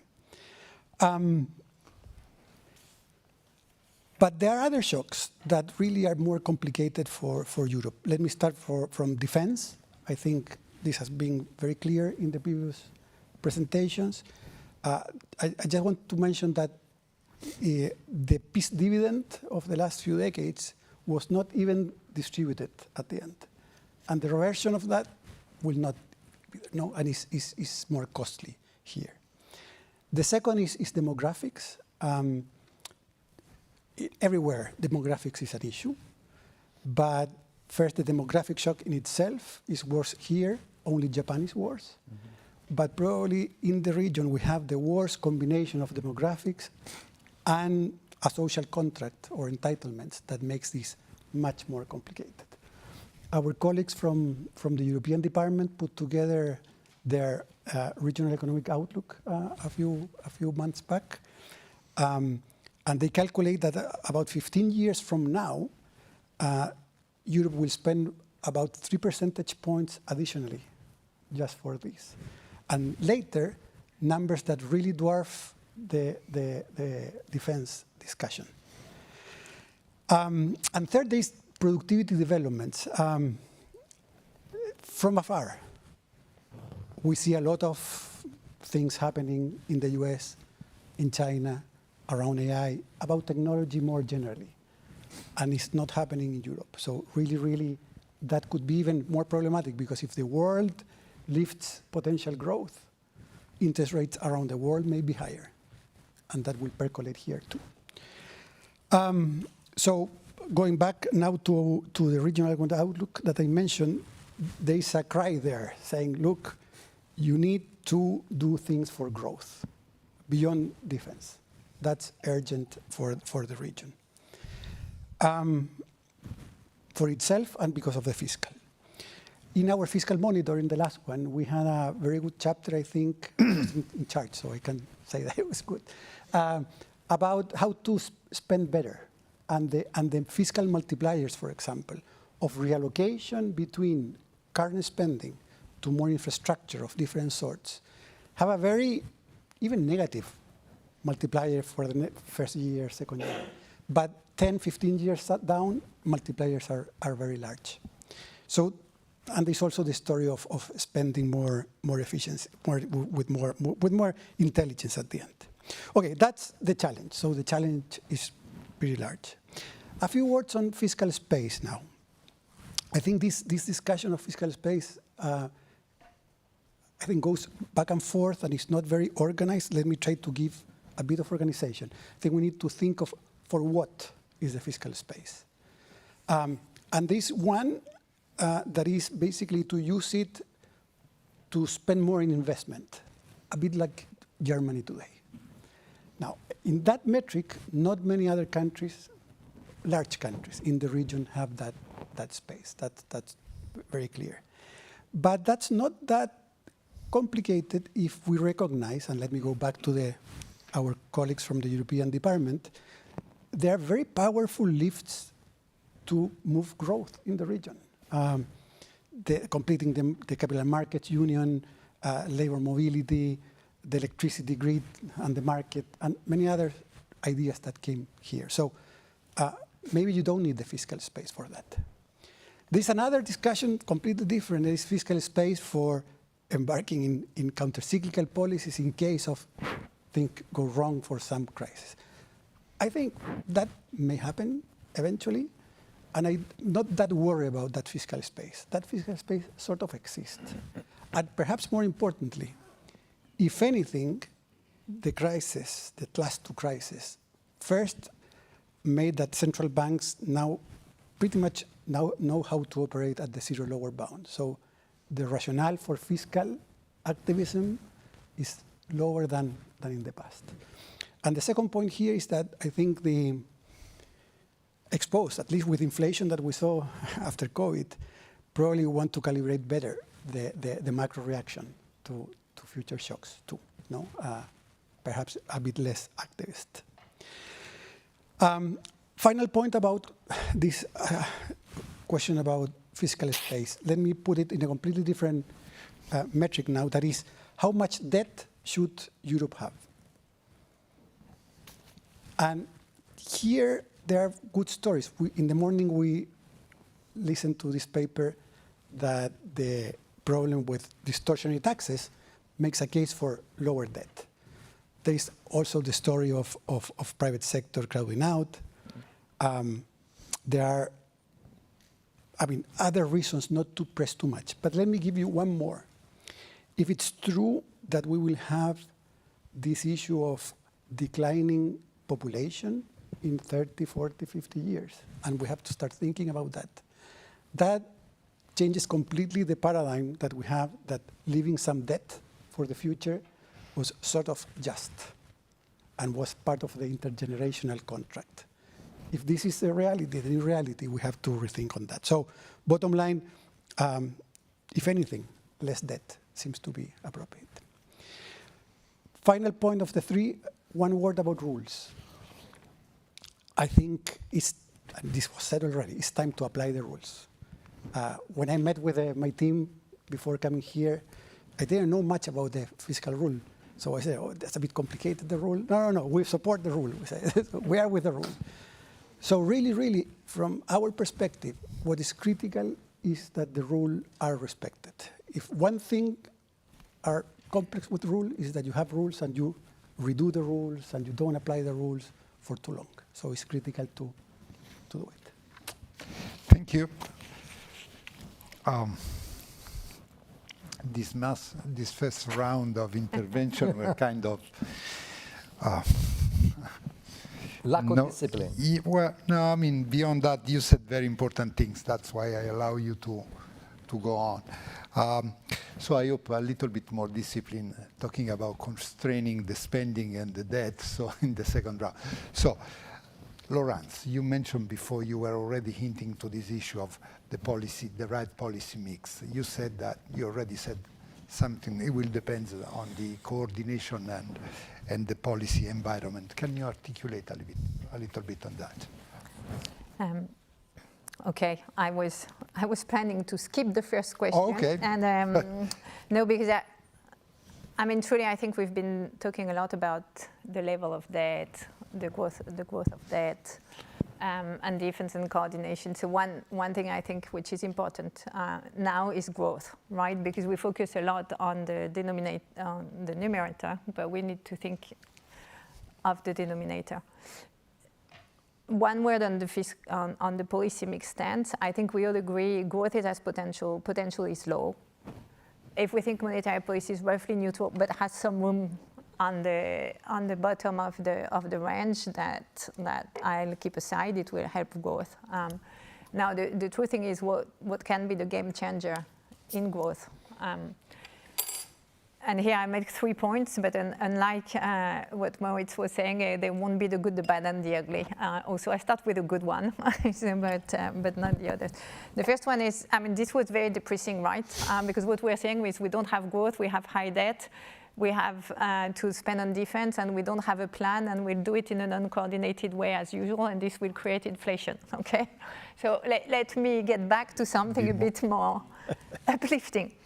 First thing is, I think we need to remember that we're a team Europe, and it's a very, very strong one. When in previous function, when I was going to the US, I was also always telling my team, you know, we need a speech that looks like a US one. So let me do it. We're 440 million European citizens with an income per head of roughly 40,000 euro. That makes us one of the, if not the richest region in the world. We are the world's leading region for inward direct investment, and we are the first leading region for outward direct investment, okay? No other region, not China, not the US. We have possibly the largest market, which makes us extremely attractive to both the US and China. And if you look at it, this is the logic behind the direction of US policy. They want to access even more our market. And it's also the logic behind Chinese policy. They want to offload their excess production here because they are all these consumers. So we have this single market, and we're a pretty open region abiding by rules. Let's leverage on this and extend and diversify our trade and investment agreement with as many regions of the world as possible, as many for diversification and lowering risk. And you know, look at Latin America, look at South America. They have regulations that are, I mean, I don't need to tell that to Rodrigo, but they have regulation, culture, shared values that are very close to us. We are not using this, case in point, Mercosur. We could do a lot better and quicker, as Marco was saying, than this. Second thing is, I think, tech. And both Moritz, everyone, by the way, talked about AI. Again, we produce as many scientists as the US. The only trouble is we export a good share of them to the US. We create startup, and we don't have an issue of creating startup, but they scale up in the US. I think it was Mario Draghi who said that between 2008 and 2021, 147 unicorns in Europe. That's a lot. 40 of them moved abroad, and most of them to the US. So the result is American tech companies today, they account for more than 75% of global market cap in the tech sector. Asia for around 18%, and we, Europe, a small 7%. And when we talk about productivity growth, the gap, because of tech, explain all of the gap with the US. Today, the Commission released a super important paper about financial market integration. And one of the key enablers for the startup to grow in Europe and not to move to the US is this. It's the saving and investment union, and it's the possibility of channeling this private saving that we have to digital investment, which brings me to my last point. I'll be much faster than first time. But what I wanted to say here is also, I think, important. We may have an issue on the public finance side, but we don't have an issue on the private finance side. In fact, if my source is right, and it's Christian Noyer, it must be, Europe household financial savings amount to more than 35 trillion. 35 trillion. With one of the highest saving rates in the world, another record for the Europe, more than 13%, okay? But as he notes, we are very poorly allocating these savings. First, we export part of them to purchase foreign debt securities. And second, we import equity financing, which is essential for the development of our company. 1 billion euro leaves the euro area every day in search of higher returns. 1 billion. It's a lot. Why? Because our savings, they are too often liquid, which is a big difference with the US, for example, and they're guaranteed, about half of them, which is huge. And obviously, when you have liquid and guaranteed, that means you're not investing into risky investments, right? So you're not financing businesses, whether they're small, large, young, or old, you're not doing it. Okay, so we need to change that. First, risk appetite. That's culture, but I think we have to assimilate this. And the other is a level playing field. And here I'll make 3 very quick points, and that will be the last one. The EU has more than 193 texts, nearly 9,000 pages of prudential regulation. This is 3 times more than the US or Canada to direct and protect savings. Perhaps we can have a look at those and see what we can simplify or eliminate. And I'm not talking about race to the bottom, just simplification and clarity. The second thing is the capital of EU banks has tripled. It was 2 billion in 2008. It's 2 trillion. It's now 6 trillion. Okay, if 1 billion of capital, it's about 16 billion in lending to SMEs. Okay, I think we can think about this. And that's it. I'm going to conclude. We have the resources, financial, human. They exist. We need to keep them home. We have a plan, the Draghi report, the Letta report, the Noyer report. We have a crisis. We have the 3 ingredients necessary for a revolution. Thank you. Maybe we need a little bit of political will. Hopefully, Yeah. Marco. We have 11 minutes and 3 interventions. For 3 interventions, okay, no, okay. I was 2 minutes. Are the new rules working? Okay, the new rules, they have a chance to work, but there is a big question mark. Okay, first of all, the Stability Pact is not sexy any longer. So if you... Has it ever been? Was it ever? It has been in terms of generating political... Now, I think nobody wants to talk about that. And we are under the lump sum of political capital. So we are spending that on other much more pressing issues. So the fiscal rules, in a sense, they are put a bit on the side. Now, okay, the rules were adopted, entered into force in spring 2024. I think the member states, they play the game in the first batch of fiscal structural plans. I think they adopted the spirit. They had plans for net expenditure which were consistent with long-run sustainability. So I think the first shot ex ante was okay. Then what we had the NEC, so National Escape Clause, which is not very nice to have when you are just applying the new set of rules. 16 member states applied for that. And so de facto we entered into a regime in which there was, if you like, half suspension of the rules. I mean, the National Escape Clause allows for 4 years 1.5% of GDP additional spending for defense. So in a sense, we entered a bit into a limbo. Again, there was an assessment last week or 2 weeks ago of in the autumn package of the Commission on the implementation of the rules. I think overall member states are still behaving, but clearly the pressure is much lower. Now, the National Escape Clause, I think, is to accommodate defense spending, and together with the loans safe, 150 billion, in a sense, try to push member states in the right direction on the defense spending. But the combination of the two is still very much a decentralized approach. So we are not moving into my last quadrant there, and I think there is an issue here also, thinking about what Maurice emphasized before. I think the more you are, this is, I put it on the table for discussion, I think the more you are in a decentralized mode, the worse the quality of defense spending will be.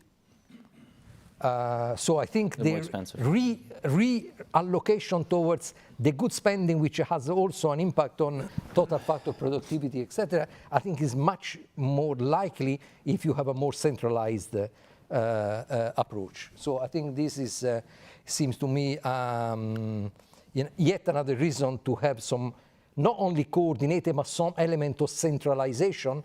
And I can see also in the past, once we have tried to constrain member states simply by coordinating, we didn't get there. I mean, I talk about with my previous hat. So some element of centralized financing is needed. The final point is that, are we going to reform the rules yet again?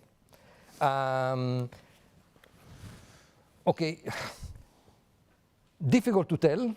As I said, the political capital to spend into never-ending discussions on this is not there right now. The current rules are not compatible with the very welcome approach by Germany. I think what has been decided on the infrastructure fund, and in particular on the exemption of above 1% of GDP of defense spending, is not compatible with the rules as they have been reformed. In principle, the best thing would be to do some surgical changes. For instance, getting rid of what Germany is a curse for the fiscal rules. It was 20 years ago, it was the same with Schröder government. Now it is for much better reasons. But again, I mean, we are running against these numerical benchmarks which were not there in the initial approach of the Commission, which have been imposed by Germany, and now they come back with a vengeance because they constrain what we can do and what, in particular, Germany can do. I think the worst possible thing could be that, in a sense, we try to accommodate Germany by playing a bit with the denominator. So expecting miracles in terms of impact of this additional spending on growth, and so miraculously the denominator accommodates everything. I think that is not going to happen. But if you ask me, where would you put the money in the future on either surgical reforms or some dodgy accommodation, probably I would go for the second. Okay.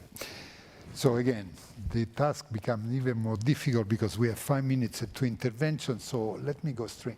Do you have any specific recommendation, Moritz, for how we should go ahead? So I don't think it's realistic to ask of governments with really pressing national security concerns to be overly preoccupied with fiscal rules. It hasn't happened in history and it will not happen this time. It's too pressing for that. Second, I agree with Marco. The decision has now been made to rearm on a national basis, which will cost us dearly and will prevent a lot of the good things that could happen from emerging. The reason is very simple. Every European country is planning within the NATO capability targets. And the NATO capability targets also assume that the Americans are going to be there whenever we need them. That prevents us from replacing the American strategic enablers, which, by the way, are also the juicy bits when it comes to technology, the space, the communication, the satellite and rocket technologies that we would like to have. So we're a little bit in a trap because the defense ministries who are in charge of the planning and have all the money right now are thinking in the context of NATO for good reasons, but the thinking in terms of NATO prevents us from going European, and no one so far has kind of squared that circle. Last word is, and this is then less than 2 minutes, is when we presented, and I think that summarizes the European situation quite well.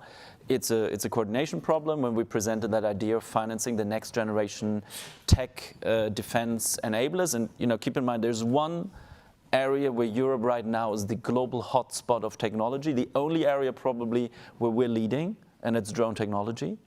And when we propose to go in all European on financing these next generation defense things, the answer at the Franco-German Ministerial Council in the summer, the answer from the French was, we don't like common assets, and the answer from the Germans was, we don't like common liabilities. And that was it. Okay. Well, maybe, the political will is endogenous to this discussion, but this is for another thing. Rodrigo, I want to ask you, don't you see a little bit of asymmetry around the world? I mean, there are other jurisdictions that are not in a better position than us, but they don't seem to be so concerned. So from your standpoint of view, how would you compare EU to other jurisdictions, which I'm not going to mention? Well, 245, this reminds me always, because I'm always the last in panels, about the problem with pay-as-you-go pension systems that the last generation has to pay this time. Okay, so look, can I get back the graphs? Let me talk very quickly about the US and China, okay? Because here we have discussed a lot about Europe. The next one, an extra one, please. So I showed you before the same chart, but with Europe. And believe me that the pace of the United States and China with respect to the rest of the world is really amazing how it's going up. If you can go up, please, in the slides. Another one. One more, yeah. That's the debt ratio in the US. Probably known for all of you, no? But it's really, really record and super complex. So what's going on there? There are three characteristics, I think. One is that debt is growing much faster than Europe. Second, for some reason, both markets and policymakers are not that worried. If you have a discussion like this one, in these other countries, they will be very different. So the level of recognition of the problem is very different. Why is that? And this is my third problem.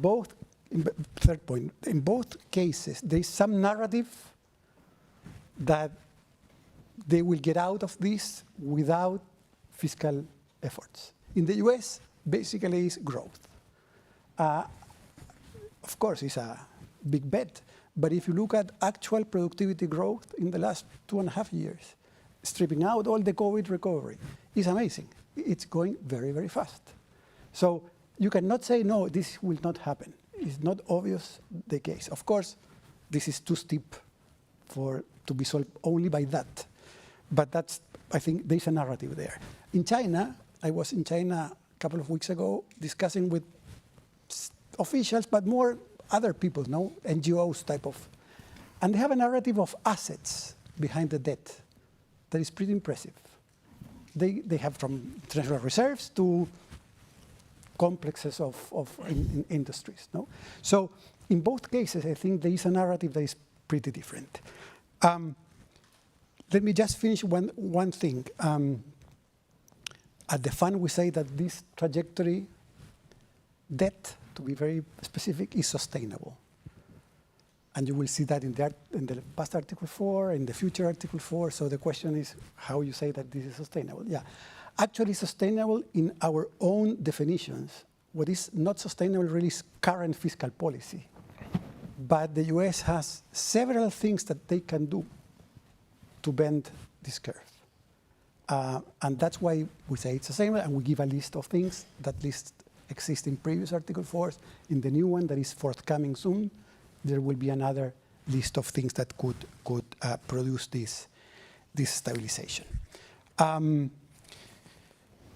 last thing that I want to mention, Europe versus China and the US. I think also one perceives that in Europe there is this need to invest more driven by the government. In the other cases, really the US is private investment. Investment in historical comparison is pretty high. In nominal terms, super high in ratios. In real terms, in ratios, normal. And if anything in China, we need less investment. So that also produces a tension in the discussion around fiscal that is interesting. Thank you. Thank you. I mean, we... Almost. Yeah, no, you did a great job. I'm sorry. We run out of time, so I don't have time to open the floor. Let me just conclude this by saying that despite the gloomy atmosphere, I think that there is some point in what we have. Oh, we have. Oh, okay. We were allowed 30 minutes more. So sorry. I'm sorry. So let's open the floor. Klaus. Yeah, thank you. It was a fascinating panel. What a fascinating panel. And I want to focus on defense. And my question is, say, very blunt. So far, the EU failed to do anything reasonable. Ukraine is still far away from joining the EU. There is no common defense policy. The only thing which you could think of is, as Luis Garicano says, the EU concentrates on economics, on the single market, where they have a main responsibility, and they have partly failed. And a new structure is built, perhaps as the NATO, all the NATO countries, which then would go alone when the US is finally out of the NATO, which may be the case already, we don't know. They're willing to go ahead. The EU has not managed to get Orban under control or kick him out from the voting rights. The EU has done so. I mean, we are in a war. And the EU has, I mean, the EU as the institution of the 27 has not managed to do anything really progressive. And it's not criticizing the people there. The mandate of the EU does not include hard elements of defense. We know that. And so why do we not say the EU concentrates on the economic elements, which they can do a lot, single market, which Draghi and Letta have said, and the willing go ahead with the UK, with Norway, possibly Canada, and build a very, very strong defense union, European, without Hungary and without countries who don't want to enter the NATO, which are 4 countries in the EU still not in the NATO. Imagine that. So we have failed in the EU, so let's create something new and let the EU concentrate on economics. Yep.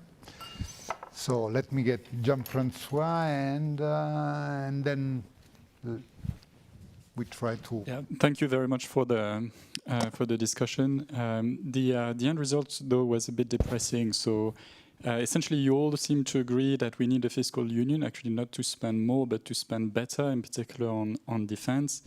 The question is how to make it happen, in particular politically, as Piero said. Now, the question is, shouldn't we go back a little bit in history and see how it happened before? Because the French don't seem to like common assets, you said, Moritz, but that's how they won the first war with their allies. At the time, Jean Monnet, who then became, as we know, the founding father of the European project, he was in charge of working on inter-allied supplies. And for this, the allies at the time established a joint military command. So is the right sequence not to start with putting our defense in order and then following up with the fiscal means to do that efficiently? So, I don't see any other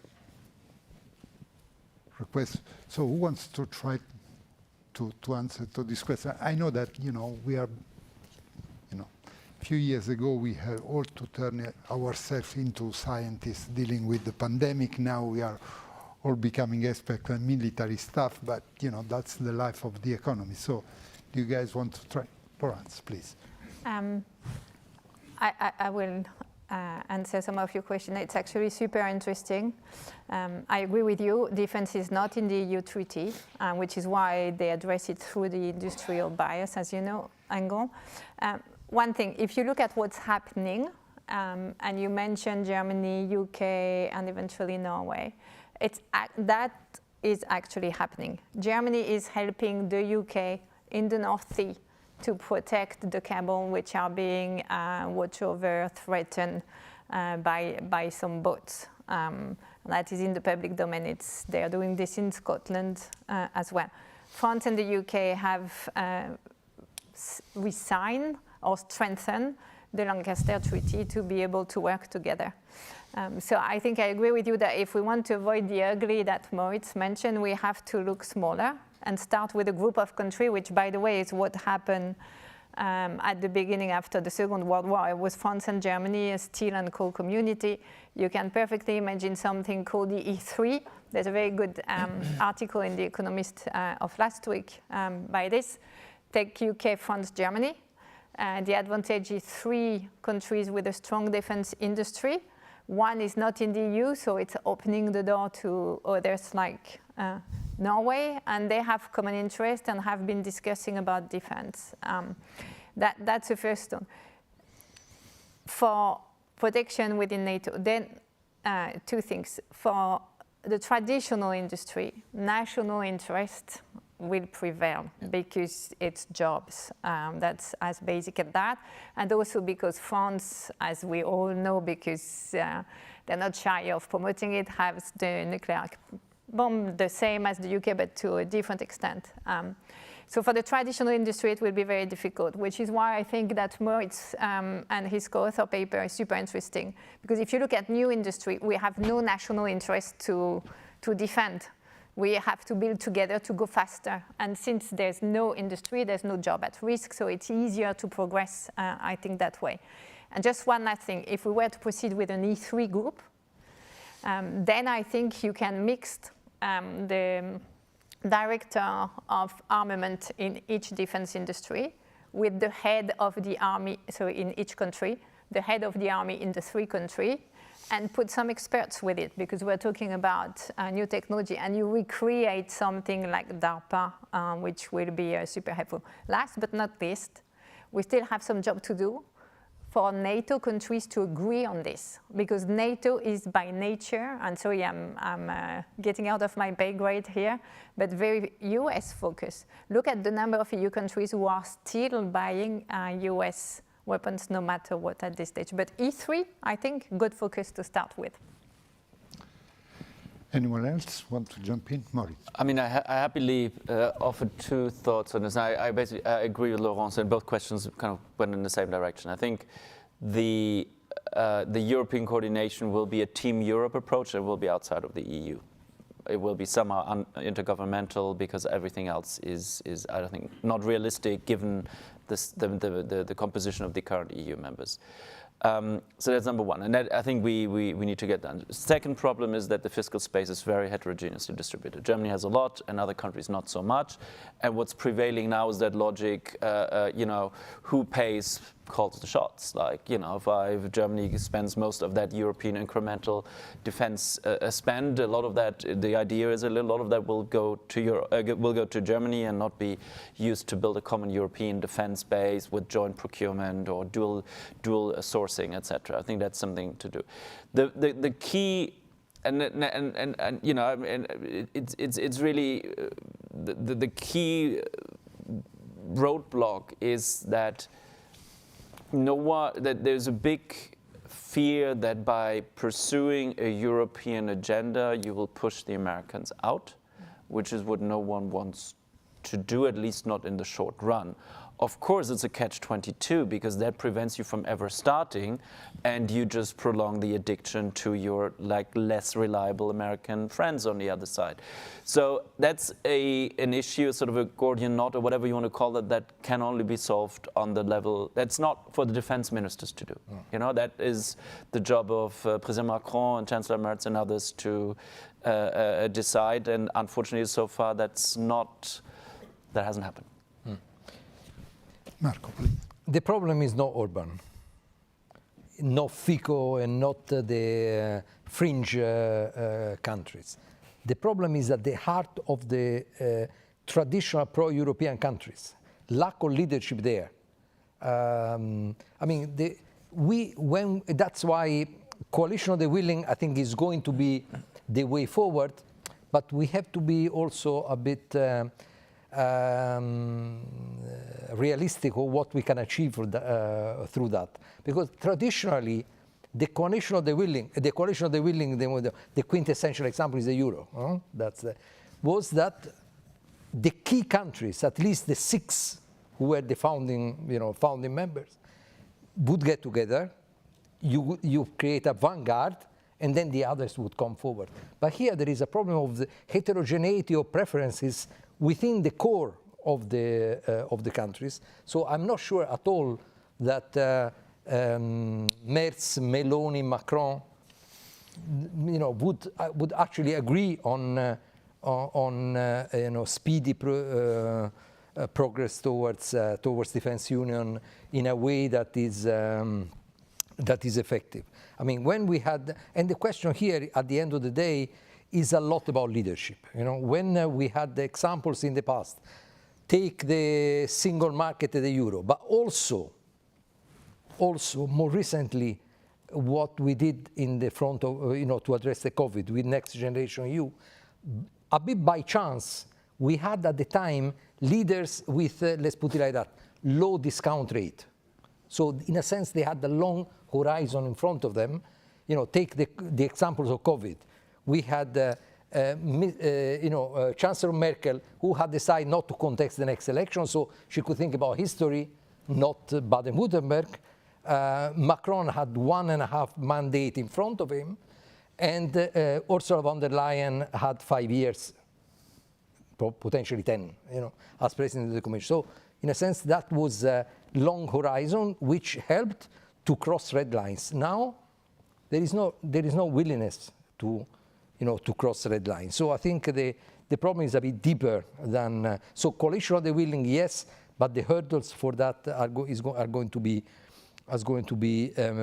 important to get together and to I'm attached to my fourth quadrant, so somehow we have to get into that. And Klaus, yes, I think we have to go through a period of let's say retooling, or concentrating on that.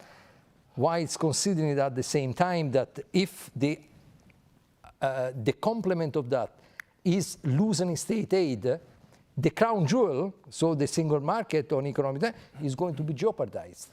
And so we cannot go through simply, okay, we go the national way and that is the solution, because we end up with a broken single market. I don't think he meant national way. No. I'm saying if we go in the direction of increasing, loosening of state aid. Rodrigo, do you want to weigh in this discussion? Look, defense is not something that the IMF should say much now, because we have 191 members and it's very complicated. But let me just say, we haven't touched the word climate in all the panel. So if you add defense, climate, the demographics part that I said before. The question that we always ask at the fund was, how will the Europeans pay for all this? So I think it's in this discussion, it's almost impossible not to put on the table the social contract of Europe. It's very difficult to square the numbers otherwise. And one number that is very simple. Europe has about 50% of GDP of spending general government. The US has only 38. So you are starting from such a different position. In the morning, someone discussed this a bit and the interest, but was in another context. No, I think it's very important to that discussion. Otherwise, things will be very difficult to square. And it's a super tough discussion, of course. Challenges here, trade-offs are immense. I mean, if I can come in, not to disagree with you, you're obviously right, but just the idea that Europe cannot afford this, just to frame the numbers. You know, if you think about European, if you include the UK, GDP of 20 trillion roughly, we spend 3.5% of GDP. We're talking about a defense budget of 700, 800 billion a year. That's actually twice as much as China. That's probably more than we need because we don't, that's close to it. So these are numbers that 3% spending on defense is nothing where I would say this is impossible. And probably if we spend it right. And the problem is we will spend it inefficiently and we replicate and will not. My favorite example is Starlink. Europe doesn't have Starlink and it's crucial for everything that's now. You know how much Starlink has cost? Less than this additional train tunnel that we're currently planning between Munich East Station and Munich Central Station.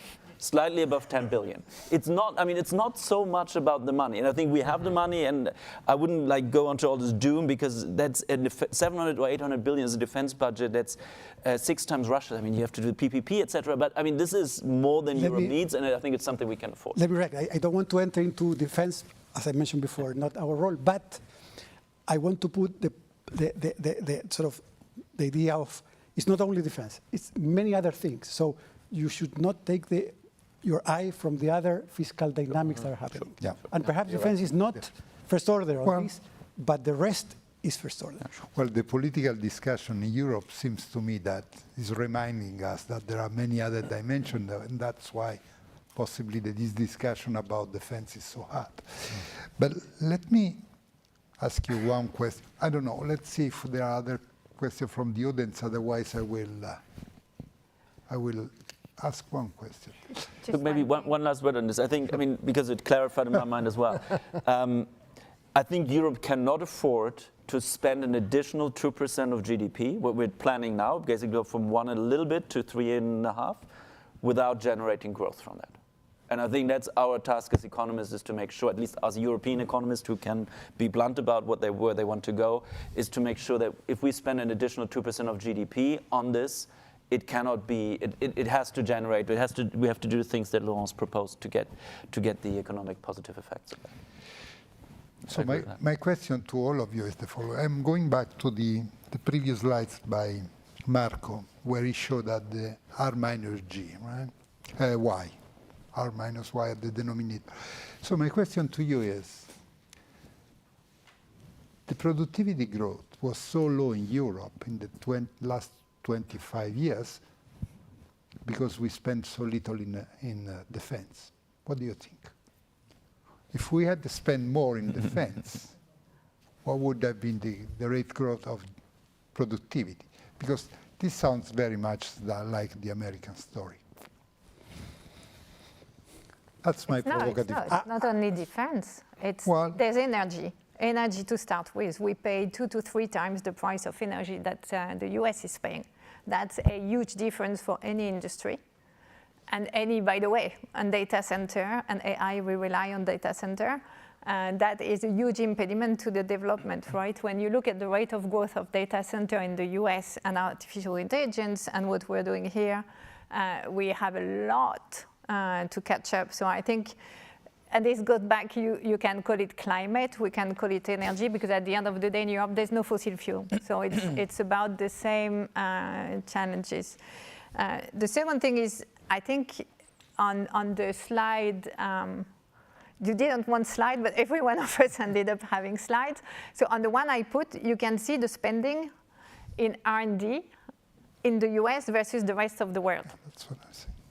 And the spillover is huge. I mean, Moritz mentioned Starlink. We have a Telstat. But you also have all the internet and many other things which were coming from the defense spending, and I think that's what he was alluding to, and that would obviously have raised productivity. We have a fantastic research, but they duplicate work, and they don't work together, and the ecosystem between the research and the business and the army is miles away. And the last thing I want to get back, and again, I mean, we look at defense spending, we help countries build up, produce, import and export. But it's the pillar. We shouldn't forget the other thing, and I think energy is key. But if we don't ensure the security of Europe, how are we going to do the rest of the policy changes that we need to do? If we don't ensure the security of people and the sense of security, how are we going to adjust our fiscal policy? How are we going to boost growth? The discussion between Moritz and Rodrigo reminded me of a speech that Merkel did at the OECD in 2014. Europe represents about 7% of the world population. That's little. It produces about 25% of the global GDP, which compared with 7% of the population is not that bad. But it's also contributing 50% of global social spending. So we may have some room for reallocation. Can I add one? It's a very good question, the role of defense in trend growth. But let me just mention the relevance in the US of the capital market that exists there, and I think there's a lot of homework here to emulate that. Second, the culture of risk-taking that is clearly very developed. And finally, how they have been able to attract, in the last few decades, very good entrepreneurial capital there from schools. And so that's another source of development, well beyond defense, I think, that others need to emulate, I think. Can I comment on the, Rodrigo reminded us before that it is not only defense. So the climate is an important dimension. Now, if we look to the future, a study by McKinsey of about a year ago looks at the 10 leading technologies, so enabling technologies, from the point of view of innovation, production, and diffusion. Europe, China, and the US. Europe is competitive on 2 out of the 10. On others, they're lagging behind, in certain cases, massively. The 2 are new materials, clean tech. Now, the issue is not only what is, and if I look at the dynamics, especially in the European Parliament here and now on the Green Deal, there is not only that it is forgotten, there is a massive pushback. And I think if we accommodate that kind of dynamics, I think we don't only have an issue of a moral issue vis-a-vis the next generation. I think we are going to lose also in terms of the competitiveness on the competitiveness agenda. If you look at clean tech, patents and co-patents of Europe, and there is a nice chapter in the latest investment report by the EIB on this, Europe is leading both the US and China, and also in terms of exports to the rest of the world. In this area here, I think it's doing extremely well. So the not connecting the dots and leaving aside certain things because of this, lump sum of political capital that you spend all in defense, I think is not the right approach. I mean, there was a nice chart by when the Commission presented the autumn package 10 days ago on increase in spending on defense and correlated with the distance from Moscow. Very strong correlation, you can understand. So the issue here is for those who are far away from Moscow. So I think if you want to have a political equilibrium there, political and social equilibrium, you cannot put all the eggs in the defense basket only. I think this is clearly an essential component, but you are not going to have the support of the population if you put all the eggs in that basket there. So we have to do these other things as well. Good. No additional questions. Please. This works. I want to make a remark more than a question. So I think that, like, we have been talking like all morning about defense, about spending, and I think that so far Europe has invested in peace. Like, we united to avoid wars, and we created more democracy. Like we might had in the past, like you know, oligarchies taking place or autarchic regimes in Europe. Now, with the fact that we are all Europeans, this danger is not there anymore. So maybe we lost some of our competitiveness. Maybe we are not as competitive as we used to be because, like, you know, we have the easy customers. Germany is going to sell Mercedes to the Greeks and to the Spaniards, and that they're getting richer because they are united to Europe, etc. And now we come with this new challenge that comes from outside. And I believe that what we need to do is that we need to unite and try to become stronger out of this. And I think that whether defense spending is going to be beneficial or not will depend on how we're going to use it. So I think it is very important to realize that maybe we grow less, but we are in peace regime and we are democratic in most Europe, and we have the ground to make government investment in productive goods, whether R&D, this is it, or it is you know, other common goods, work. And probably that's the moment, like, because we can take the best out of what we have in Europe. Okay. Stefan?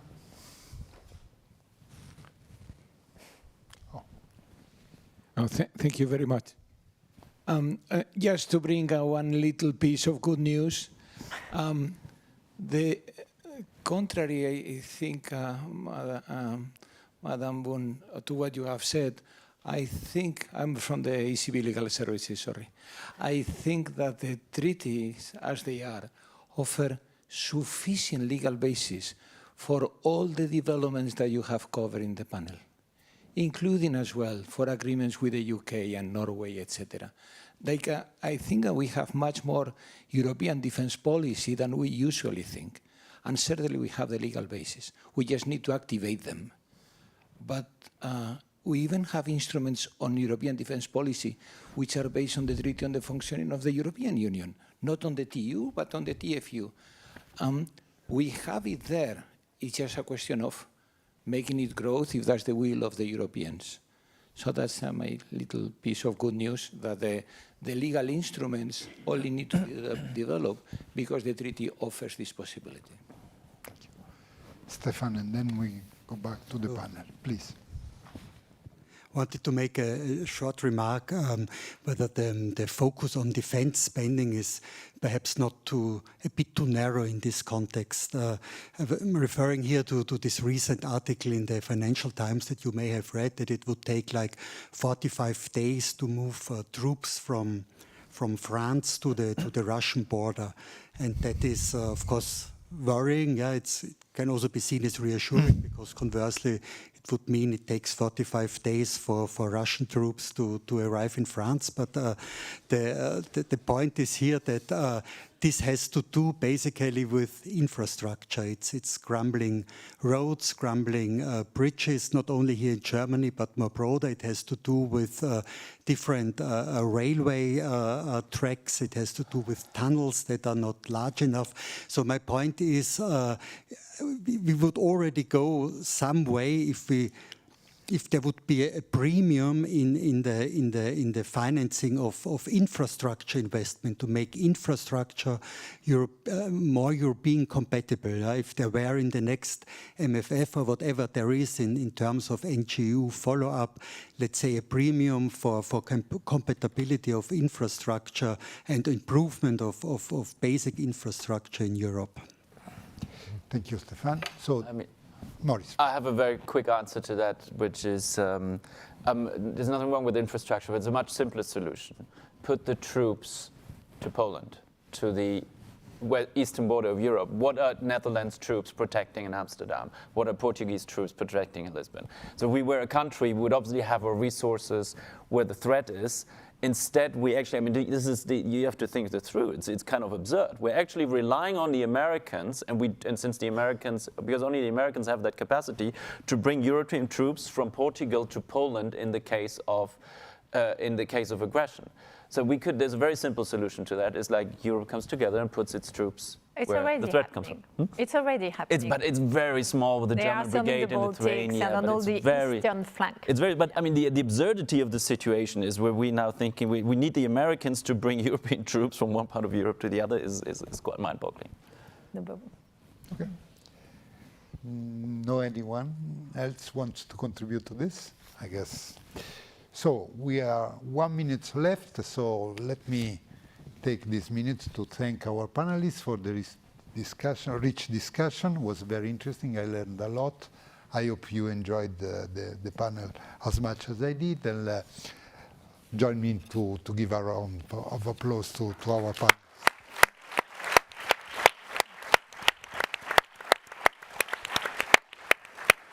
Thank you. Thank you, guys.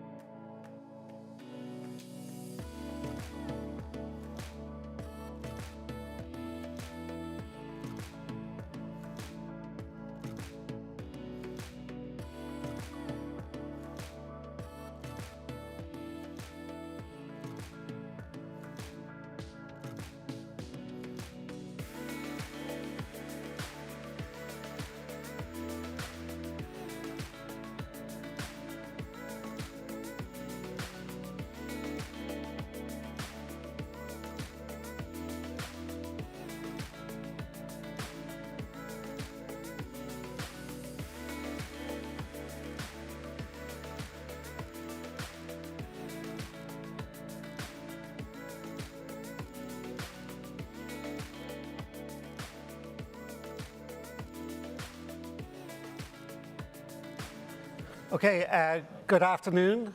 Let us resume the conference. So this morning we had a series of very interesting papers. We've just had a very stimulating policy discussion, and it's a very nice way to wrap up the first day is to have the keynote. And so I'm very happy to be able to introduce Marios Angeletos. And Marios, I think, is a very good fit for this conference. But actually, that's a sentence I could say for any conference held by the ECB, because Marios has worked on many topics related to central banking.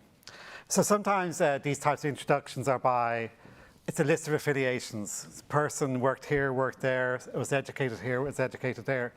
But actually, after a long time at MIT, now at Northwestern, let me more focus maybe on just reminding you on some of the topics that he has covered in his career.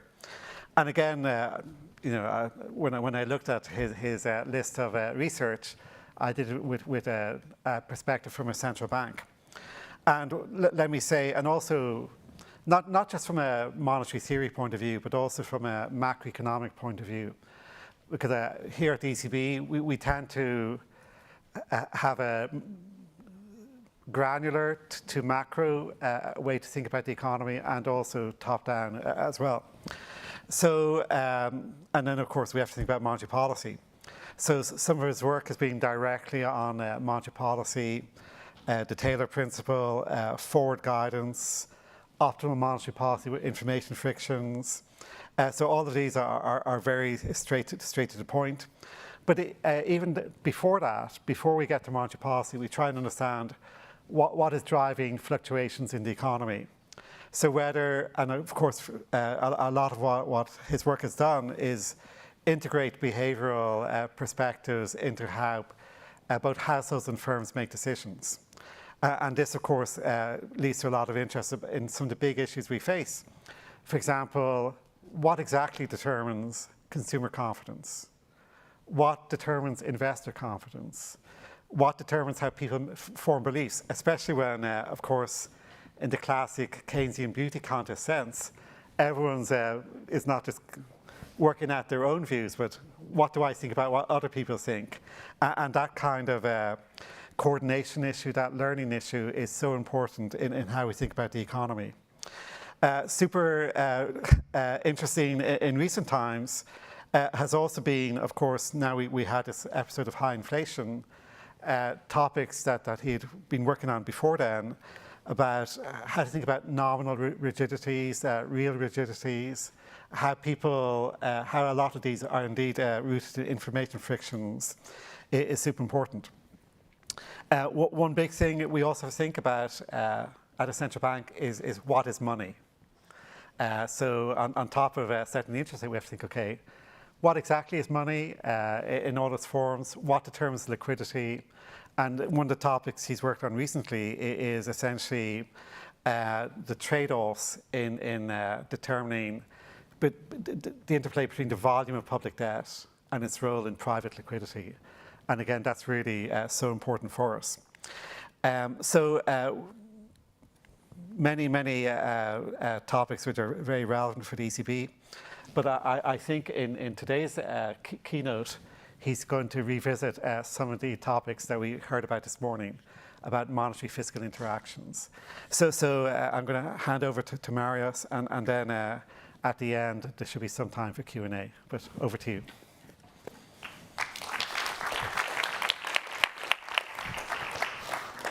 Thanks a lot for the introduction. I can only mess it up after that, so maybe I should step down. I will disappoint you. So we had a very interesting panel that was also a bit depressing about reality. So I will bring you back to the comfort zone of theoretical models where things can be a little bit more, less gloomy. Okay.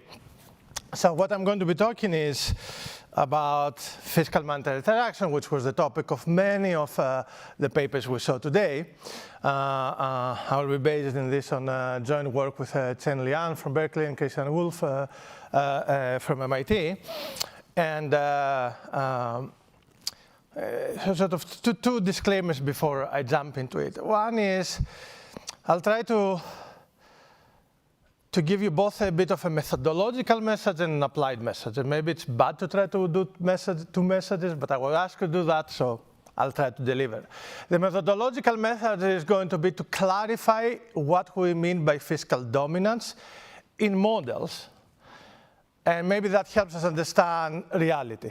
Okay? And fiscal dominance can be very different in a Sargent-Wallace model with flexi prices, can mean something very different than the New Keynesian model, and I want to clarify a bit that. The applied message will be about, if you want, a form of fiscal irresponsibility or fiscal inaction, slow adjustment in fiscal policy over the business cycle, why it could be good. So that may be an anticlimactic topic message to try to convey when we're thinking about what's going on in reality, but I want to separate. I'm going to be talking about the business cycle, not about trends and steady state. My focus is on the business cycle. Okay, so, okay, I'm not sure. I seem to be, here it goes. Okay, I want you to focus on the following two questions now to start becoming more concrete. They are very related, somewhat different. The first question is, how much deficits contribute to inflation and through which mechanism? The second is, what kind of fiscal framework the central bank should prefer, according to the model? What kind of fiscal policy aids or interferes with the central bank's dual mandate to stabilize output and inflation? Should the central bank prefer something like an active fiscal policy or a fiscal policy that adjusts taxes and government spending fast enough, or a fiscal policy that fails to do that? Okay? These are the two questions that I want to address. And we can address these questions in different kinds of models. We can address them in flexi-price models where real economic activity is independent of monetary policy, such as Sargent-Wallace, or we can address them within the New Keynesian framework. So I'm going to commit on the New Keynesian framework, which means I'm committing about short-run dynamics. We're not talking about the long run here. But within the New Keynesian framework, there are still, I don't know why I'm also facing trouble with this.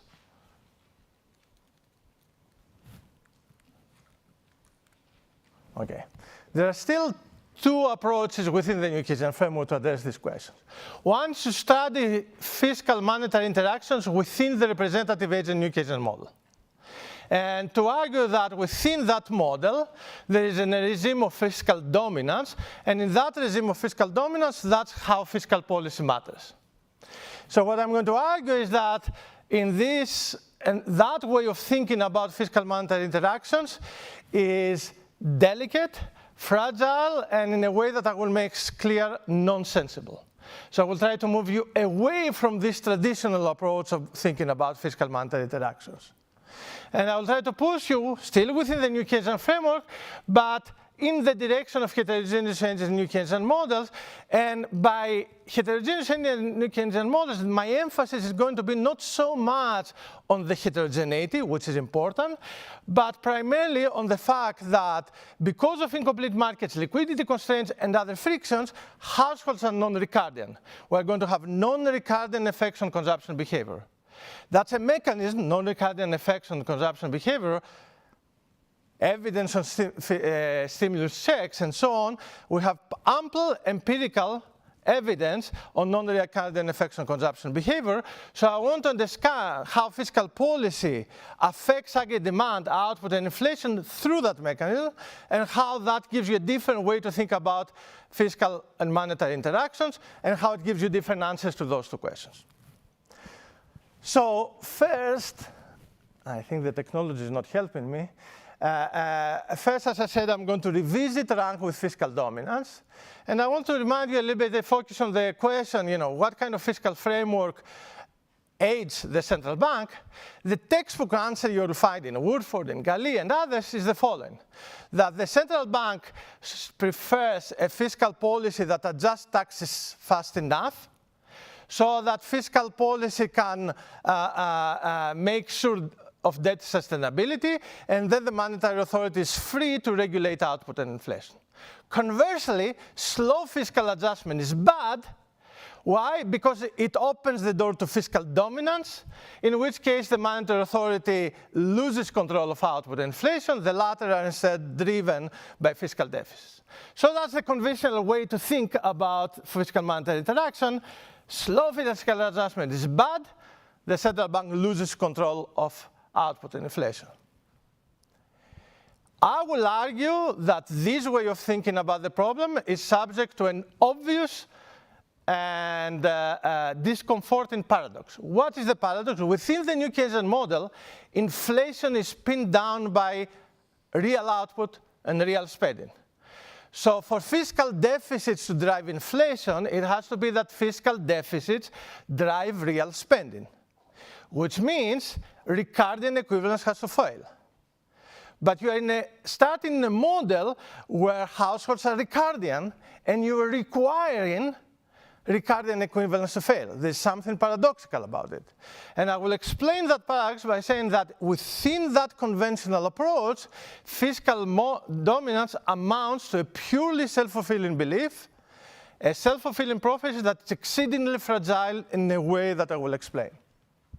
And once you refine away this pathology, the following is true within the standard new Keynesian model. Fiscal policy is relevant, period. Monetary policy is dominant, even if the Taylor principle fails. And finally, the traditional approach to fiscal monetary interactions is out. Now, if you don't like those conclusions, you need to move away from this model. How we're going to move away from this model? There are many ways to move away. I will move in a specific way, as I said. The way I will try to move I don't know if I'm doing something wrong. The lower part. No, that's okay. I'll keep giving it a try, but it's this, right? This left and right, yes. Okay, it's not just me. No, it's not you. Okay. It's not working. So say next slide, my colleague will bring Okay, okay. So. I checked the battery. Okay, perfect, thank you. Okay. So I will move away from the standard representative agent new Keynesian model in the direction of dropping the assumption of a representative agent and allowing households to be non-Ricardian. So the mechanism is going to be different. Households are non-Ricardian, and that naturally allows deficits to stimulate aggregate demand and thereby output inflation. Basic intuition, old-fashioned logic, if you push the tax burden to future generations, or if you relax borrowing constraints for households, that will stimulate spending, output, and the like, okay? That's a mechanism that, as I will explain, is theoretically more robust, and it's also, as we discussed, supported by empirical macro evidence. And then what are the lessons that come out from this approach? That relates to two papers I've written with my co-authors.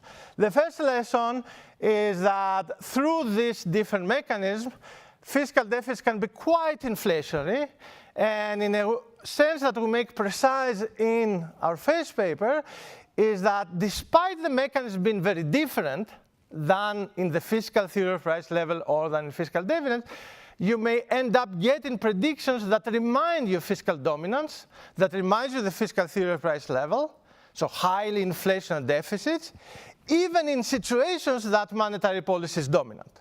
So it's no more about which authority is dominant, maybe we should abandon that language. It's more about both policies naturally drive demand, and then it's a question of how much accommodative monetary policy is to fiscal policy or not, but it's not about equilibrium selection, okay? And that mechanism is going to be disciplined by empirical evidence. The second lesson that I will try to focus in today's talk is going to go to the second question that I raised before. Is slow fiscal adjustment good or bad? And I will argue that perhaps contrary to conventional wisdom, that the central bank should welcome slow or even no fiscal adjustment over the business cycle, for two reasons. One is that backloading fiscal adjustment is going to help stabilize the economy against aggregate demand shocks. It will sort of amplify and give you a dynamic version of the automatic stabilizer that will help you stabilize the economy and will ease the job of the central bank. And second, in the case of supply shocks, what will be happening is, as I will explain, is that such slow fiscal adjustment will help endogenously minimize tax distortions, minimize tax wedges, which will improve is the inflation output trade-off in the case of cost push shocks. So my bottom line applied message is going to be, again, what may look like fiscal responsibility, not adjusting taxes fast enough following the recessions, that is a good thing. Yeah. So roadmap, I will start with a framework that is going to be rich enough to nest both the representative age and New Keynesian model and a simplified version of heterogeneous age and New Keynesian models. The essence, as I said, that will pick from heterogeneous age and New Keynesian models is going to be the presence of non-recurrent consumption. Whatever I'm going to tell you in the simple model extends to state-of-the-art quantitative heterogeneous age and New Keynesian models, and I will show you that at the end. I will first deconstruct fiscal dominance in rank. Once I do that, I will study fiscal monetary interactions in rank and try to deliver the second lesson. And now it's working. Perfect. Okay. The building blocks of the model, aggregate supply, aggregate demand, policy. Aggregate supply is going to be a Phillips curve.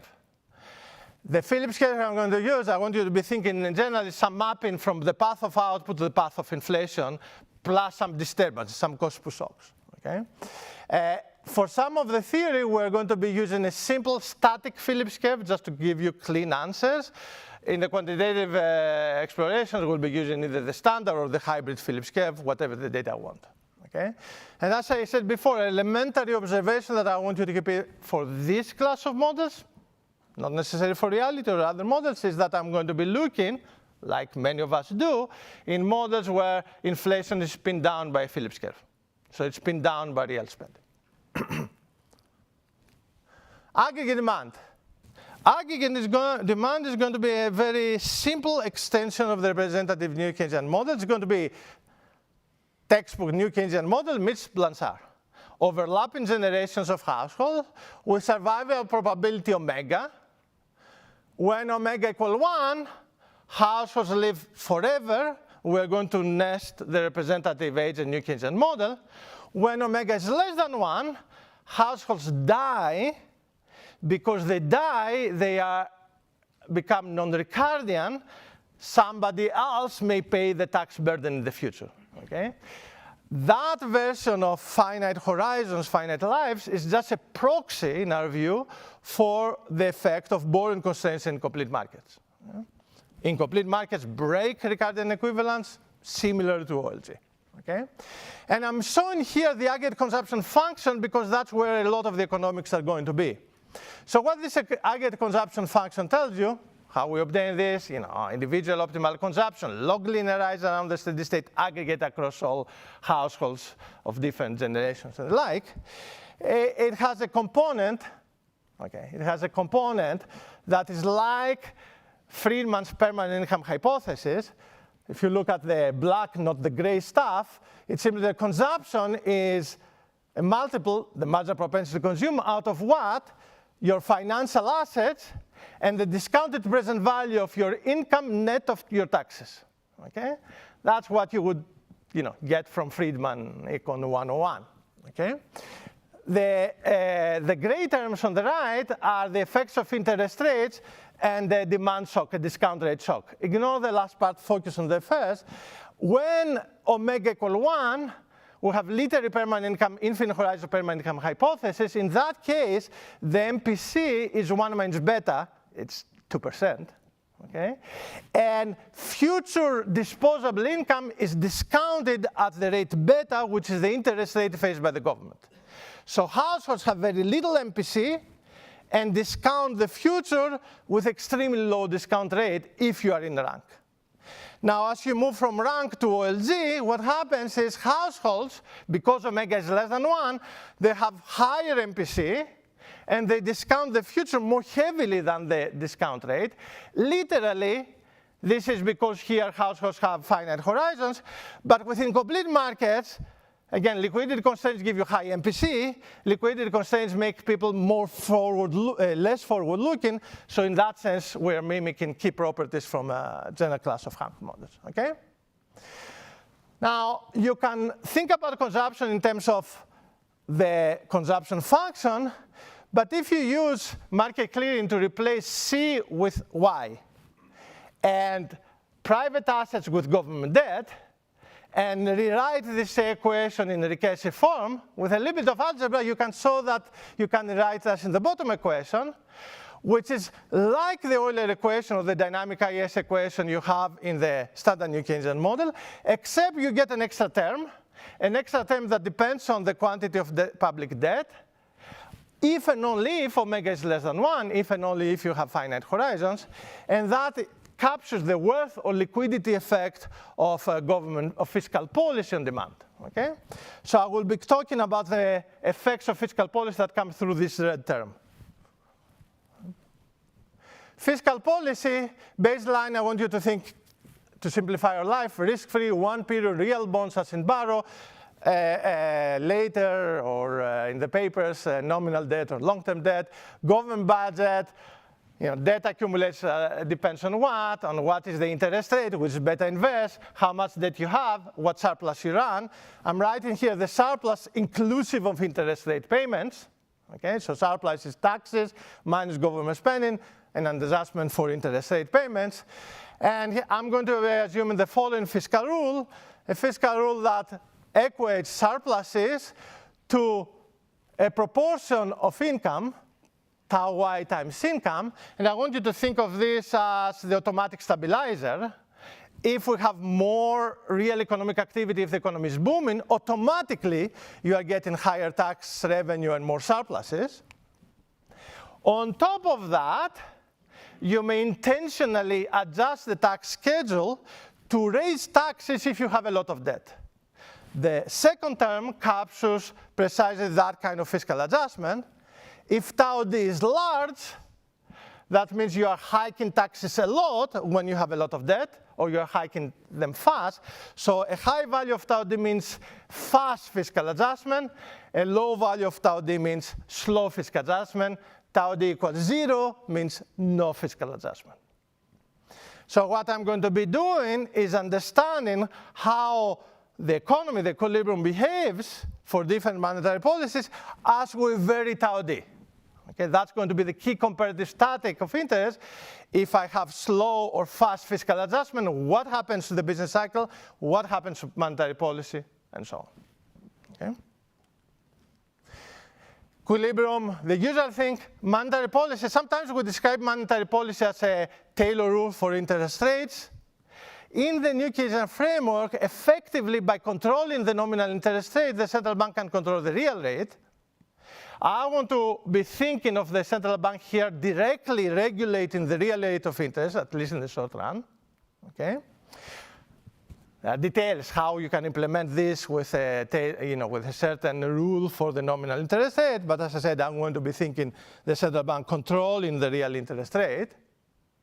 And I will be asking two questions closely related. The first is how tau d, the speed of fiscal adjustment, matters for given monetary policy in the sense of a given path for real interest rates. And then I will be asking how it matters for the optimal monetary policy when the central bank chooses the real interest rate and its contingency to shocks so as to stabilize the economy, or to do its best in stabilizing the economy. Okay? So let's understand how tau d matters, how the speed of fiscal adjustment matters in rank versus Hank. And I want to zero in on what I said before, on within this model, fiscal policy can matter only if you somehow break Ricardian equivalence. Okay? To do that, what I'm going to do now is the following. Again, I will suppose omega equal 1. We have Ricardian households. And for simplicity, we can generalize, I want you to focus on a monetary policy that perfectly stabilizes the real interest rate to steady state value, which here means in terms of log deviations to 0. And I don't want you to get confused with the Euler equation, things like that. Let me look at the consumption function. I'm doing Friedman, okay, as basic as it is. So I look at the consumption function, and I see the consumption function, I'm going to rewrite it. Again, I wish I could show you, but the first equation that simply tells you consumption is the sum of two components, 1 minus beta z plus 1 minus beta, the discounted present value of income. So the second part is permanent income, as we learned from Friedman. What is this mysterious z? It's not very mysterious. Z is the private assets I have as a household one pocket minus the discounted present value of taxes that I owe to the government, which is the obligation I have in the other pocket. Okay? Now, I'm a student of Barrow. So when Barrow taught me Ricardian equivalence, I understood as follows. Rational households should understand that whatever they have in the one pocket cancels out with what they have in the other pocket. Now, this is a property of rational expectations equilibrium, so it requires that people understand equilibrium, okay? But rational expectation equilibrium is what we use most often, not me, myself, in all my research, but in this class of models, that's the benchmark. So if agents have rational expectations, they should understand that in equilibrium, private assets equal government debt, equal present discounted value of assets, so they should understand that this Z cancels out.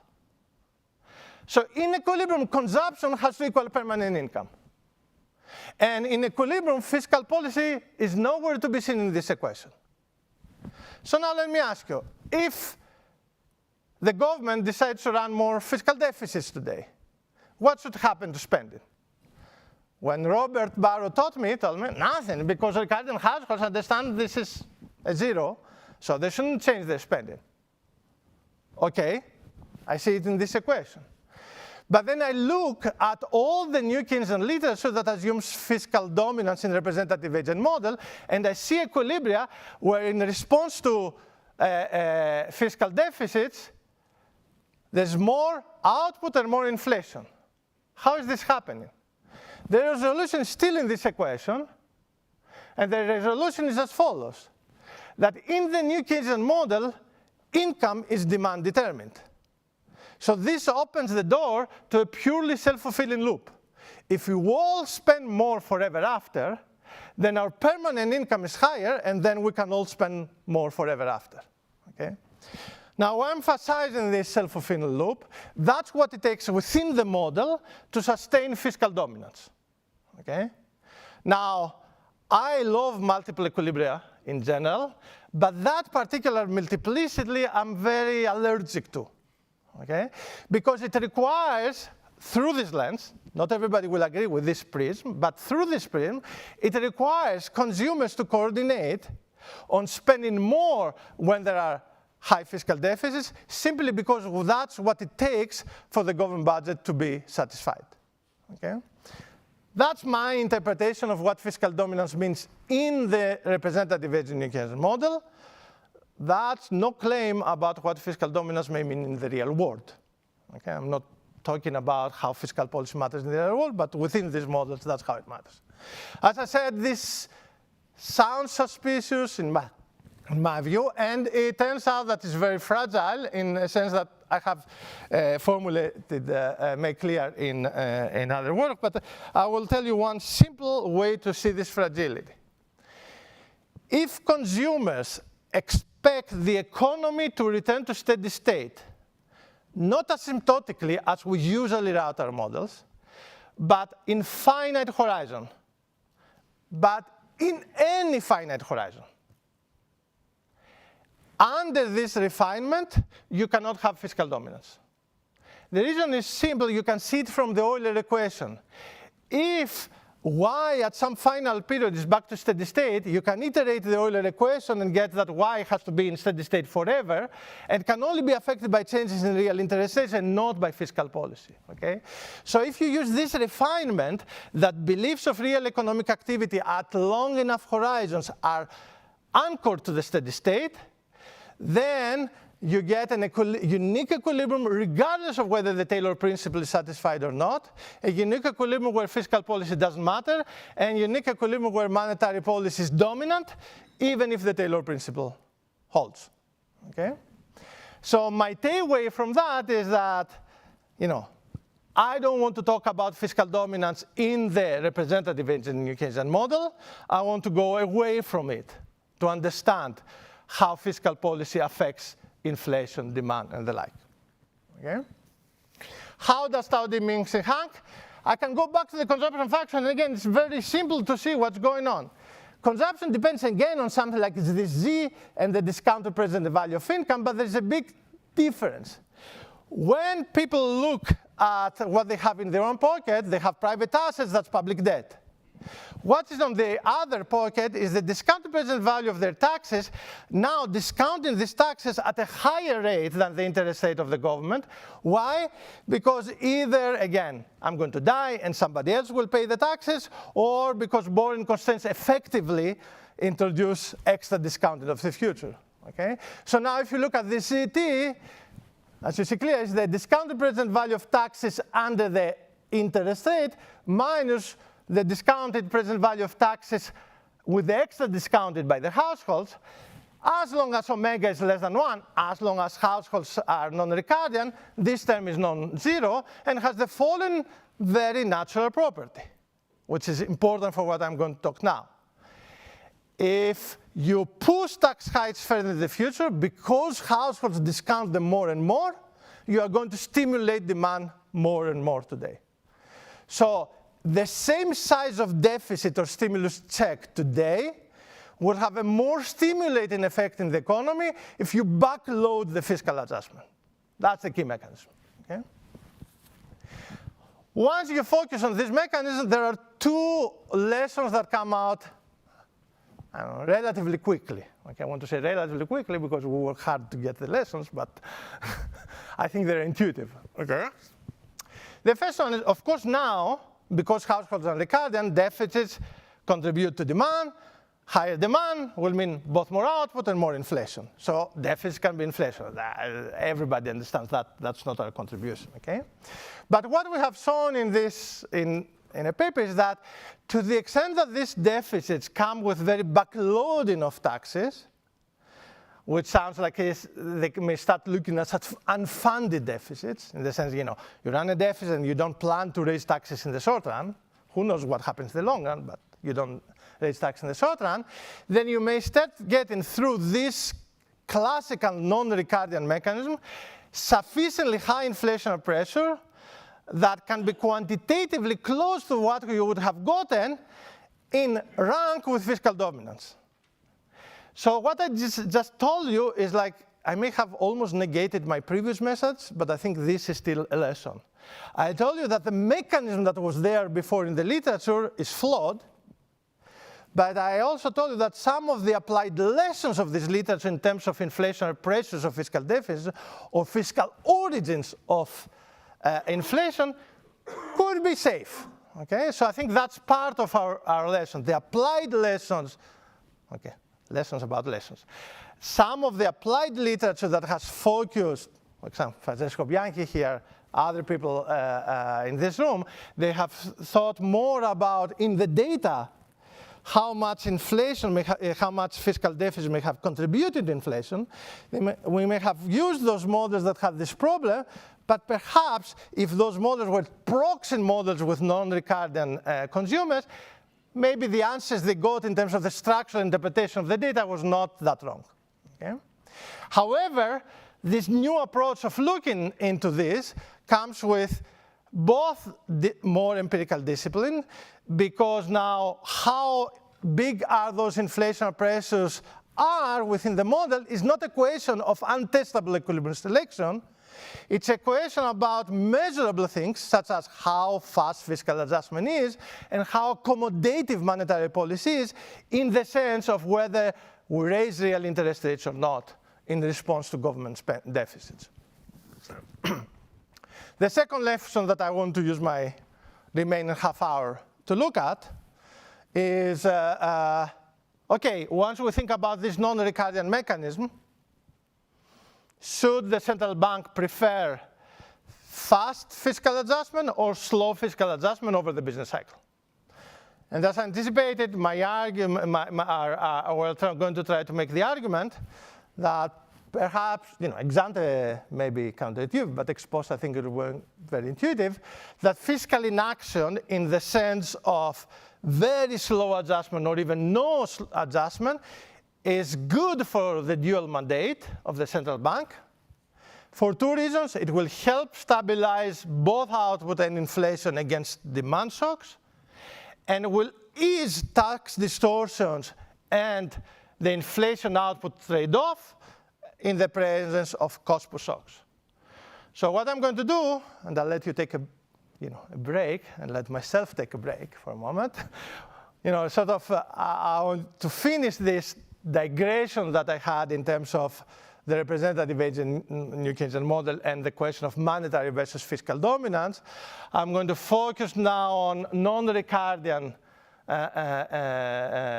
Keynesian economies. I'm going to sidestep completely all this equilibrium selection debate and all those perplexing and controversial issues, and I'm going to focus on this very basic mechanism, non-Ricardian behavior, and how it affects optimal policy. Okay.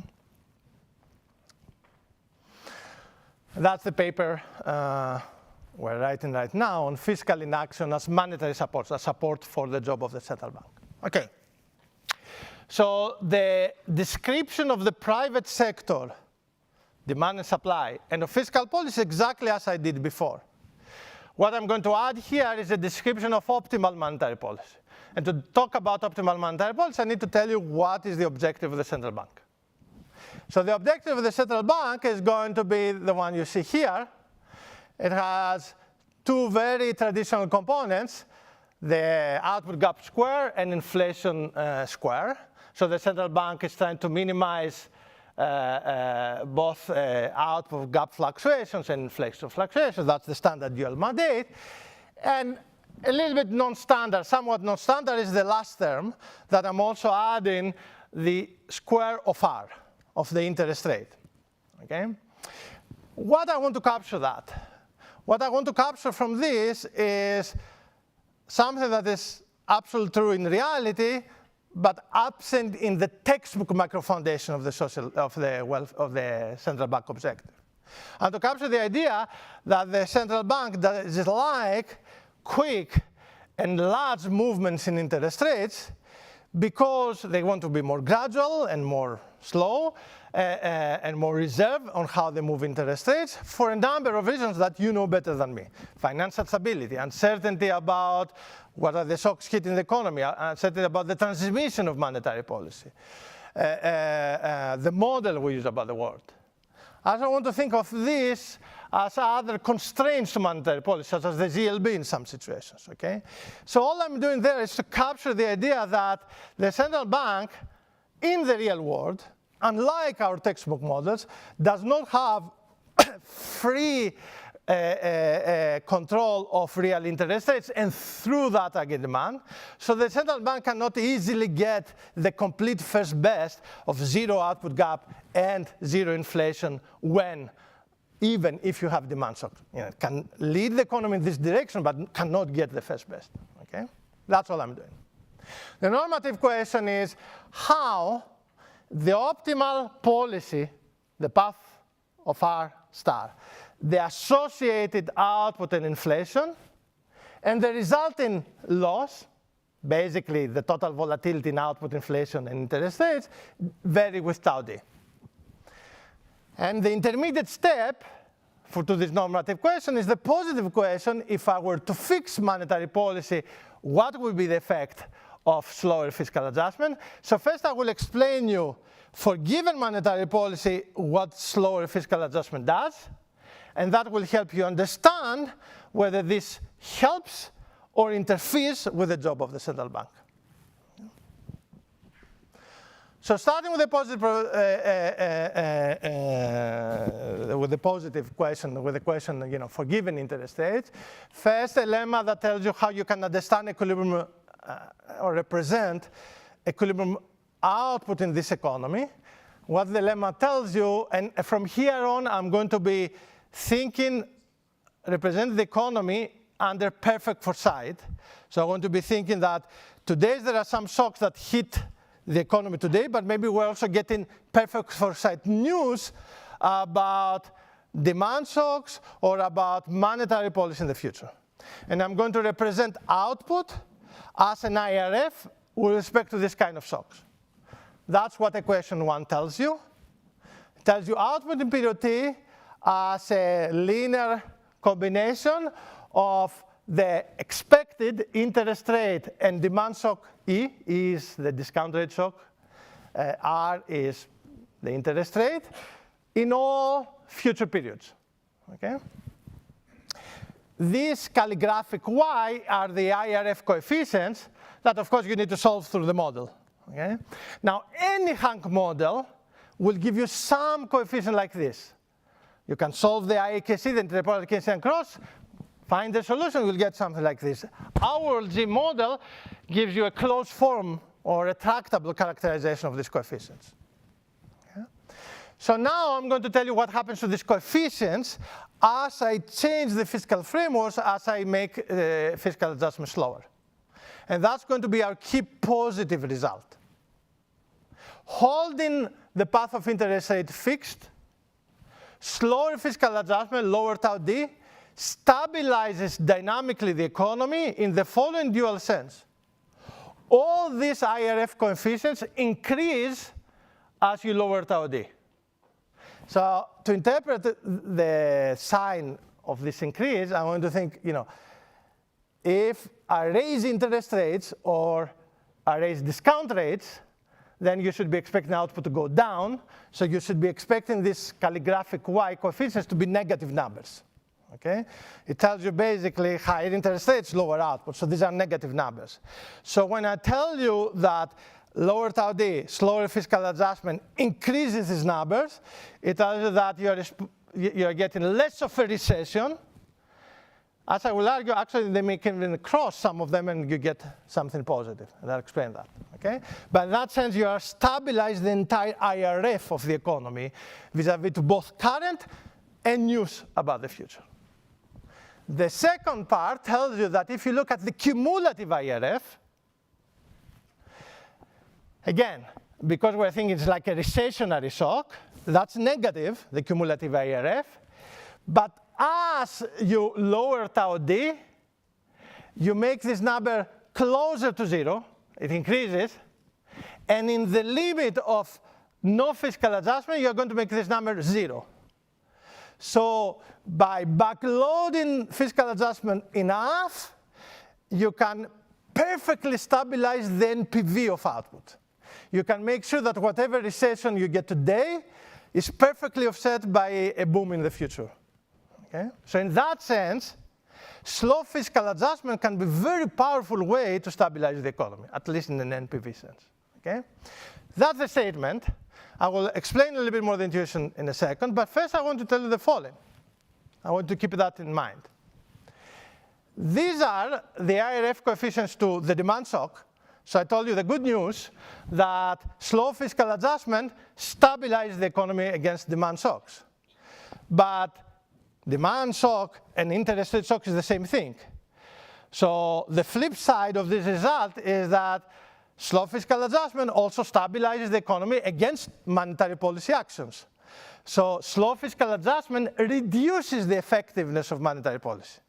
Now that may sound bad, but in total, because you are going to be at this, the only reason that you are reducing the effectiveness of monetary policy is that you are reducing to start with the effect of the demand shock.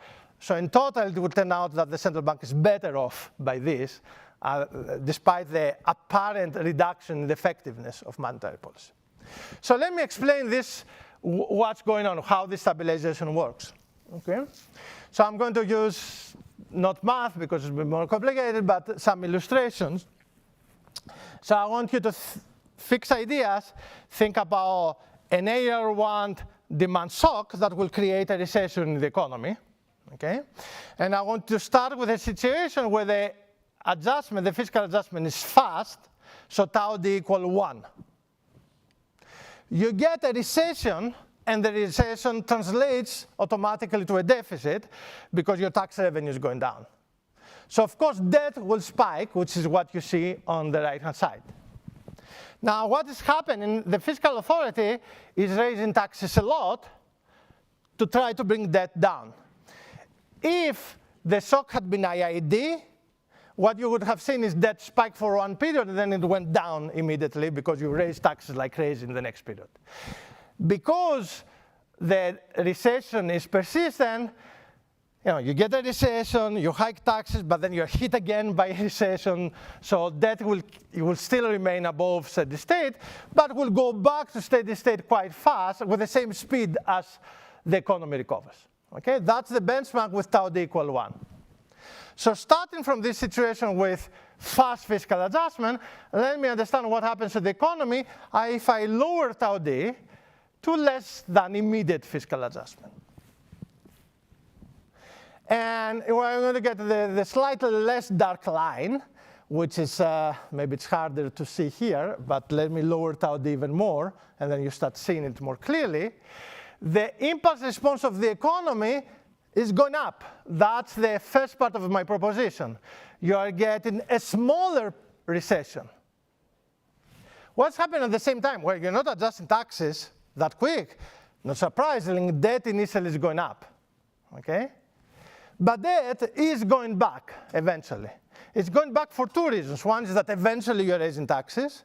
The other is that because you backload the taxes, you're stimulating demand more for the non-recurring reason that I told you before. Now these non-recurring households understand, okay, there's a deficit now, which is effectively as if you're giving me back some money. Okay? And you're not going to take that money away from me right away. You're going to take them away from me much later. Okay? So the stimulating effect of aggregate demand is going to be larger when we backload taxes. That's why you're seeing output being depressed less. But since output is depressed less, that means that contributes to debt going back to steady state, even if you had not raised the taxes. That goes back to our self-financing mechanism of how backloading taxes helps stabilize debt without the need for significant tax adjustment.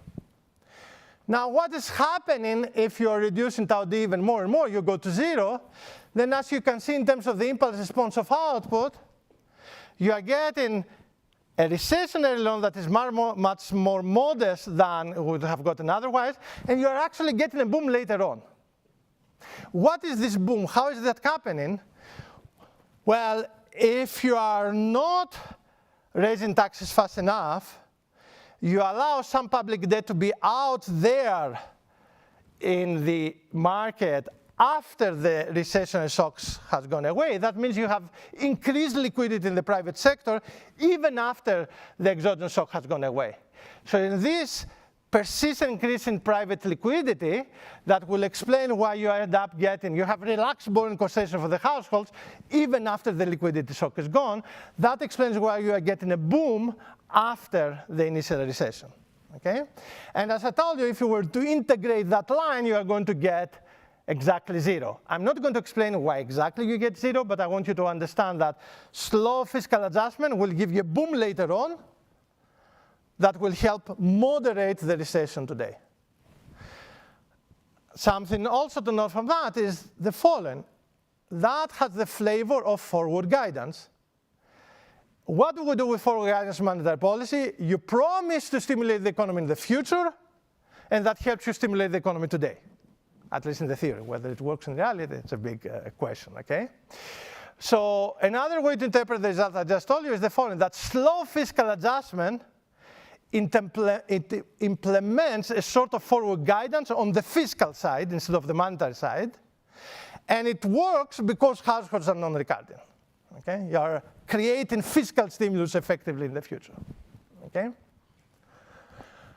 Now, I'll skip the limit. What happens with, that was what happens with given interest rate, with given monetary policy. So now let me explain what is the implication for optimal monetary policy. And I think now you must almost guess the result, okay? So I'm going to argue that the strategy for proving the result is you look at the envelope condition that gives you how the optimal loss of the central bank depends on the speed of fiscal adjustment. Now, this naturally depends on two objects, the optimal allocation and the sensitivity of output to tau d. We already characterized what's the sensitivity of output, of the impulse response of output to tau d. That was the previous result. The properties of the optimal policy is relatively easy to understand from what we already know. So you put things together and you can understand what happens to the CB loss as a function of the speed of fiscal adjustment. And the result is as follows, that for, oops, there's a typo here. The first line should be for demand shocks, okay? For demand shocks, I'm telling you that the loss increases with tau d, which means the loss is minimized when tau d equals 0. So the central bank prefers very slow fiscal adjustment in the case of demand shocks. And conversely, for supply shocks, it's the opposite. For supply shocks here, the central bank prefers fast fiscal adjustment. What's the intuition for this? Based on what I told you before. The stabilizing effect of low fiscal adjustment on output is true regardless of whether you have demand or supply shocks. In the case of demand shocks, the central bank is trying to stabilize output and inflation. And the slow fiscal adjustment helps the central bank. What happens with supply shocks? If you have a cost push shock, the central bank is not trying to stabilize output. In fact, with a cost push shock, the central bank, the optimal monetary policy, tries to destabilize output in order to stabilize inflation. If you have an inflationary cost push shock, the optimal monetary policy is to reduce demand, reduce output, so as to lean against the cost push shock. So the central bank, in the case of supply shocks, is trying to destabilize output. Now, I told you, slow fiscal adjustment stabilizes output, but now slow fiscal adjustment in the case of supply shock goes in the opposite direction of what the central bank wants. So that's why it's going to be bad in the case of supply shocks, where it was good in the case of demand shocks.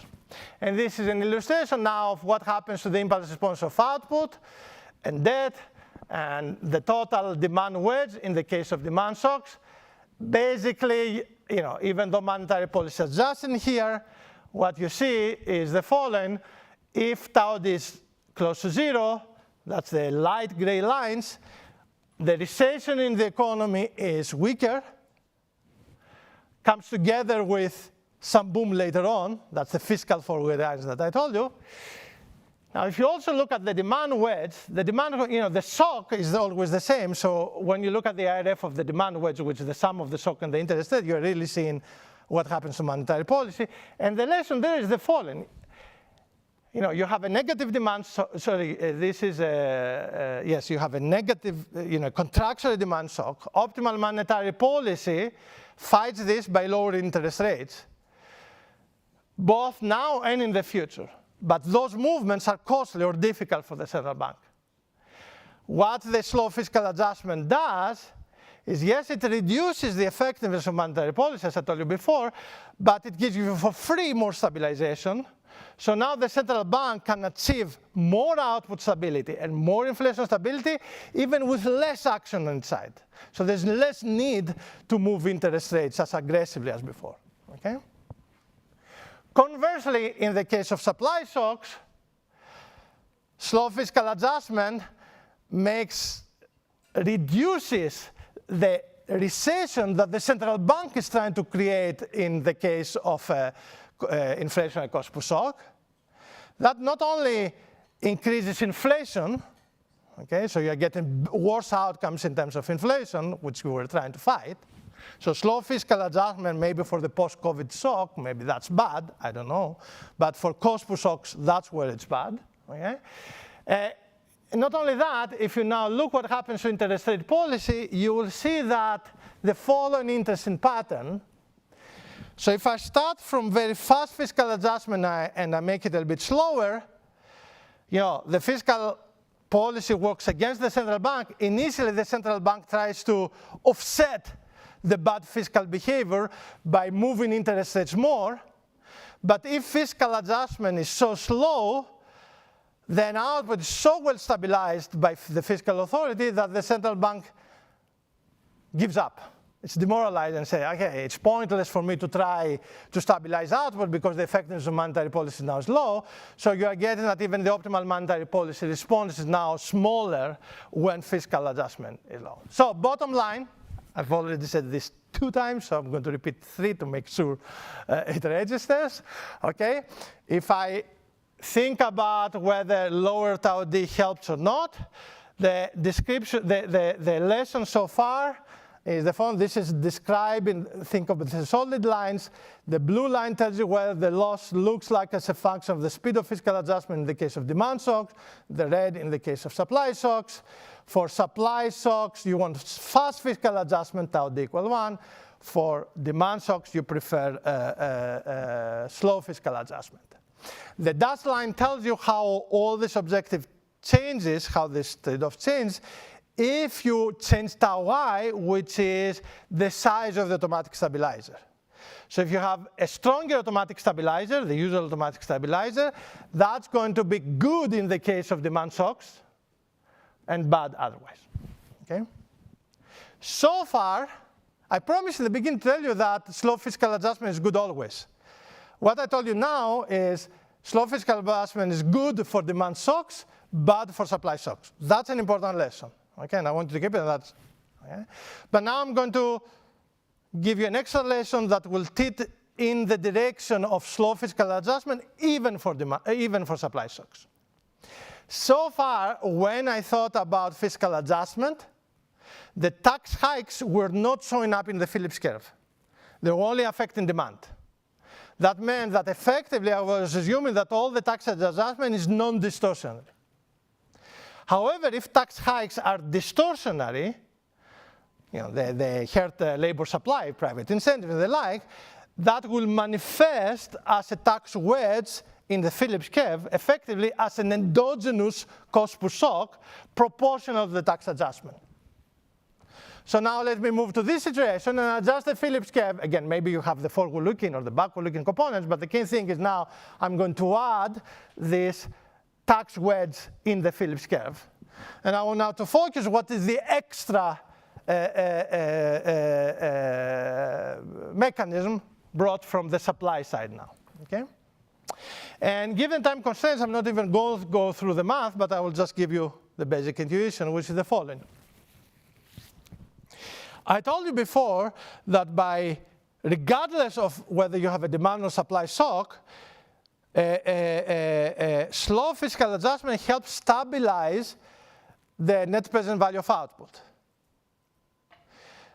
But if you stabilize the change in the net present value of output, you are also stabilizing the net discounted present value of tax revenue, because if the net present value of output doesn't move much, tax revenue in net present value is not going to move much.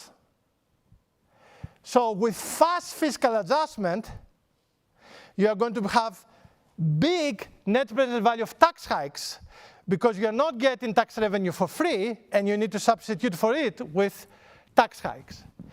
Backloading those tax hikes by stabilizing the present value of output also stabilizes the present value of tax revenue, which means that you can get intertemporal government budget balancing without tax hikes. So by backloading tax hikes, you make sure that the net present value of tax distortions doesn't move in the economy. Okay? And that makes those tax wedges to be small endogenously, thanks to the non-recurrent behavior in the channel I described before. So fast fiscal adjustment is going to be bad because it will create this endogenous cost per shocks. Slow fiscal adjustment will minimize this endogenous cost per shocks and ease the trade-off between inflation and output, even in the case of supply shock. That's why, now, even in the case of supply shocks, it may be that you prefer slow fiscal adjustment. So to sum up the theory, and then I'll conclude with quantitative application, the theory has told you so far, has given you reasons why slow fiscal adjustment may be good, but didn't tell you always it's good.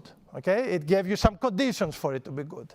The conditions was The first one I didn't explain enough, but you need sufficient non-recurrent behavior, of course, and a sufficient fiscal automatic stabilizer.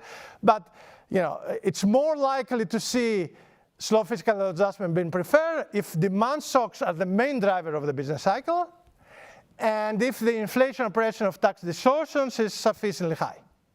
Okay? Now, is the business cycle driven primarily by demand or supply shocks? We have guidance from the empirical literature about that. I think most of us would argue that it's not TFP shocks that drive most of the business cycle, but some kind of demand disturbances that are not fully offset by monetary policy. The second, what's the inflationary pressure of tax distortions?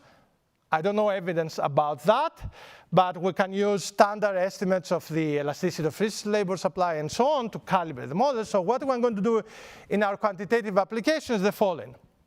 First, we're going to, the application, with apologies, is going to be in the US, not in Europe.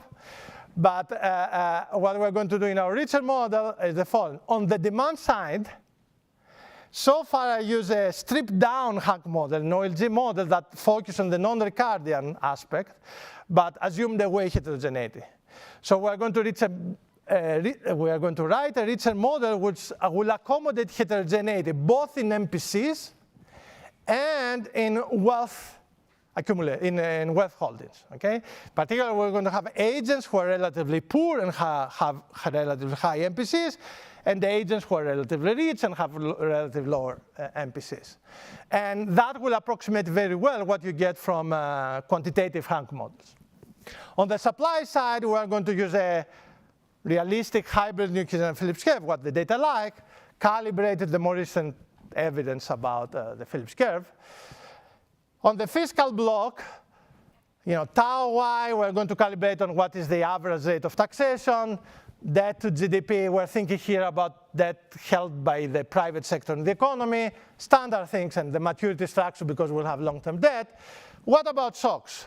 Shocks will take two approaches. You could think about writing a maximum likelihood estimation of this model. We're going to follow a different approach, which we think is a bit more transparent. The demand block and the supply block, the key parameters, are going to be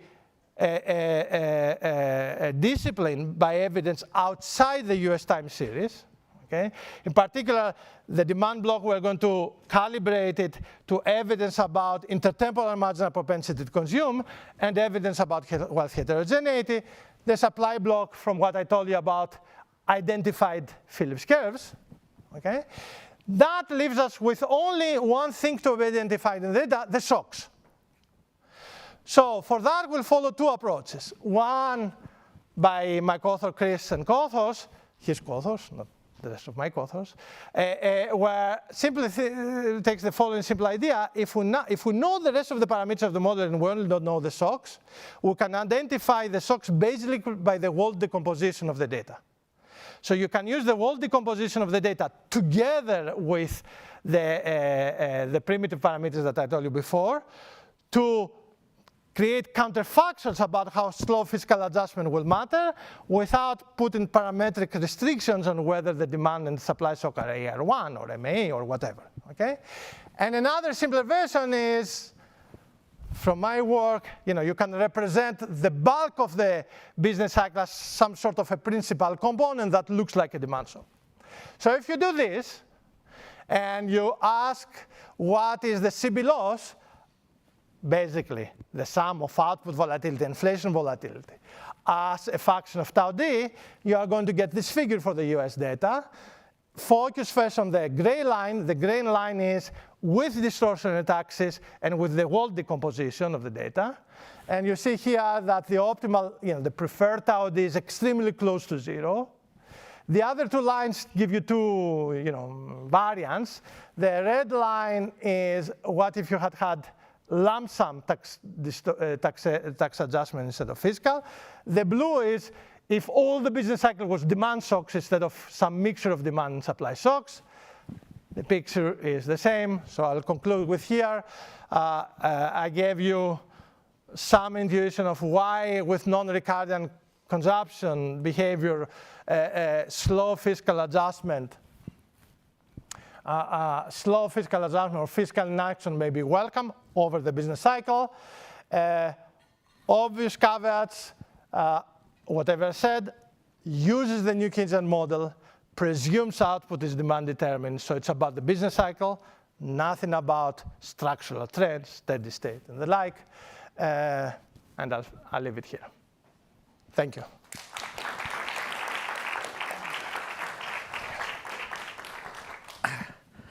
So that was a tour de force of covering such a wide range, and more or less an hour of continuous presenting is, especially after a transatlantic flight, is quite something. So I think to give Marios a little bit of a breather, we'll collect a number of questions before going back for any answers. So Oscar here in the middle. Oscar, thank you. Thank you very much for this excellent presentation. So two brief comments. One on the semantics remark that you made at the beginning of your talk on fiscal dominance.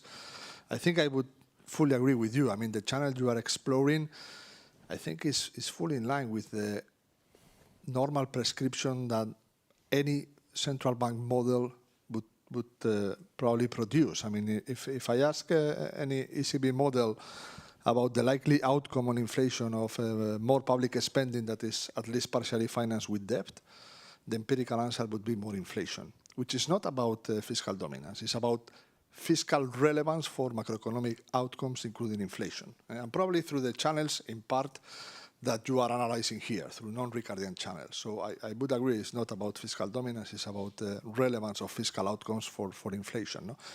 That in regular work here at the ECB, I guess the same is true for any central bank in the world, are absolutely central to our routinary analysis. No? Now, more fundamentally, I mean, if I were to focus on which I think is the most relevant quadrant of your analysis for us, for the euro area, which is one in which supply shocks are probably more relevant. This was one of the takeaways of our analytical work in the last strategy review. We should probably be prepared for more frequent and more intense supply shocks, negative shocks perhaps. And in face of frictions, you highlighted tax distortions. My conjecture here is that perhaps a temporarily negative tau D, a temporarily negative reaction to debt, that is counter-cyclical fiscal policy, could be part of an optimal program, no? In mind, I have an example, and I would like you to tell me whether it makes sense or not. In 22, following the huge increase in energy prices, many European governments spent public money in putting some limits to the increase in energy prices. And this facilitated, to some extent, the life of the central banks, because total inflation was more limited than otherwise, and this in the presence of nominal rigidities, in particular a strong wage rigidity in some countries. And let's think about Germany. It takes like 3 years for some wages to adjust. This implied that the erosion of real purchasing power was lower thanks to these fiscal programs. So at the end of the day, the persistence of the shock and so on was, in terms of inflation, was lower than in the absence of this counter-cyclical fiscal policy, which I think it facilitated to some extent the reaction of the central bankers. It allowed us to be a little bit more smooth in terms of the management of the interest rates and so on. So would it make sense to relax the assumption that tau D should be positive and consider possibly temporarily necessary negative values for that key parameters? Thank you. Thank you, Rodrigo. Oscar, give it to Leo. Thank you. Super interesting the presentation. Three comments. One is very related to the previous one. But the first one is whether you have testable implications from here to differentiate from fiscal theory of the price level at the end in the data. Second is whether I interpret correctly the numerical exercise. At the end, a fiscal rule around a structural or cyclically adjusted deficit is the quote-unquote the optimal one from the eyes of the central bank. That I guess is the implication. And the third question is, if you had to think about a reaction function now from the government, how you would think about that? We will have a similar loss function. What if they have discretion, fully discretion? What happened in that case? Very interesting, the point of the negative tau. I guess also there are some fiscal policies that are not directly demand policies, only indirectly, like subsidies. No, a fuel subsidy is something that is not fully captured here. So perhaps, I don't know, that opens also the toolkit. Okay, thank you, Rodrigo. Arreste and then Leo. Okay. Yeah. So thank you, Marius. Two clarifying questions. On the first one is on the reference you made to the New Keynesian literature on the fiscal requirements for price stability. I thought that one way to understand the Woodford and Galli, the textbooks, is it's convenient for the central bank. Well, the central bank operations are easier if the intertemporal budget constraint of the government is satisfied by the government. And from this perspective, you are imposing the same condition. Now, I understand you're going beyond that, but I just wanted to make sure that this was, again, a clarifying question. And the second one, also on the clarifying side, is you emphasized a lot the need, a key property, this lack of Ricardian equivalence in what you're doing. Is this the only, is it a sufficient condition? So I was just wondering, for example, we had this morning another paper with a two-agent type of, tank type of model. Would this also hold in that kind of model? Thank you. Leo, then Jessica at the back there.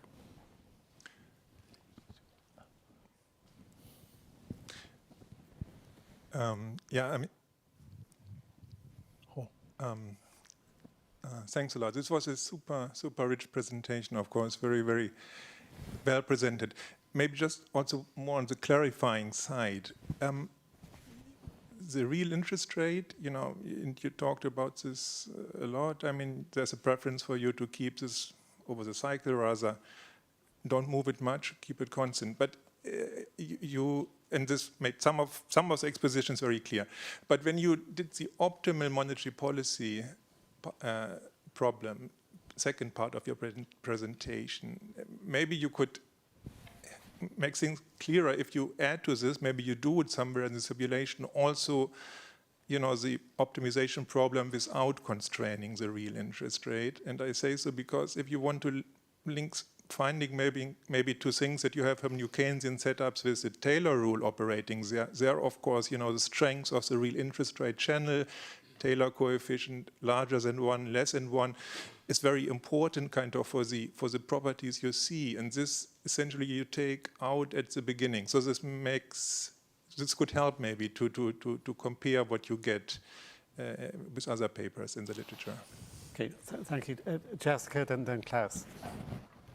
So, great presentation, and the rank part I love and I'm all in on. And in terms of the Hank part, I guess there seems to be a couple assumptions that are doing a lot of work. One is the borrowing constraint, and the other is the R squared term in the central bank rule. And I wonder if just another interpretation of the data, and maybe this is similar to the point about the fiscal theory of the price level, is a fiscal authority that's been captured by special interests and is spending more than it should. If that is just maybe an equally good explanation of the data with very different normative implications. Very good, Klaus. Thank you. Thank you for the wonderful presentation. You could really follow even without looking at the formulas as so well you explained. My question is similar to following on to Oscar's. If you think about the US, there was a huge demand shock, COVID, the fiscal policy very expansionary, and then inflation went up. At that point in time, fiscal authorities in the US were very slow moving back to, I mean, there was no really consolidation, which meant that inflation went up and up to almost 10%. So in this period, what would your optimal monetary policy say? There was little of an unemployment increase after, say, 21, 22, when fiscal policy could have stabilized more. So was it optimal for monetary policy when inflation went to 8, 9%, that fiscal was so reluctant to really consolidate? Or was at that point in time the objective function of monetary policy all on output and very little on inflation? Thanks. Okay, so you've accumulated a mix of comments and questions. I don't expect you to fully address everything, because we need to leave some of this for the reception and the dinner conversation. But if you want to take a couple of minutes. Perfect. Thank you very much, and thanks for all the interesting questions. A lot of homework also for me to think. Some quick answers. Completely agree that we should separate fiscal relevance from fiscal dominance, and I think part of the problem is sometimes we use the same word to talk about very different things, and that's where theory is useful, to clarify things. And that's what I try to do primarily, to clarify how things matter. In terms of whether it can be optimal in some situations to have like even tau D negative, I agree. First of all, if you have, it's not so much for the energy example, and that goes back to another question. I didn't have subsidies to particular sectors, but if you start having subsidies, that's a way to directly counteract the cost push shock. So that was not the analysis, and that, there's a clear, reason why you would like to subsidize costs when the costs go up. Okay, and that was not in my analysis. Okay, but you can think of tau D negative proxy for that. Testable implication. I want to get into that. Okay, it depends on whether we think about testable implication in terms of only macro data or micro data. For macro data, yes, there are differences.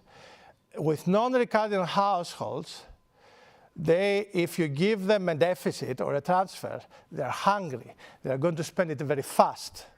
So what you should expect is a boom in spending output inflation that is very front-loaded and short-lived. Instead, if you are within the fiscal zero price level, those households are really trying to smooth consumption forever. So there, those fiscal shocks generate very persistent movements in spending and inflation. Now, I'll let you, I don't know, the post-COVID experience was inflation spiked, but then went down. Who knows what happened in reality? But I'm telling you, that's a testable difference at the macro data, at the macro level. Micro, it's trivial. Consumers are not PIH households. Once you have non-recurrent households, we can just forget the whole debate about non-testable equilibrium selection, talk about this standard classical mechanism, and then we don't have to worry about it. It's true that this, as I said, this classical mechanism can give you outcomes that resemble FTPL at the macro level, okay? But now you don't have to, obsess about whether John Cochrane is right about the model or where I'm right. It's like we can forget all this controversy and focus on what is interesting, which is outside from the equilibrium selection. There was a question about the intertable budget constraint. I'm happy to talk more about that at dinner. I want to emphasize the following. Again, this is like perspective, but for me, that perspective is very important. If households are Ricardian, they don't think about the budget constraint of the government. It's out. It doesn't matter. Okay? So then the government will either have to satisfy somehow the budget constraint, so fiscal policy has to be active, or then we cannot have an equilibrium. But what I learned from that is that if I'm in rank, active fiscal policy is not a meaningful assumption. Okay? Tank versus Hank. Tank is a very special, degenerate version, so it has some issues. But if you're in a generic Hank, whatever I told you goes through. R square, if we didn't have the R square, let me be clear about the following. With supply shocks, everything I said would have gone through, because with supply shocks, the central bank is not getting the first best. It's in the second best already. Okay? With demand shocks, if you are in the textbook New Keynesian model and you don't have some friction in monetary policy, then the central bank gets the perfect first best. Okay? So in that case, then the monetary authority is stabilizing demand no matter what the fiscal authority is doing, and then fiscal policy becomes irrelevant. Okay? But that's a knife-edge property of really getting the first best. Anything that will keep the central bank optimum away from the first best will let the mechanism happen. So the R square, and actually whether it's R square or the nominal interest rate square or the nominal interest rate today versus yesterday, the change in interest, all of that will give you the same answer. Post-COVID, now I forgot what the question was.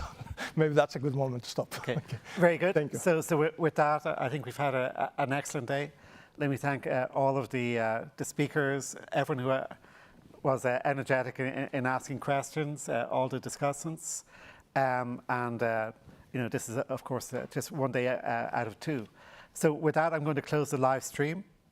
And then I'm going to ask the organizers to fill us in on the details of the reception and dinner. So thank you, everyone. Thank you. Thank you.